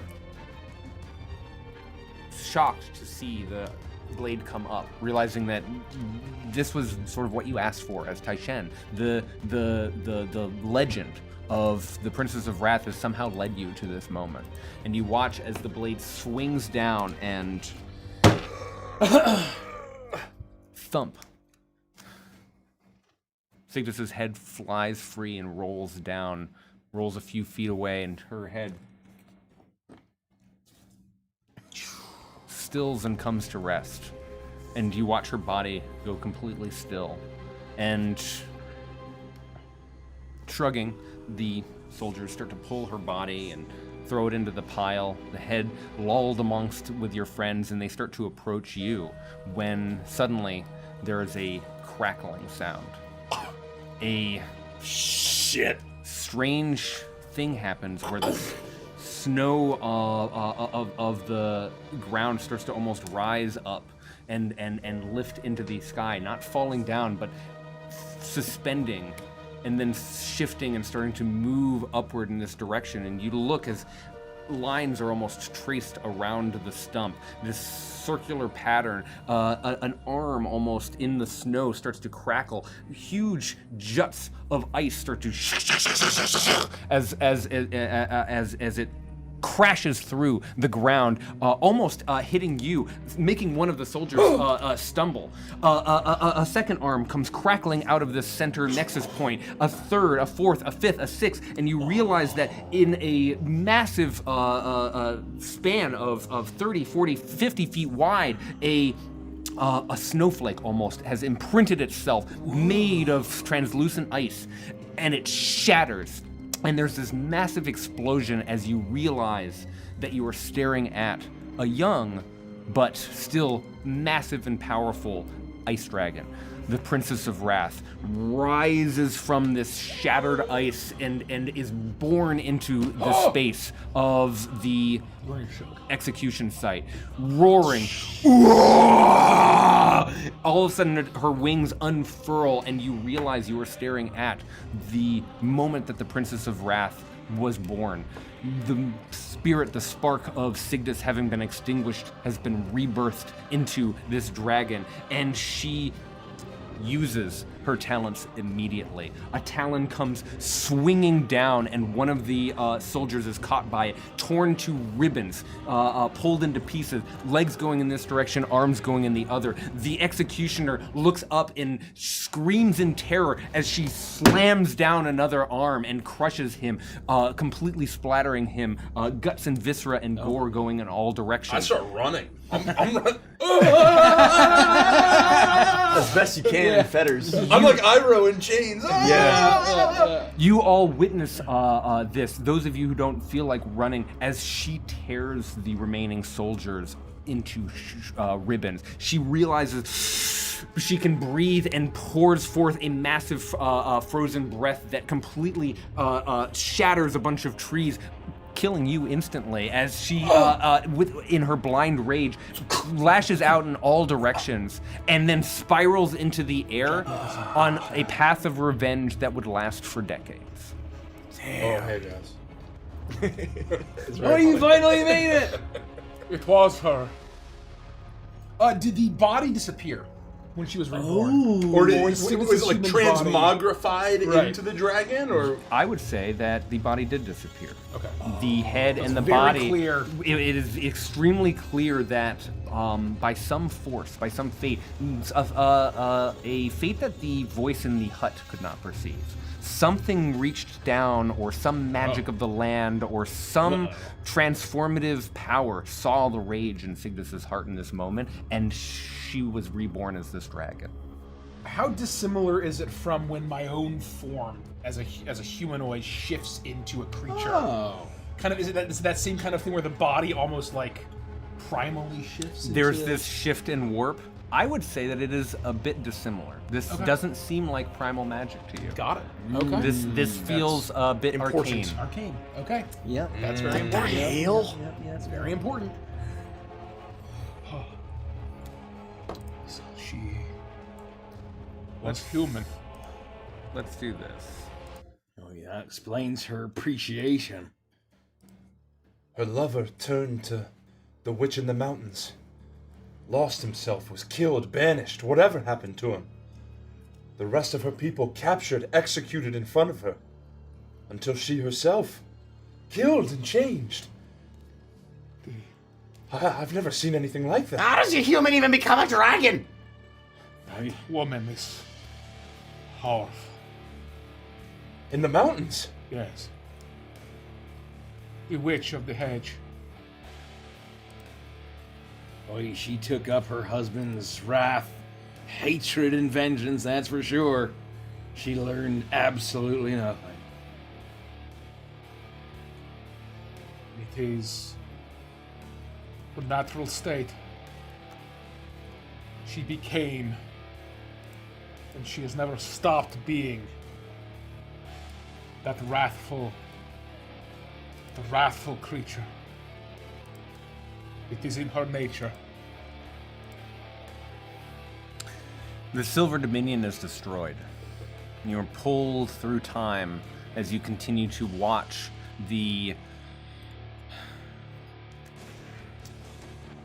dragon who would become known as the Princess of Wrath find and destroy and find and destroy, hunting. At a certain point, she is finding these legions, these contingents, these soldiers, these battlements.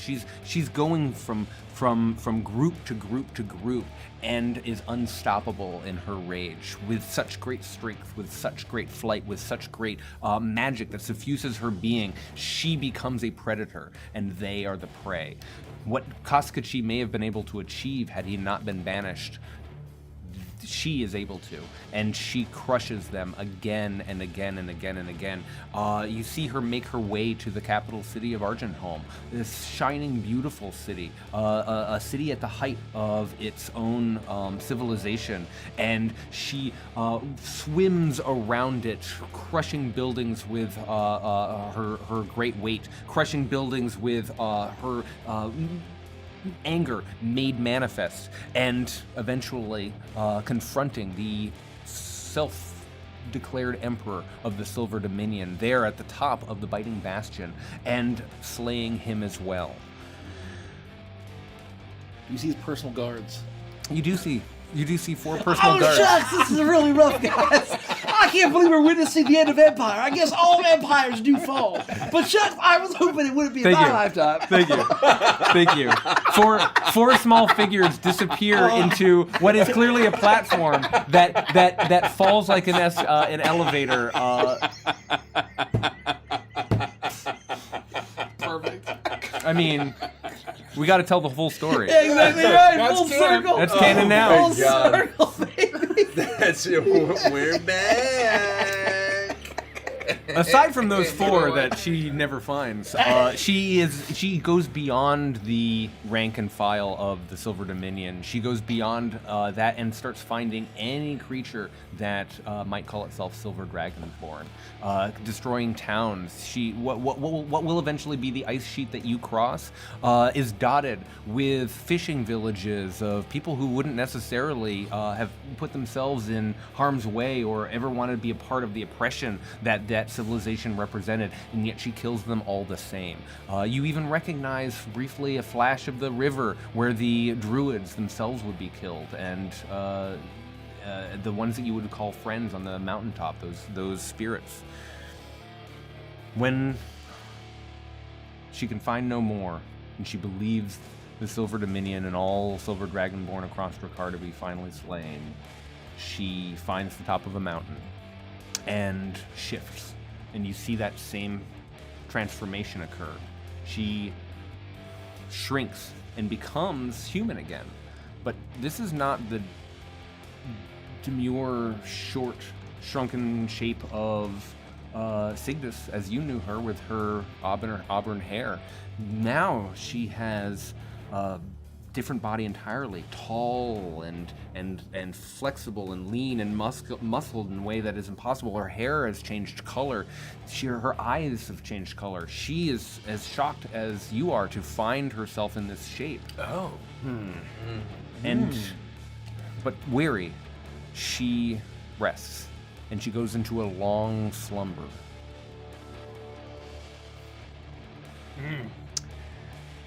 Years pass as the Princess of Wrath sleeps, dormant. Spent from her energy, she has no purpose, and she spends a long time not eating, just letting the magic pull herself deeper and deeper into the land until you witness her found by white kobolds, trekking and journeying across Drakkar, almost perhaps by chance or perhaps looking for that strange ice dragon of myth. And she is worshipped as a goddess when she is awoken. This is the group that would eventually become known as the Ivory Clutch, and you can recognize their wings and see that they are almost certainly the ancestors of the one known as Whisperfang. Over the centuries, she gathers the peoples of Drakkar and binds them using the same magic that she witnessed, that she eventually would capture of the woman in the hut. This long basin, the name binding ritual that you yourselves performed at Whisperfang's instruction. It strengthens and emboldens her, and you witness her do that as well.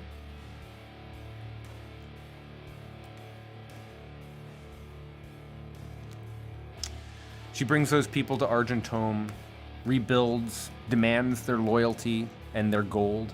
You realize now, making the connection to having witnessed the agreement that Castan made and became Koskachi, not for 1,000 gold would I do this. And you realize that is the reason why gold is so coveted in Argentome. You see yourselves icebound. We catch up to present day. And you see yourselves, you realize she took barrels of your gold and left. She did. Told the captain to. She killed the captain and abandoned you to see if you could survive in Drakkar. And of course, months later, through the innate relationship she has with Drakkar, through the powers that she has siphoned from the many tribes and peoples of the world, she feels the sudden presence of a nautiloid ship break into the atmosphere, and she goes to slay it. She takes the Hexature armature for herself, and she immediately moves to recruit the ogres and humans of that world, realizing that there are humans again in Drakkar for the first time since, well, aside from one poet who happened to show up. She takes special interest in the humans, seeing herself in them and a future where humans could once again thrive in Drakkar. You watch and are especially interested to see that she is journeying, flying through the clouds when she recognizes another being, and you realize this is the confrontation moment where she confronts Secundus. He has been wandering the mountains. He has with him Ketrastine.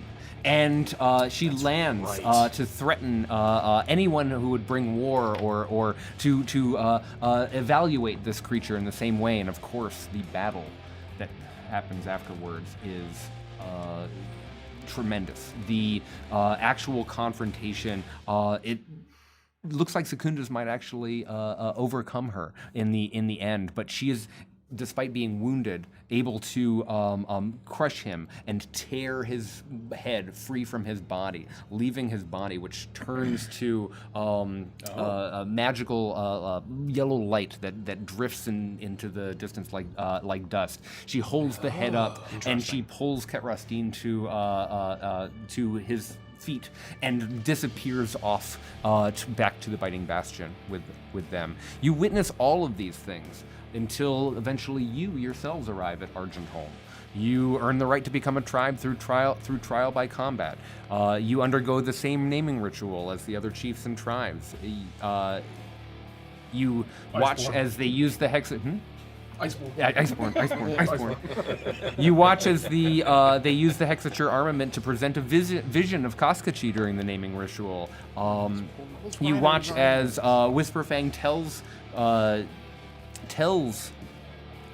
the princess of a hiding human, someone that he has observed with his arcane eye and through his arcane sight, and watches as the Princess of Wrath demands her return so that she might join the other humans that she's collecting. Eventually, you see, of course, also the other side of the story. 2 days ago, it's as recent as this in your vision, Queenie and Daisy joining the Princess of Wrath. We see them reunite with the vassals. She takes them, and you get a sense that the vassals are being well taken care of therein, that they have fine comforts. Even if they are captive, they have a gilded cage of sorts, being treated almost royally within one of the palatial chambers of that strange castle fortress. And sometime in the last day, you see Queenie and Daisy. It's hard to make out exactly what's being heard. You see the two of them are standing before what is a great archway. And you see Whisperfang is standing there demanding something. Queenie is clearly stressed and trying to argue, but the princess has Daisy in her clutches, pulling her up and towards her, and that's where we'll end tonight's session. Oh! What? I'm gonna cliffhanger it. It's exactly midnight. It's perfect time. Oh my god! I mean, okay. I know that feels sudden, but in order for us to enjoy the next section, I just don't think that we have another hour. So we're going to have to pause it there. I am very sorry. That's but, great. Wow. Ton ton ton. But it has to be a ton. Okay. What does it mean? What does it mean? Hell of a cliffhanger, man. Thanks for running the session, Derek. Thanks for playing. Thank you. Wow. That was great. Holy shit. We're gonna. Maybe they're already dead. I mean, we're back in time. Shit. Oh yeah, we're back in time, aren't we? This is not present. Well, This is it's like like a the day day ago. before. Or like within a day. Yeah. Uh-oh. We're not done though. And we've been gallivanting around with pigs. That's exactly right. What's next, Andy? We're gonna Avantris Chill, talk about our favorite moments, answer some questions, and wrap up tonight's session. That's right. We'll be back on Sunday for Master and Commander. Master Commander movie night. Patreon movie night. So that is a Diamond Scarab tier or higher over on the Patreon. It's some of my favorite content we do. You get to watch us react to a film, we'll comment over it, and at the end, we have lots of juicy philosophical conversation about film and the movie we just watched. It's a good time. Yeah. Um, And then Monday is Repo for patrons of the Pearl Dolphin tier and higher. that's right. Next 2 Mondays. Next 2 Mondays. And then this coming Wednesday, Nikki's still out of country, so we are not playing Witchlight. We are playing Chicken Mania Part 2. Part 2. Where Richie and I are playing Minecraft for the very first time. Literally very first time. I've never played it. I I have don't a know nothing grimace about it. Besides all of I don't know if you need the... this. And the I osmosis. promised Mikey a chicken jockey.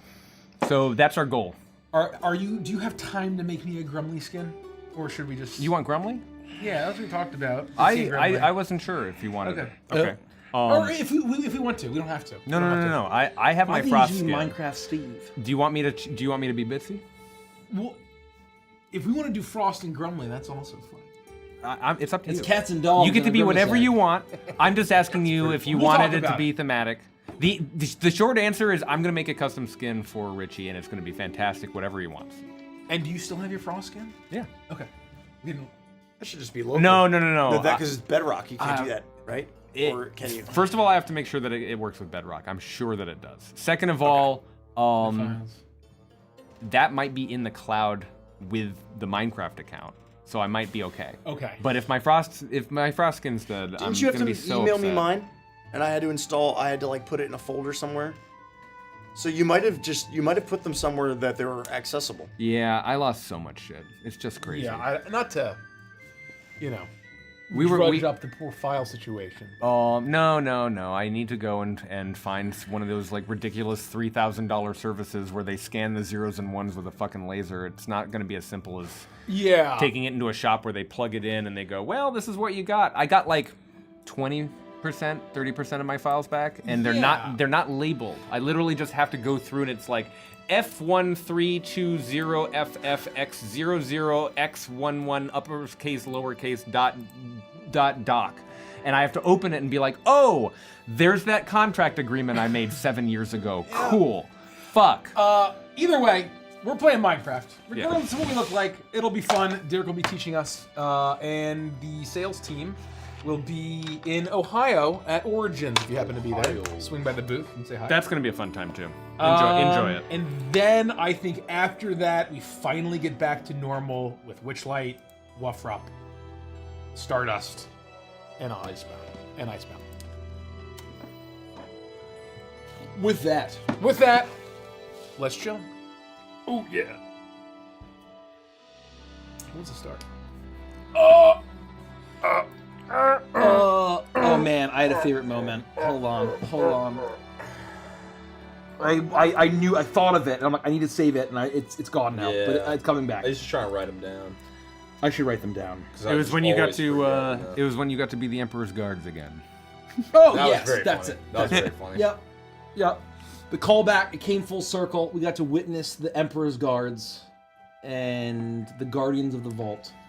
That was my favorite. That was very funny. I know it hurts to say this with such a huge cliffhanger, but no more secrets. That's the point of tonight's episode. Yeah, so no, it's nice it's that all- our characters it's all know It's all getting out the there. backstory.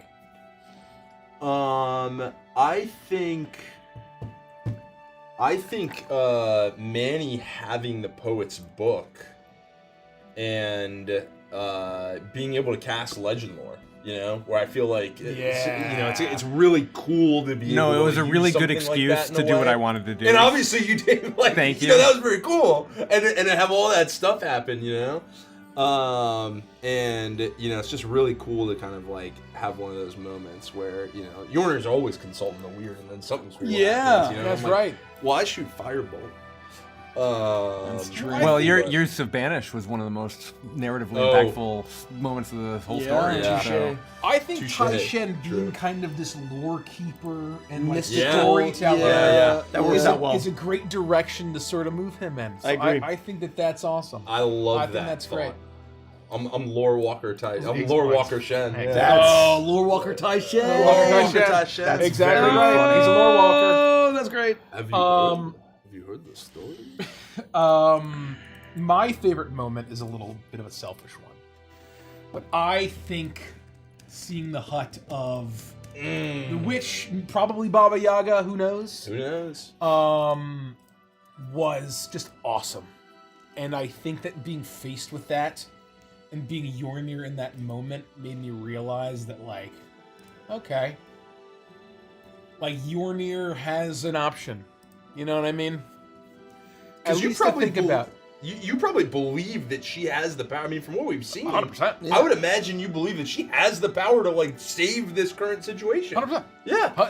I mean, you talk And about the old magic. It seems kind of like she I does. mean, that's the real So, old you magic. wanna She's talk doing some about crazy shit. the old faith and Yeah. his experience with, you know, being a medicine man and being the shaman in the woods. I'm glad you jumped on that because Yeah. that was very much one of the reasons why that scene had to be one of the like of the few moments that I'm actually going to Yeah. make you play out. That scene is important because it has connections with your characters in a more meaningful way than just I'm going to make you guys RP the Silver Dominion's death. right. So anyway, that was really fun, and I think that is a great layer to now that our characters have that knowledge, and that a hag was responsible for all of this. I have another, but I'll let you guys go first. I think that your comment also layers on to more parallels with Prime. Minor spoilers for Prime. In Prime, I don't know how Rodek feels. Probably similarly, but I would say the characters in Prime also have this feeling that like Baba Yaga is just super powerful and not like evil. And like 100%. I've said it over and over again that Avantris is 100% ready to just do whatever Baba Yaga needs, because the way that we see her is like very neutral. She doesn't come off as evil. She doesn't come off as good. It's very much like Our goals are aligned. she's the only one trying to basically prevent the end of everything. Yes. And she has a plan and it's working. And so Avantris is like, I'm all in on Baba Yaga. All fucking in on Baba Yaga. So like I could totally see there being a Yornir parallel there where it's like, oh shit, this witch or whoever this is has this power to stop whatever is potentially inevitable or unstoppable. And it's like, sign us up. Yeah. And I think in the way that Yornir was hoping that he and the princess could align on in some way. To fight the machines. To fight the machines, he has now realized that being wrathful is in her nature. Yes. And her nature is wrath. It's like those animals that are like, they're just these brutal animals that in their nature is to kill everything, right? Everything they see, they fucking kill. That's her, right? And so there is no talking with her because she almost is this primal Feral. beast, feral beast Nearly of the feral. land. Even though she has like these graces, right? There's this thing inside. 100%. It's so all good. glamour. It's so fun. It's all glamour, so to speak. Oh yeah, I would agree. I would expect that. Feels different. I would expect that. Yeah. We'll get back to that. I mean, we'll get next back episode, to that. But Lots to talk about. All I can Let's say listen is to words are lots wind, to talk about. and much and more. My favorite moment was the Skyrim references. Yeah, I was gonna say that for you. Yeah. That's my favorite. Derek. My favorite moment was presenting a moment word for word the way that it happened in Prime. I was gonna say that for you. Did you pick up on that, Andy? No. To be fair, my brain is on like 8 minutes of lag. All right.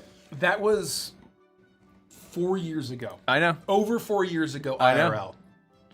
So I'll read it again for you, Andy. I've been at the hut. I probably missed it entirely. No, you're good. Let me just find it. I'm usually like It pretty felt, good about it that kind felt of stuff. familiar. It felt familiar, So- but I didn't pick it up either. So if you didn't pick it up, there's no way. no, Fuck, no. I picked it up. this is ancient But I wasn't ancient primed history. to really. But this is to the timestamp, the music that was playing in one of the episodes of Prime. I can't remember which one exactly, but Called Seven. it's called Seven. And you lead a version of Sylvie through visions. I recall very Yeah, well. no, I remember that episode. And we you see meet Koskachi. Koskachi tied to the chair. yes. Right? Before you run into him, not chair, tied to the tree. Tree. Before you run into him, you see the vision of the burning hut and him killing his father after killing his mother and daughter. And word for word, Mikey says, as you make your way forward, you see what looks like a hut beside a snow-covered rock formation, and it's burning. 2 bodies are smashed to pieces outside. You see on the right another building caved in, bits of splintered wood. So you experienced doing this that 4 shit. years Yeah. ago. So I Love doing remember that shit. As I remember Rodent, I saw that. as It sounds like Avantris. That's good. I didn't make the connection that it's literally the exact description that Mike did. That's Wow. crazy. Oh yeah, I was thinking it was the hut. That was back when we were doing like crazy planning Yeah, of 4 interwoven years? Evantris universe Oh, stuff. jeebus. I didn't think it was going to take this long I don't because think I got to that episode. when we were God. planning on doing these little, I never It's saw you almost guys the, it's deal almost with the constant present shit. prime stuff. yeah, Yeah. it's very modern history. But when we were doing this, when we were like basically playing catch and doing back and forth, I didn't think it was going to take 4 years to get here. Then we had a pandemic. Yeah. And this is turned out to be a much longer campaign than it was intended. It's twice as long. So this should have landed like 2 years, and not 4 years later. It's twice as far away. But damn, it feels good too. That's my dude, that's selfishly wild. favorite Prime moment. is great. Go watch. Go watch Prime. Seriously, because Prime it's a is great great fucking shit. I moment. just got Prime is chills fucking great. Hearing Yeah. that and thinking about that. What a session that was. 7. And the best part, So good. if you're not a Crazy that you do patron, that. You consider snap that becoming a off, dude. patron because watching the Avantris and Chill is fascinating. Yeah. Because you get Of that episode? Yes, because they get presented 4 different visions, and 3 of them make a lot of sense in the context But of the one of them current means thing. absolutely And nothing. then all of a sudden, all of you are like, "Who was that Yeah, what the fucking fuck was angry that?" guy? What the fuck was that all about? Right. Something else, Mikey. You're up to something." Right. Yeah. Here it is. 4 years later. Yeah. Crazy. That's amazing. Someone said, is the auburn hair why he was so aggressive with Annulin? I'm like, maybe. I don't remember. Oh, I don't know. Maybe. that's pretty good. Remember, Maybe, by the actually. time they meet him in Prime, it's 1,000 years later. Yeah. So you're meeting a modern version of Koskachi in that vision, and that's also information that you can leverage with what you to will. get insight into the story of Icebound and what's happening within this arc. We have some fun here at the table, folks. We do. We have some a fun. lot of fun. This is a fun world that we get to play in, folks. My other honorable mention was getting to see that he was banished, at least initially, or at least they're claiming, In combat? in combat by the Silver Dragons. Or the I Silver thought we Dragon knew Horde. that. Do we not know that? I Wait, what did you say? assumed Baba Yaga was like coming to collect early as like a monkey's paw. I didn't think we knew that. So if we knew it, I had forgotten. I don't think Maybe we didn't. Oh no! I- when you say that, Maybe that we sounds didn't. kind of I'm the most familiar. I unreliable could have person sworn. at this table at this point. I could have sworn someone said something like that. Like, I- oh, we got rid of that guy. I will say He's a in pretty tough one of the long customer. intros that I read months I and may months have and months have ago. forgotten. I'm usually pretty good about this stuff, and right now my memory is just gone. I think like the problem is when it was like the kind of blink if you miss it like narrative of all these vignettes. Yeah. They were like blink if you miss a No. detail. No. Could be very easy to. It was in one of the intros that I read for one of the episodes, like 6 episodes. ago. Nailed it. Okay. Nailed it. Hell yeah. So we did know that, and I had forgotten. I'd also, also got Manny. You like literally described him like wind like whipping up around him like literally mid combat. No, like he was about to win, and then he got As, banished. as Koskachi approached yet another regiment on the battlefield, Yeah. with laughter a booming sound that sent Yeah. tremors through the earth, the Dominion's forces made their final stand. Too late, Signis realized they were not fighting to win, but to buy time. A sudden blinding light cut through the darkness, and Koskachi, Yeah. caught in the throes of his slaughter, turned. He had been promised immortality, yet in the blink of an eye, Koskachi was gone, his form obliterated by the power of some otherworldly That weapon. does kind of No. sound like that Baba Yaga might have collected. early. Otherworldly weapon. I don't disagree with Yeah. you. Yeah. I disagree don't with you. know. That's not. That, We don't know for sure. I could read Yeah. that. Where did they get that power, Yeah. right? Right. No, I gotta I'm with you. I say- hear what Well, you're they were saying. boasting though. I mean, what we just learned is that it seems very likely. They're that most they- powerful The mages. Silver Yeah. Dominion was a bunch of bullshit. They just stacked a bunch of level 4 wizards, and they Those just fuckos. rolled high on their casting They rolls. just- You know they what I just mean? banished him. And they had no wizards to. They had no dispel. wizardly dispel, and they had no what is it called? Fated dispel? They had no But fated dispel left. in What's the time interesting since is then- if they banished him, where did he go? Right. Well, Has you he did try been to push hanging that. out with Baba Yaga the whole time. You tried to Well, push that. Yeah, I tried. Yeah. And I thought that was great because if they well, I don't want to say anymore, but Yeah, but they're like, like you're fucking yeah. dead. Yeah. You know, yeah. that was great. That was awesome. What a fun session that was. That was very fun. Yeah. It was Really, a good really loved return it. to form to Yeah, Icebound. Very cool. Yeah. After a getting little bit of a we're little bit of a get- break. We're getting We're into 2 months some. away. We're getting into What a some. legendary lore drop. Let's Well, I'm glad to be through it because from here on out, it's all Peddle the map what do you with do this with one? that information? Yeah. And that's going to be fun. Let me refresh here. Do you have a question to I got kick some things off? ideas. Got some ideas on what to do. I hope that we have some debate coming up. I'm sure. I think I know the answer to this. Jackie says, "Did the Princess of Wrath dragon or human would have a scar / mark on her neck from the beheading?" I think because this is Mikey. I think because it's a totally different person. It's a how the manifestation. fuck does a It's not. human become a It's dragon? not. It's not this. It's not Signis. You think it's like even her soul? Or is it just like, like there's not a shred of Signis left? No, could I see think it's it- Signis. I could see it like Arthas. But I don't think it'd be a scar. No, You know what I mean? I'm not. Oh, yeah, no, oh, no, no, I'm saying, yeah, like, do you no, think no, her no. soul? Oh, like, just resides- physically I think the it goes body. like Signis. Yeah. It's like It's a wholly new body. Yeah, It's a yeah, whole yeah, bird. yeah. Oh, That can and be marked. also Sorry, I didn't realize you meant physically. in the canon of the world, Derek didn't describe this, but I can tell you as the god of the world that the music from Attack on Titan season 2 when Bert and Rhina turn into the Colossal and the Armored Titan, that song plays as she transforms. The only reason I couldn't play it is because Yeah. of IP reasons. Exactly, Right, 100%. yeah. Exactly. Canonically in the world, that's what happens. I was imagining the scene, so I looked it up. I was imagining the scene from the very beginning of Brotherhood, where Isaac McDougal's like riding the ice, and he's got yeah. the giant ice circle around episode the cabin. one. Holy shit, Yeah, episode one, yeah. The invented character for Yeah, the show. yeah, I know. Yeah, straight up like Just the. to tee it Yeah. up. You gotta have that intro episode. What a crazy start! He's got the massive like ice alchemical circle under the thing. that's I was right. like, oh shit! It's And it Isaac ties to the end, right? Isaac McDougal summoned the Princess of Wrath. That's very funny. Inverted Rain asks, Derek, did you expect your party to go on this legend lore adventure? And how long ago did you have this backstory written out? 5 years. Yeah, for 4 or 5 years I've had this Still a long backstory. time. I mean, since we basically aligned on a lot of the world building stuff that I had to have in order to go into the woods and write it, for 4 or 5 years ago. I mean, you guys have been talking about this campaign since, was it even late 2018? Or, I mean, certainly 2019. It was, it may have been late 2018. Yeah, I don't know. Actually, it was the very least early 2019, like over 6 years, Over 6 years. if not longer than that. And to answer your question about legend lore, Mace hit me up one time and was like, hey, I don't want to surprise you with something that you can't be prepared for. So, like, just in case, here's a spell that I want to cast as Taishen. I think Taishen would do this. I want to take this spell. It's called legend lore, and I know legend lore. And I was like, okay, thanks for the heads up. Just, that way I have something in my pocket in case you use that. And I basically was like, as soon as you use 2 that hours shit, of I'm going cinema. to fucking trigger the memories. It's got to happen. It's got to be the way to do it. So that was a really nice alley-oop because you were a kind player who communicates with his dungeon master. I think on hint that is just like, I think especially an example like that is just like, I would go as far as to say proper practice.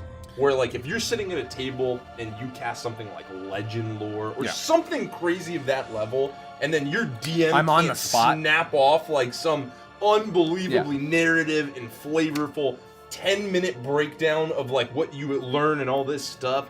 And it's like, it's not their fault, Like that's a bad expectation to have. I think in my Legend opinion. lore as a surprise isn't going to lead to the same results. It's not like you don't really want to take all these like really massive moments and Beneath Our surprise Wings, your that's DM. fine. You know what I mean? Like they're there to help you tell the story, And so I think it's always just kind of good to say, you don't have to like really talk through a bunch of stuff, but just say like, hey, I just want you to know, I took this spell. I have this thing. I'm planning on kind of like if something comes up, I might use it if it's like really like on we're my trying to learn character about sheet. this. Well, and for those that have seen our older campaigns, whether it's, Shadanya or Witchlight or Prime or Beneath Dark Wings, when that spell does get used and the DM's in the spot, we usually call a break. Yep. And the DM goes into the woods for like 20 minutes Yep. and writes some badass fucking poem. Yeah. And it's like a 4-line poem.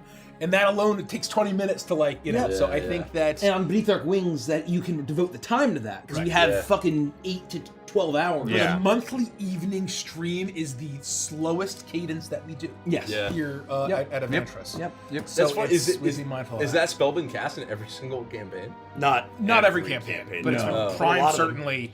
Shadanya, And Beneath I Dark Wings. think. Certainly Beneath Dark I know Wings. Nikki's done it certainly. a few times, Yeah. and Mike's done it a few times. So I forget which of their campaigns it's been. Stradania for sure. Yeah. Prime for sure. Yeah. Beneath Our Wings for sure. This Yeah, was the all first the time ones I that can it speak sent to. you guys into a cascading now Icebound for series sure. of visions where you experienced 1,000 years all in one night. Yeah. Millennia. This is a related question from Jackie. Oh. Unless you have another question to ask. I have another question, but go ahead. How cathartic is it to finally Oh. be telling the story that you've had We already planned answered for this question years? when we were in the bathroom. Oh, did we? Sorry. Yes, yes. Never mind. And the answer was very, take it and back. thank you.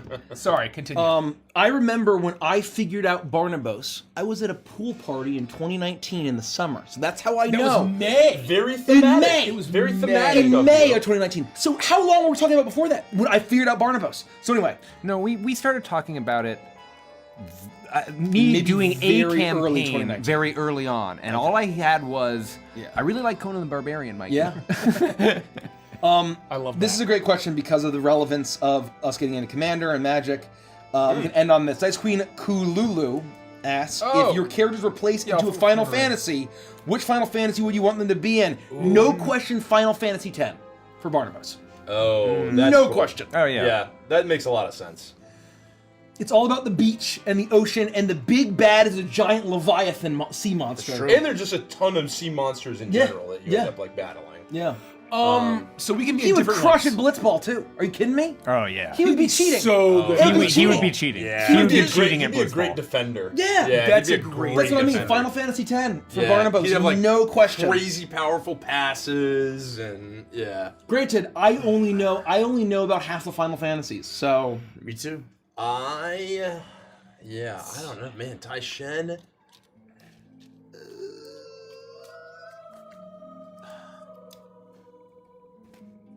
I don't know why 9 popped out at me. 9 for Yornir, absolutely. Because Because there's the world tree, right? Isn't it like a world tree, and there's like all sorts of like Well, there are world... probably older ones that might fit better. Yeah. But like, I was thinking if we all got transported, going with like the fantasy 9 for Magitech sure. one 9 Yeah. for sure. feels right. I don't know where Scrim would even fit in. It also like I was just thinking that because I was like, man, what if the Final Fantasies have like monstrous people? Like, And where- nine where a has goblin monsters. would work. Yeah, exactly, Yeah. exactly. Because I was thinking like 16, with all these like crazy monsters, and they turn into like icons. Like Tai Shen could exist in that world, and it would kind of make Well, sense. But they're yeah. all humans. You know, every single one of them is a human. 12. We could all fit very easily in 12.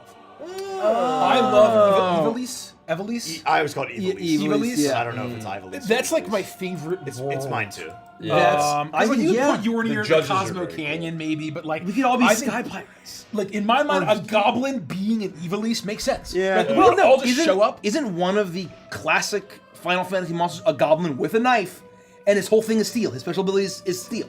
I don't remember. Oh, That's Isn't that's in 11. Goblins are huge in 11. No, I'm pretty So sure that's like it's a classic Final Fantasy No, that's monster what I'm is saying. the goblin. Yeah. I mean, everything from 11 is just pulled Yeah, from yeah, classic yeah. Final Fantasy stuff, you know. So I think the And goblin with the knife and the gold. I think and, when a blue mage does their thing on the goblin, what they get is like the steel or the. Correct me if I'm wrong, Final Fantasy fans.